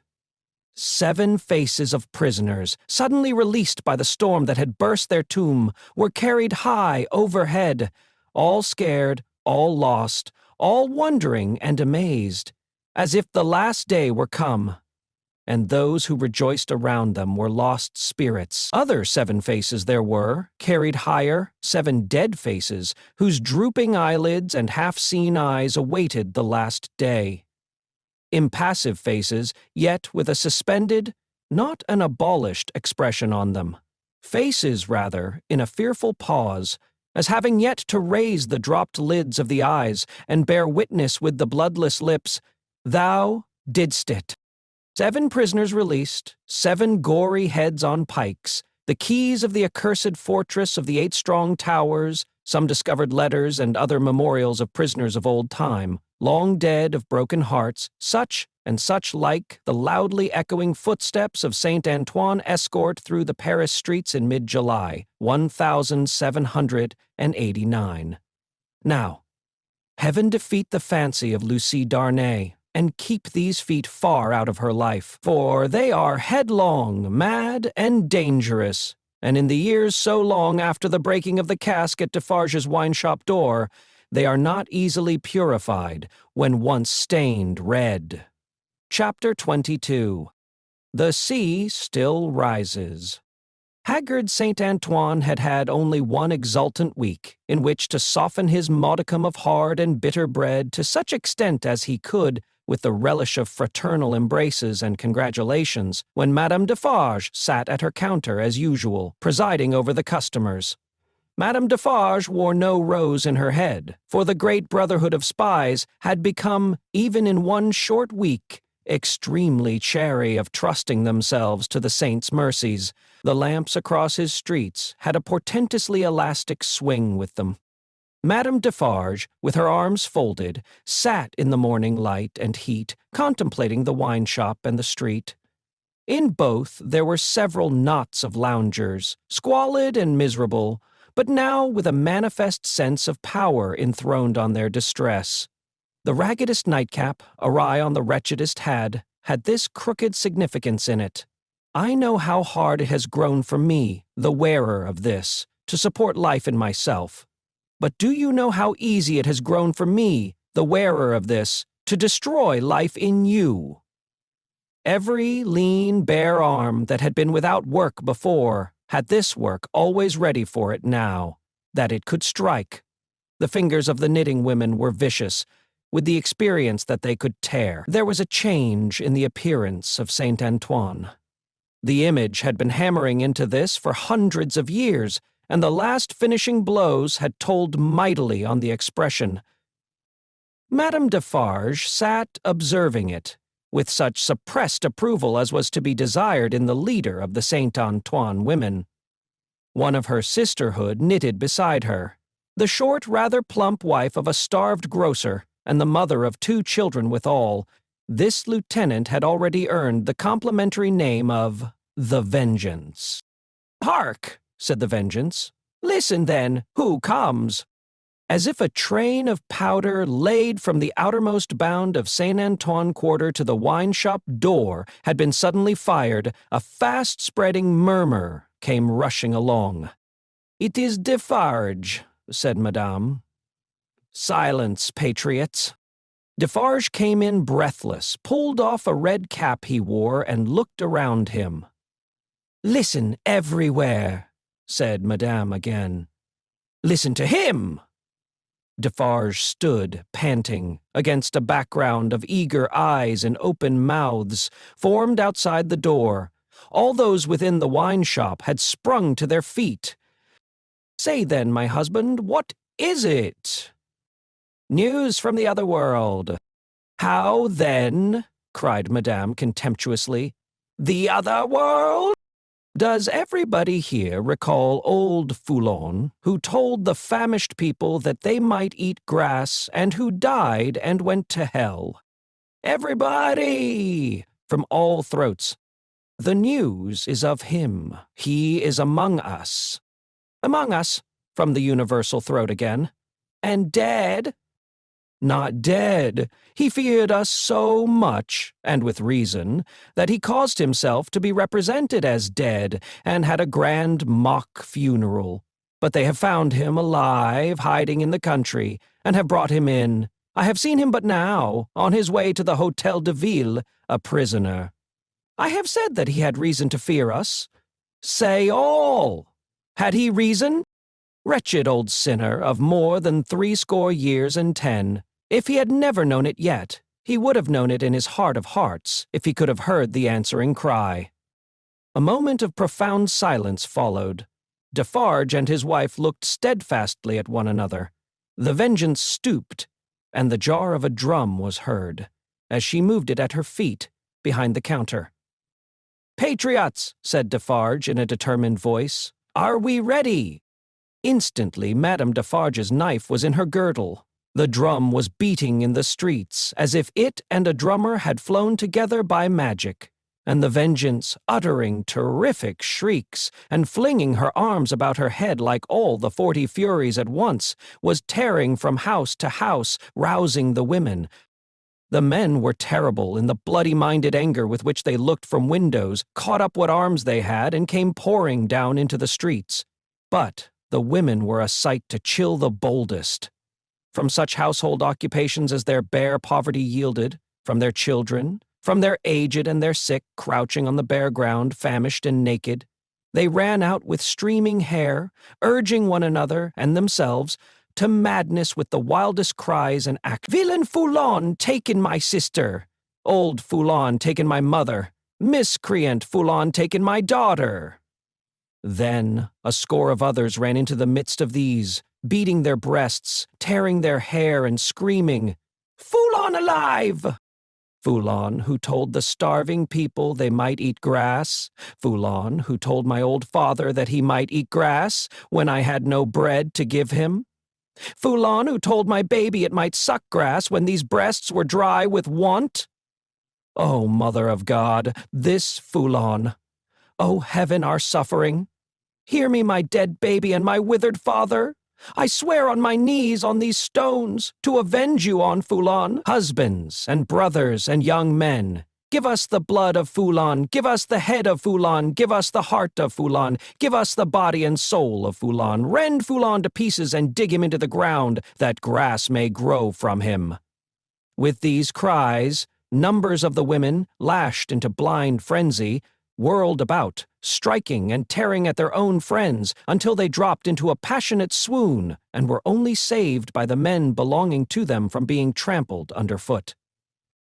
Nevertheless, not a moment was lost, not a moment. This Foulon was at the Hôtel de Ville and might be loosed. Never, if Saint Antoine knew his own sufferings, insults, and wrongs. Armed men and women flocked out of the quarter so fast and drew even these last dregs after them with such a force of suction that within a quarter of an hour there was not a human creature in Saint Antoine's bosom but a few old crones and the wailing children. No, they were all by that time choking the hall of examination where this old man, ugly and wicked, was, and overflowing into the adjacent open space and streets. The Defarges, husband and wife, the Vengeance, and Jacques III were in the first press, and at no great distance from him in the hall. "See," cried Madame, pointing with her knife. "See the old villain bound with ropes. That was well done to tie a bunch of grass upon his back. Ha, ha! That was well done. Let him eat it now." Madame put her knife under her arm and clapped her hands as at a play. The people immediately behind Madame Defarge explaining the cause of her satisfaction to those behind them, and those again explaining to others, and those to others, the neighboring streets resounded with the clapping of hands. Similarly, during 2 or 3 hours of drawl, and the winnowing of many bushels of words, Madame Defarge's frequent expressions of impatience were taken up, with marvelous quickness, at a distance, the more readily because certain men who had by some wonderful exercise of agility climbed up the external architecture to look in from the windows, knew Madame Defarge well, and acted as a telegraph between her and the crowd outside the building. At length the sun rose so high that it struck a kindly ray as of hope or protection directly down upon the old prisoner's head. The favor was too much to bear. In an instant the barrier of dust and chaff that had stood surprisingly long went to the winds, and Saint Antoine had got him. It was known directly, to the furthest confines of the crowd. Defarge had but sprung over a railing and a table and folded the miserable wretch in a deadly embrace. Madame Defarge had but followed, and turned her hand in one of the ropes with which he was tied. The Vengeance and Jacques III were not yet up with them, and the men at the windows had not yet swooped into the hall like birds of prey from their high perches, when the cry seemed to go up, all over the city, "Bring him out! Bring him to the lamp!"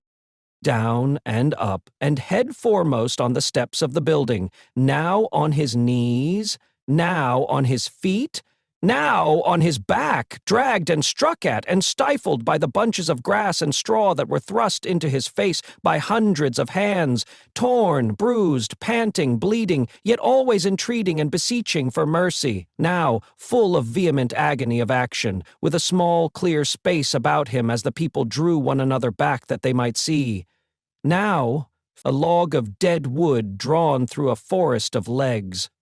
He was hauled to the nearest street corner where one of the fatal lamps swung, and there Madame Defarge let him go, as a cat might have done to a mouse, and silently and composedly looked at him while they made ready, and while he besought her, the women passionately screeching at him all the time, and the men sternly calling out to have him killed with grass in his mouth. Once he went aloft, and the rope broke, and they caught him shrieking. Twice he went aloft, and the rope broke, and they caught him shrieking. Then the rope was merciful, and held him, and his head was soon upon a pike, with grass enough in the mouth for all Saint Antoine to dance at the sight of. Nor was this the end of the day's bad work, for Saint Antoine so shouted and danced his angry blood up that it boiled again on hearing, when the day closed in, that the son-in-law of the dispatch, another of the people's enemies and insulters, was coming into Paris under a guard 500 strong, in cavalry alone. Saint Antoine wrote his crimes on flaring sheets of paper, seized him, would have torn him out of the breast of an army to bear Foulon company, set his head and heart on pikes, and carried the 3 spoils of the day, in wolf procession, through the streets. Not before dark night did the men and women come back to the children, wailing and breadless.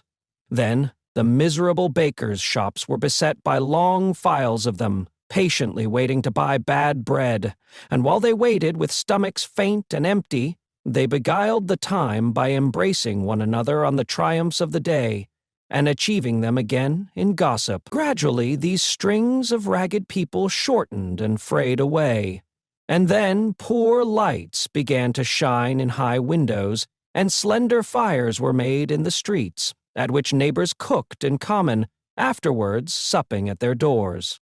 Scanty and insufficient suppers those, and innocent of meat as of most other sauce to wretched bread. Yet human fellowship infused some nourishment into the flinty viands, and struck some sparks of cheerfulness out of them. Fathers and mothers, who had had their full share in the worst of the day, played gently with their meager children, and lovers, with such a world around them and before them, loved and hoped. It was almost morning when Defarge's wine shop parted with its last knot of customers, and Monsieur Defarge said to Madame, his wife, in husky tones, while fastening the door, "At last it has come, my dear." "Well," returned Madame, "almost." Saint Antoine slept. The Defarges slept. Even the Vengeance slept, with her starved grocer, and the drum was at rest. The drum's was the only voice in Saint Antoine that blood and hurry had not changed.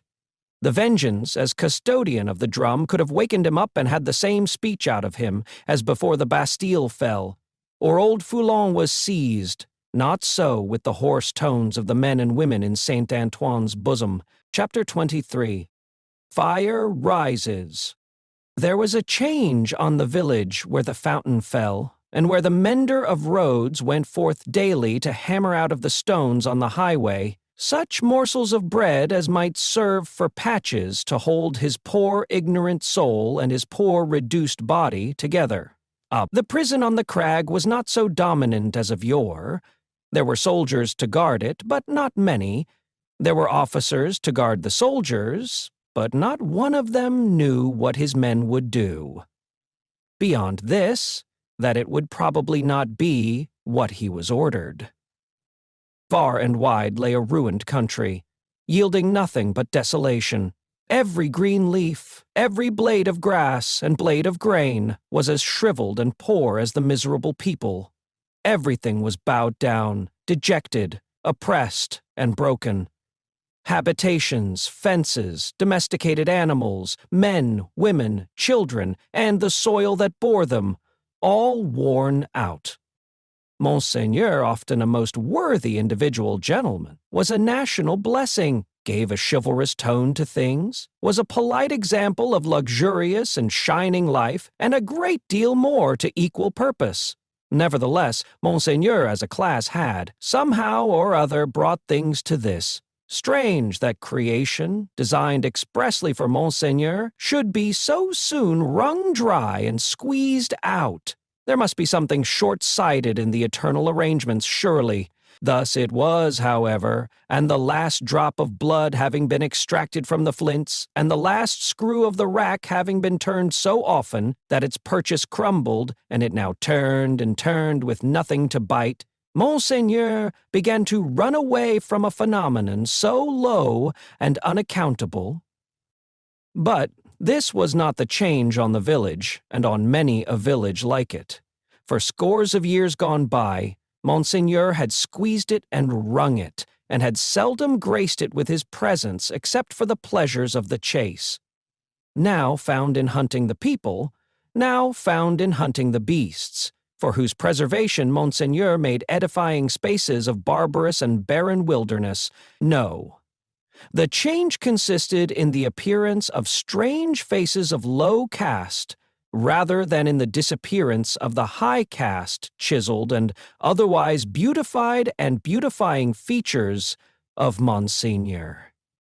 For in these times, as the mender of roads worked, solitary, in the dust, not often troubling himself to reflect that dust he was, and to dust he must return, being for the most part too much occupied in thinking how little he had for supper, and how much more he would eat if he had it, in these times, as he raised his eyes from his lonely labor and viewed the prospect, he would see some rough figure approaching on foot, the like of which was once a rarity in those parts, but was now a frequent presence. As it advanced, the mender of roads would discern without surprise that it was a shaggy-haired man of almost barbarian aspect, tall, in wooden shoes that were clumsy even to the eyes of a mender of roads, grim, rough, swart, steeped in the mud and dust of many highways, dank with the marshy moisture of many low grounds, sprinkled with the thorns and leaves and moss of many byways through woods. Such a man came upon him, like a ghost, at noon in the July weather, as he sat on his heap of stones under a bank, taking such shelter as he could get from a shower of hail. The man looked at him, looked at the village in the hollow, at the mill, and at the prison on the crag. When he had identified these objects in what benighted mind he had, he said, in a dialect that was just intelligible, "How goes it, Jacques?" "All well, Jacques." "Touch, then." They joined hands, and the man sat down on the heap of stones. "No dinner?" "Nothing but supper now," said the mender of roads with a hungry face. "It is the fashion," growled the man. "I meet no dinner anywhere." He took out a blackened pipe, filled it, lighted it with flint and steel, pulled at it until it was in a bright glow. Then suddenly held it from him, and dropped something into it from between his finger and thumb that blazed and went out in a puff of smoke. "Touch, then." It was the turn of the mender of roads to say it this time, after observing these operations. They again joined hands. "Tonight?" said the mender of roads. "Tonight?" said the man, putting the pipe in his mouth. "Where?" "Here." He and the mender of roads sat on the heap of stones, looking silently at one another, with the hail driving in between them like a pygmy charge of bayonets, until the sky began to clear over the village. "Show me," said the traveler then, moving to the brow of the hill. "See," returned the mender of roads, with extended finger. "You go down here and straight through the street and past the fountain." "To the devil with all that," interrupted the other, rolling his eye over the landscape. "I go through no streets and past no fountains." "Well?" "Well, about 2 leagues beyond the summit of that hill above the village." "Good. When do you cease to work?" "At sunset." "Will you wake me before departing? I have walked 2 nights without resting. Let me finish my pipe, and I shall sleep like a child. Will you wake me?" "Surely." The wayfarer smoked his pipe out, put it in his breast, slipped off his great wooden shoes, and lay down on his back on the heap of stones. He was fast asleep directly. As the road mender plied his dusty labor, and the hail clues, rolling away, revealed bright bars and streaks of sky which were responded to by silver gleams upon the landscape, the little man, who wore a red cap now in place of his blue one, seemed fascinated by the figure on the heap of stones. His eyes were so often turned towards it that he used his tools mechanically, and one would have said to very poor account. The bronze face, the shaggy black hair and beard, the coarse woolen red cap, the rough medley dress of homespun stuff and hairy skins of beasts, the powerful frame attenuated by spare living, and the sullen and desperate compression of the lips in sleep, inspired the mender of roads with awe. The traveler had traveled far, and his feet were footsore, and his ankles chafed and bleeding. His great shoes, stuffed with leaves and grass, had been heavy to drag over the many long leagues, and his clothes were chafed into holes, as he himself was into sores. Stooping down beside him, the road-mender tried to get a peep at secret weapons in his breast, or where not, but in vain, for he slept with his arms crossed upon him, and sat as resolutely as his lip. Fortified towns with their stockades, guardhouses, gates, trenches, and drawbridges seemed to the mender of roads to be so much air as against this figure, and when he lifted his eyes from it to the horizon and looked around, he saw in his small fancy similar figures, stopped by no obstacle, tending to centers all over France. Ha! The man slept on, indifferent to showers of hail and intervals of brightness, to sunshine on his face and shadow, to the paltering lumps of dull ice on his body and the diamonds into which the sun changed them, until the sun was low in the west and the sky was glowing. Then, the mender of roads, having got his tools together and all things ready to go down into the village, roused him. "Good," said the sleeper, rising on his elbow. 2 leagues beyond the summit of the hill? About, good. The mender of roads went home, with the dust going on before him according to the set of the wind, and was soon at the fountain, squeezing himself in among the lean kine brought there to drink, and appearing even to whisper to them in his whispering to all the village. When the village had taken its poor supper, it did not creep to bed as it usually did, but came out of doors again and remained there. A curious contagion of whispering was upon it, and also, when it gathered together at the fountain in the dark, another curious contagion of looking expectantly at the sky in one direction only. Monsieur Gabelle, chief functionary of the place, became uneasy, went out on his housetop alone, and looked in that direction too, glanced down from behind his chimneys at the darkening faces by the fountain below, and sent word to the sacristan, who kept the keys of the church, that there might be need to ring the tocsin by and by. The night deepened. The trees, environing the old chateau, keeping its solitary state apart, moved in a rising wind, as though they threatened the pile of building, massive and dark in the gloom. Up the 2 terrace flights of steps, the rain ran wildly and beat at the great door, like a swift messenger rousing those within. Uneasy rushes of wind went through the hall, among the old spears and knives, and passed, lamenting, up the stairs, and shook the curtains of the bed where the last marquis had slept. East, west, north, and south, through the woods, 4 heavy-treading, unkempt figures crushed the high grass and cracked the branches, striding on cautiously to come together in the courtyard. 4 lights broke out there and moved away in different directions, and all was black again. But not for long. Presently the chateau began to make itself strangely visible by some light of its own, as though it were growing luminous. Then a flickering streak played behind the architecture of the front, picking out transparent places and showing where balustrades, arches, and windows were. Then it soared higher and grew broader and brighter. Soon, from a score of the great windows, flames burst forth, and the stone faces awakened, stared out of fire. A faint murmur arose about the house from the few people who were left there, and there was a saddling of a horse and riding away. There was spurring and splashing through the darkness, and bridle was drawn in the space by the village fountain, and the horse in a foam stood at Monsieur Gabelle's door. "Help, Gabelle! Help, everyone!" The tocsin rang impatiently, but other help, if that were any, There was none. The mender of roads and 250 particular friends stood with folded arms at the fountain, looking at the pillar of fire in the sky. "It must be 40 feet high," said they grimly, and never moved. The rider from the chateau and the horse in a foam clattered away through the village and galloped up the stony steep to the prison on the crag. At the gate, a group of officers were looking at the fire. Removed from them, a group of soldiers. "Help, gentlemen! Officers! The chateau is on fire! Valuable objects may be saved from the flames by timely aid!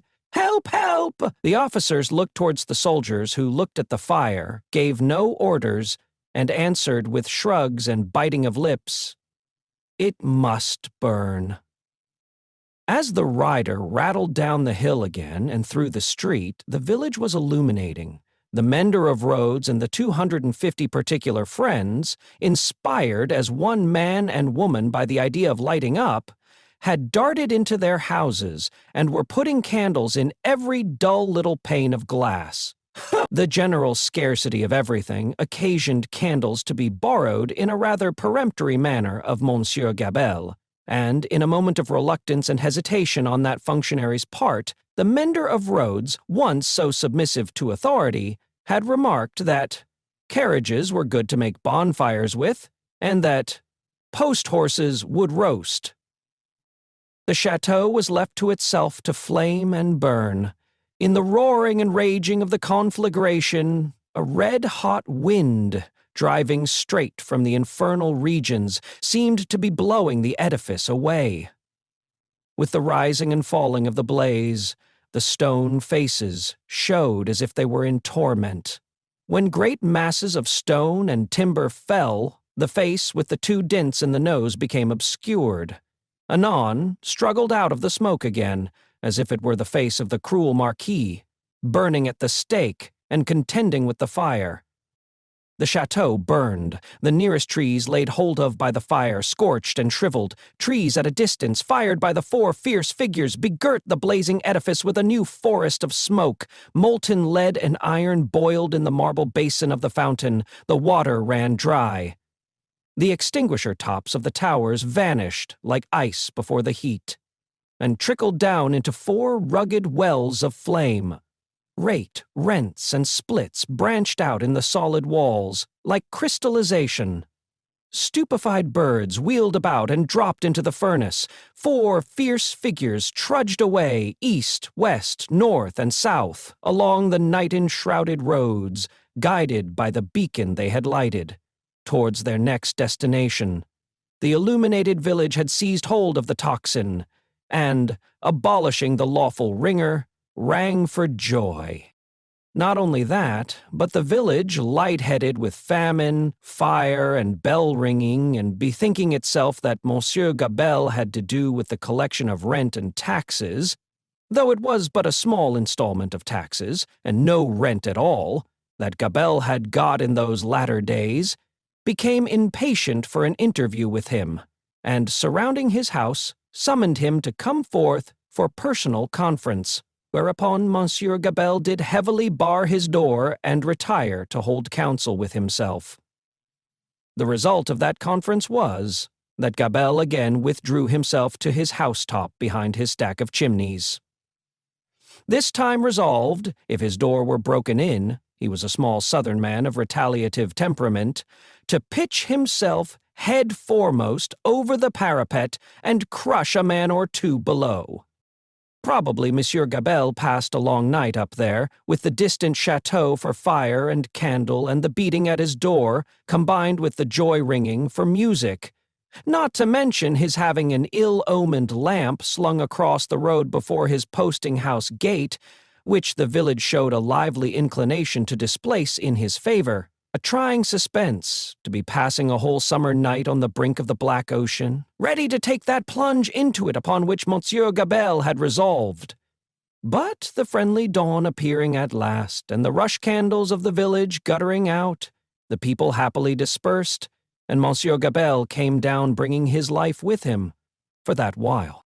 Within 100 miles, and in the light of other fires, there were other functionaries less fortunate, that night and other nights, whom the rising sun found hanging across once peaceful streets, where they had been born and bred. Also, there were other villagers and townspeople, less fortunate than the mender of roads and his fellows, upon whom the functionaries and soldiery turned with success, and whom they strung up in their turn. But the fierce figures were steadily wending east, west, north, and south. Be that as it would, and whosoever hung, fire burned.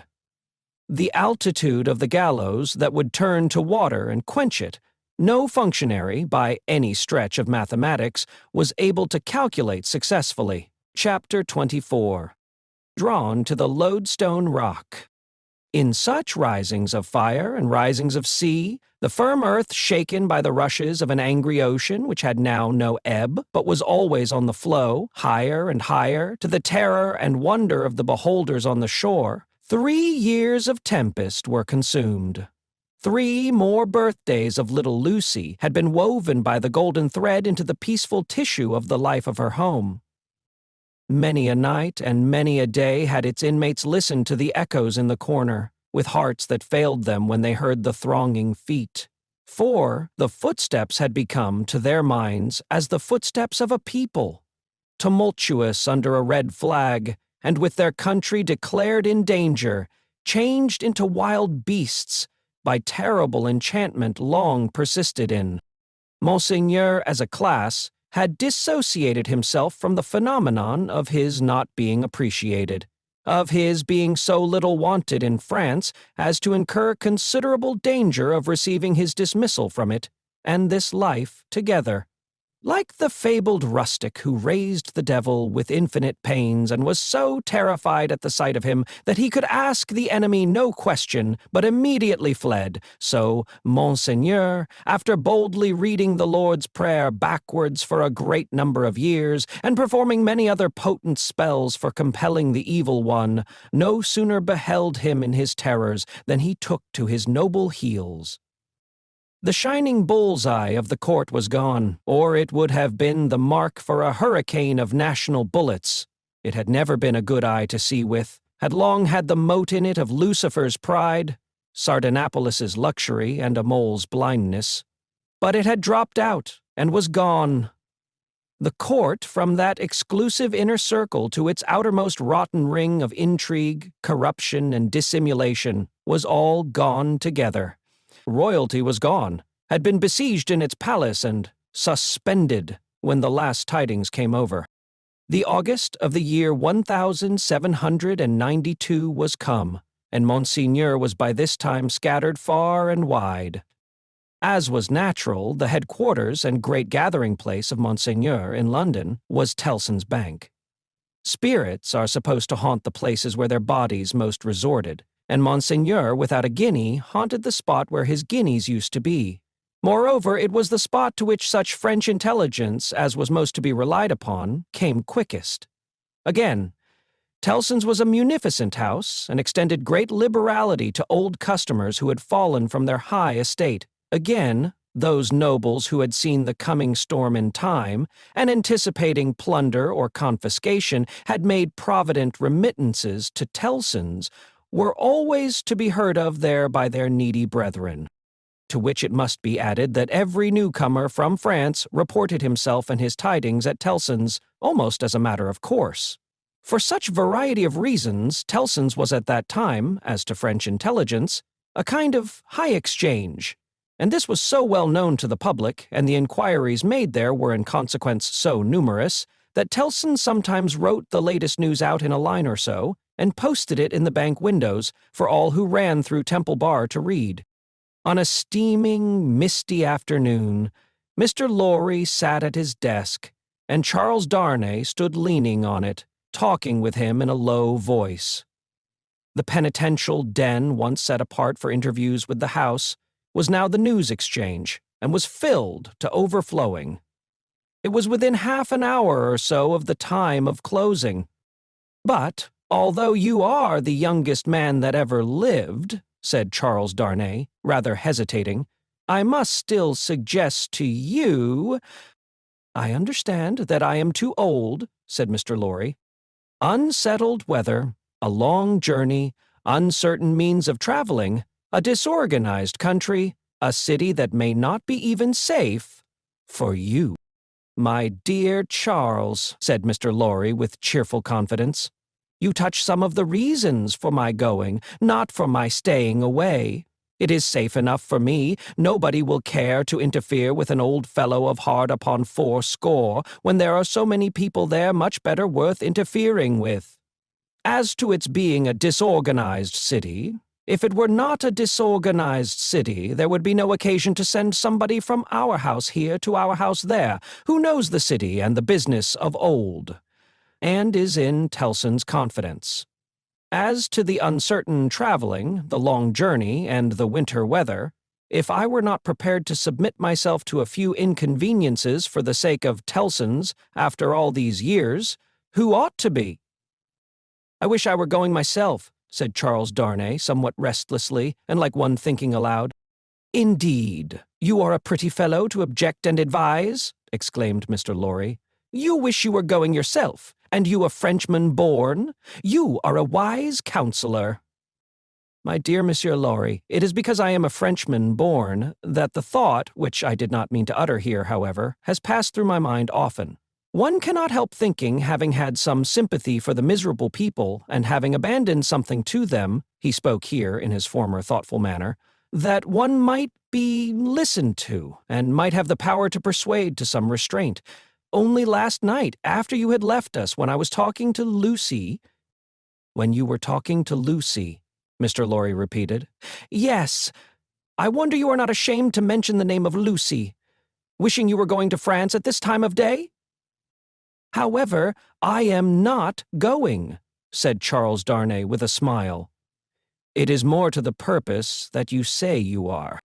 And I am, in plain reality. The truth is, my dear Charles, Mr. Lorry glanced at the distant house and lowered his voice.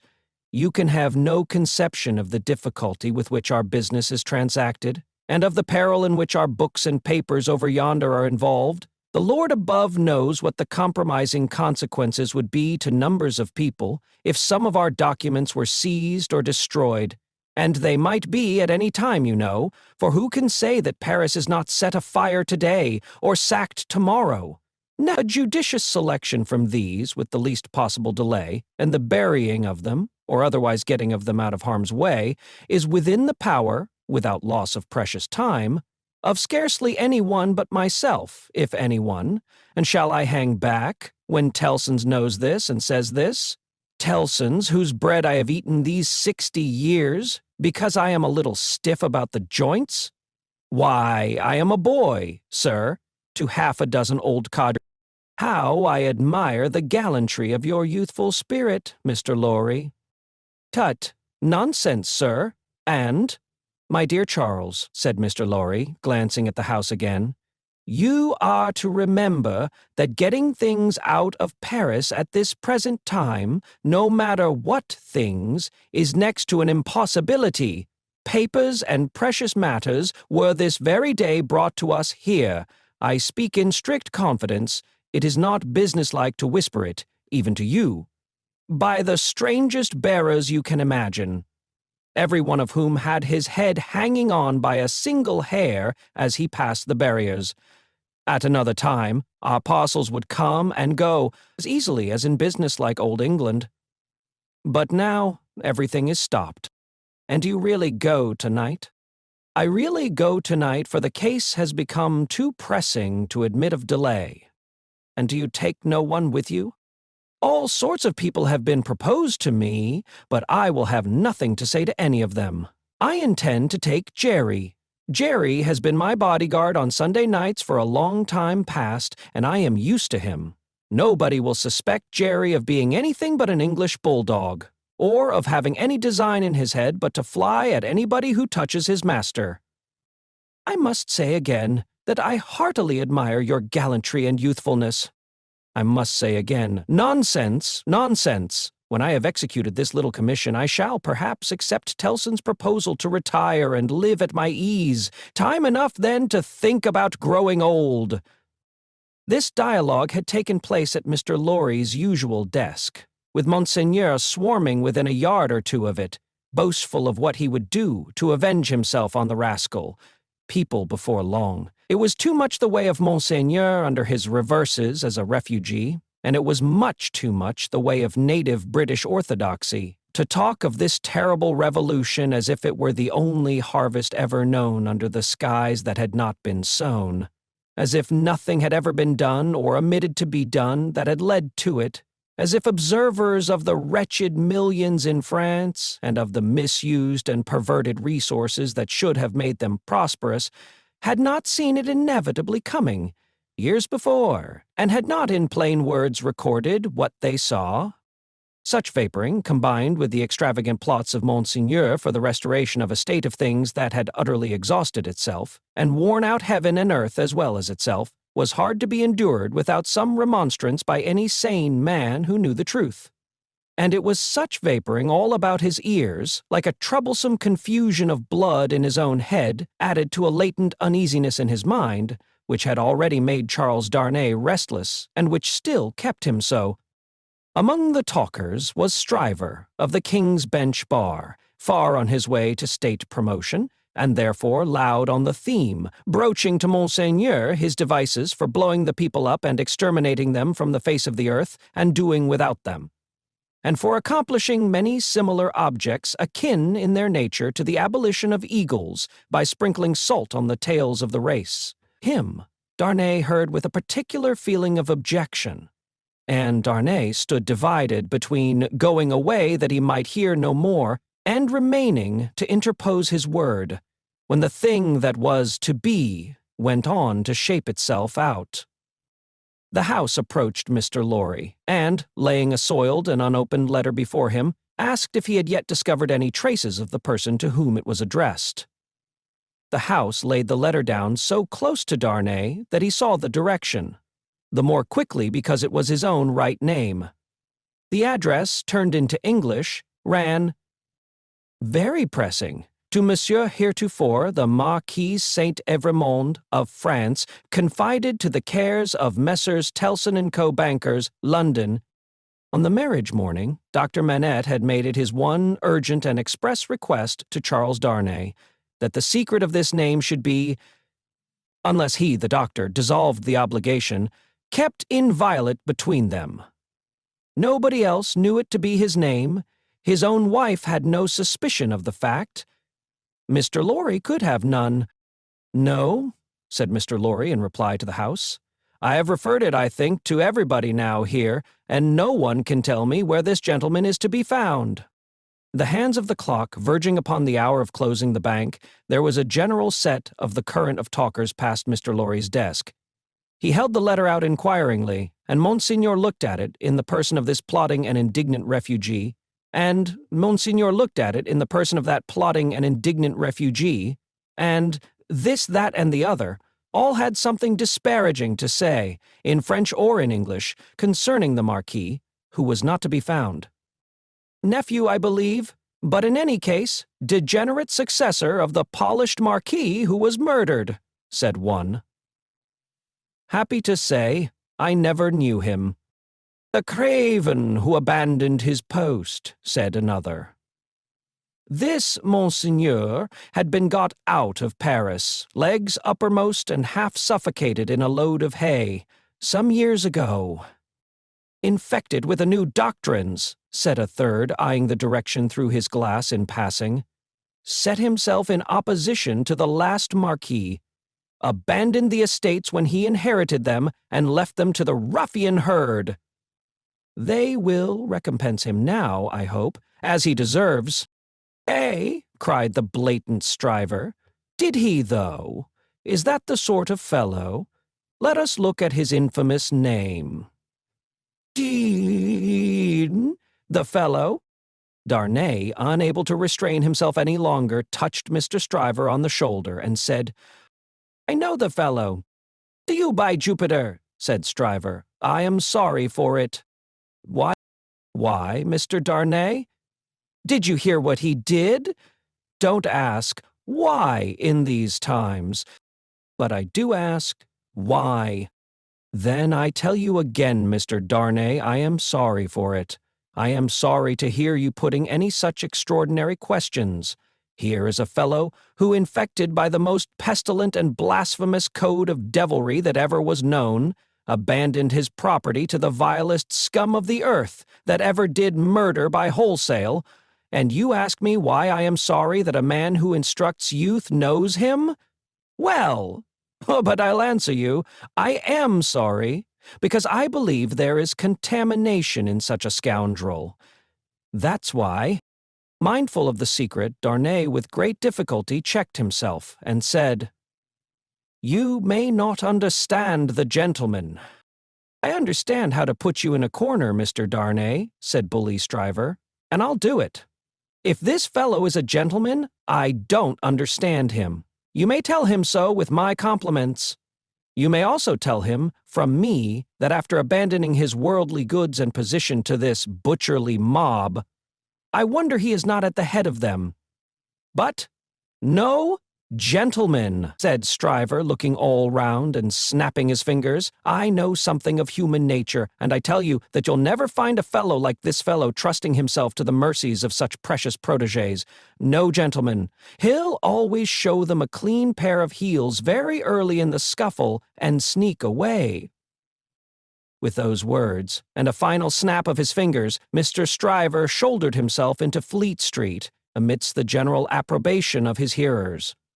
Mr. Lorry and Charles Darnay were left alone at the desk, in the general departure from the bank.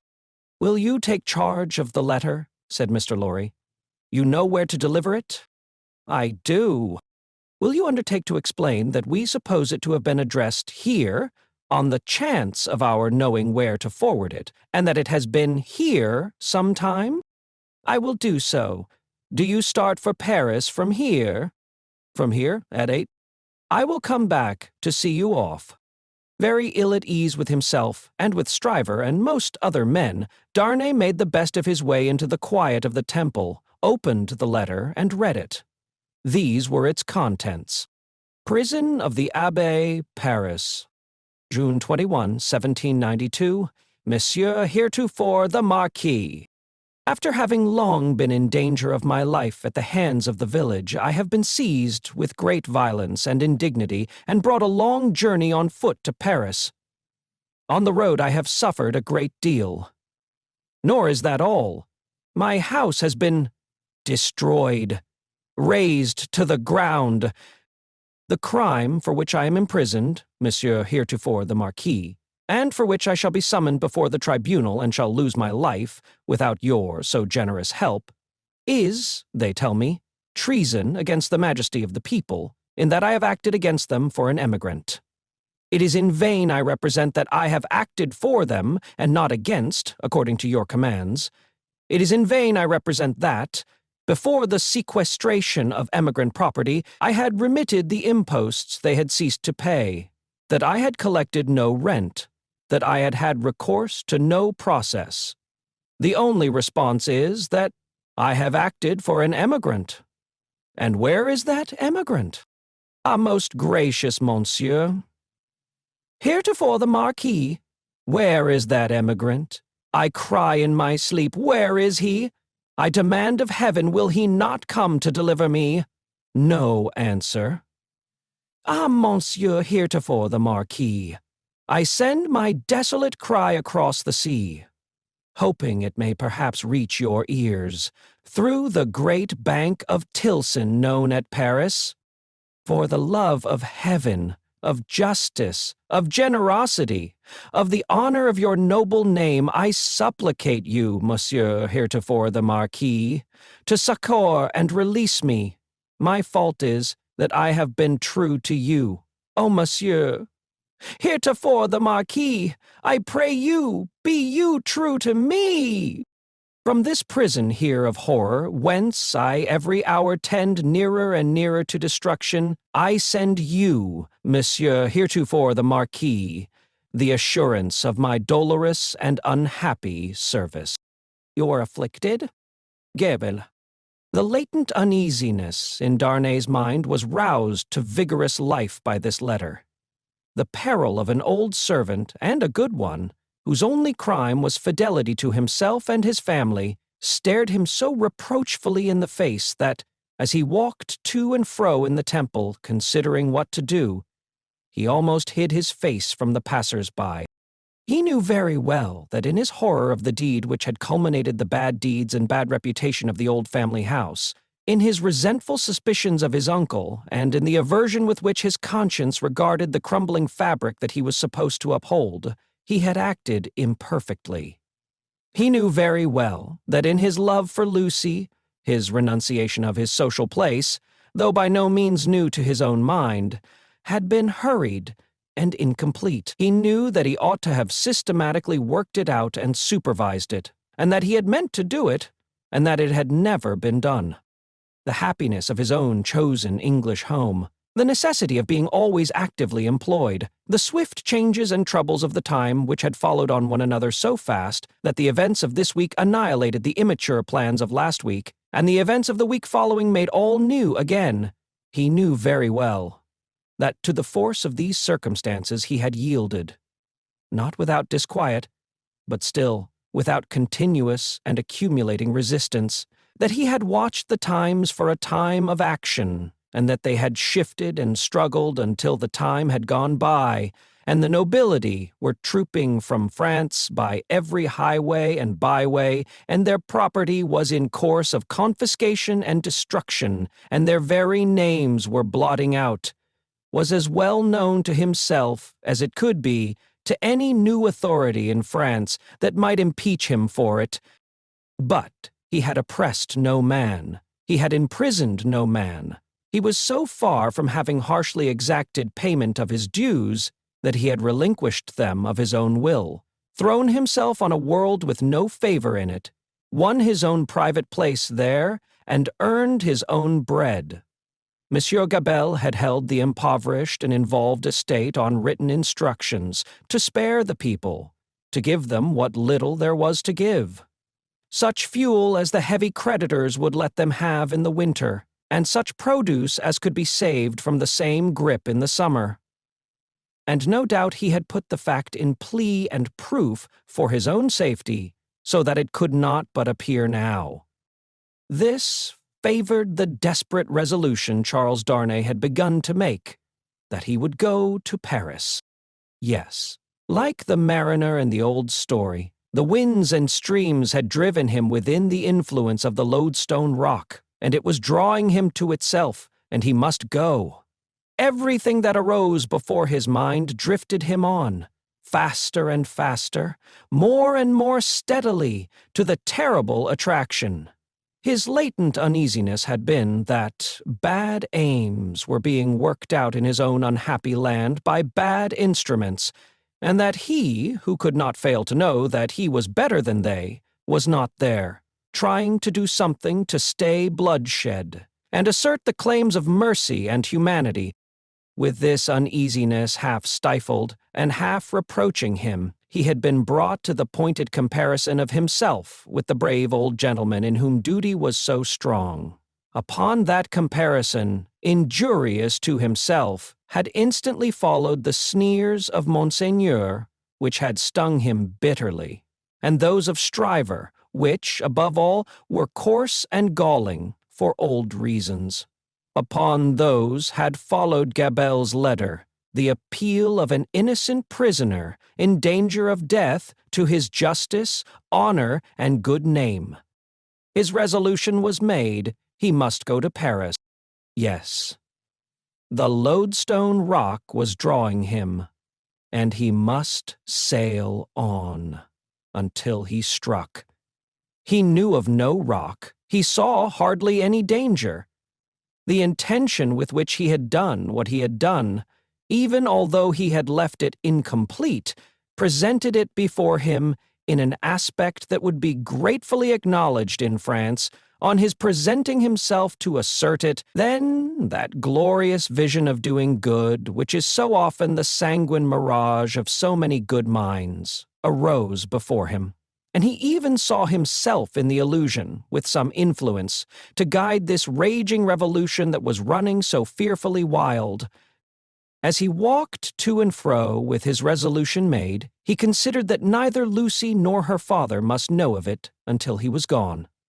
Lucie should be spared the pain of separation, and her father, always reluctant to turn his thoughts towards the dangerous ground of old, should come to the knowledge of the step as a step taken, and not in the balance of suspense and doubt. How much of the incompleteness of his situation was referable to her father, through the painful anxiety to avoid reviving old associations of France in his mind, he did not discuss with himself. But that circumstance, too, had had its influence in his course.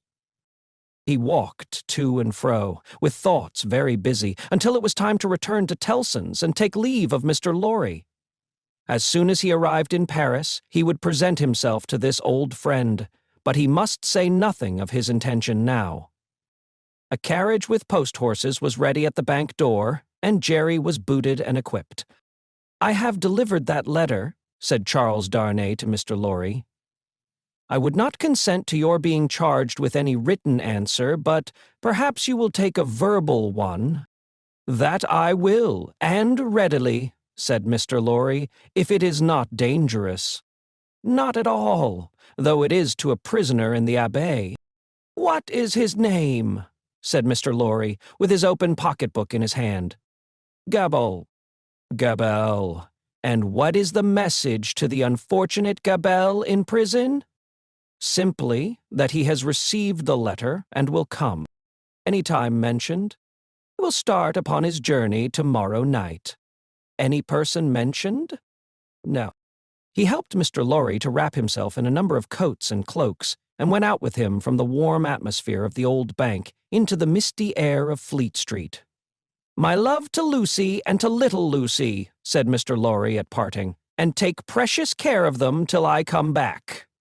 Charles Darnay shook his head and doubtfully smiled as the carriage rolled away. That night, it was the 14th of August, he sat up late and wrote 2 fervent letters. One was to Lucie, explaining the strong obligation he was under to go to Paris, and showing her, at length, the reasons that he had for feeling confident that he could become involved in no personal danger there. The other was to the doctor, confiding Lucie and their dear child to his care, and dwelling on the same topics with the strongest assurances. To both, he wrote that he would despatch letters in proof of his safety, immediately after his arrival. It was a hard day, that day of being among them, with the first reservation of their joint lives on his mind. It was a hard matter to preserve the innocent deceit of which they were profoundly unsuspicious, but an affectionate glance at his wife, so happy and busy, made him resolute not to tell her what impended. He had been half moved to do it, so strange it was to him to act in anything without her quiet aid. And the day passed quickly. Early in the evening he embraced her, and her scarcely less dear namesake, pretending that he would return by and by. An imaginary engagement took him out, and he had secreted a valise of clothes ready, and so he emerged into the heavy mist of the heavy streets with a heavier heart. The unseen force was drawing him fast to itself now, and all the tides and winds were setting straight and strong towards it. He left his 2 letters with a trusty porter, to be delivered half an hour before midnight, and no sooner took horse for Dover and began his journey. "For the love of heaven, of justice, of generosity, of the honor of your noble name," was the poor prisoner's cry, with which he strengthened his sinking heart as he left all that was dear on earth behind him and floated away for the Lodestone Rock. The end of the 2nd book.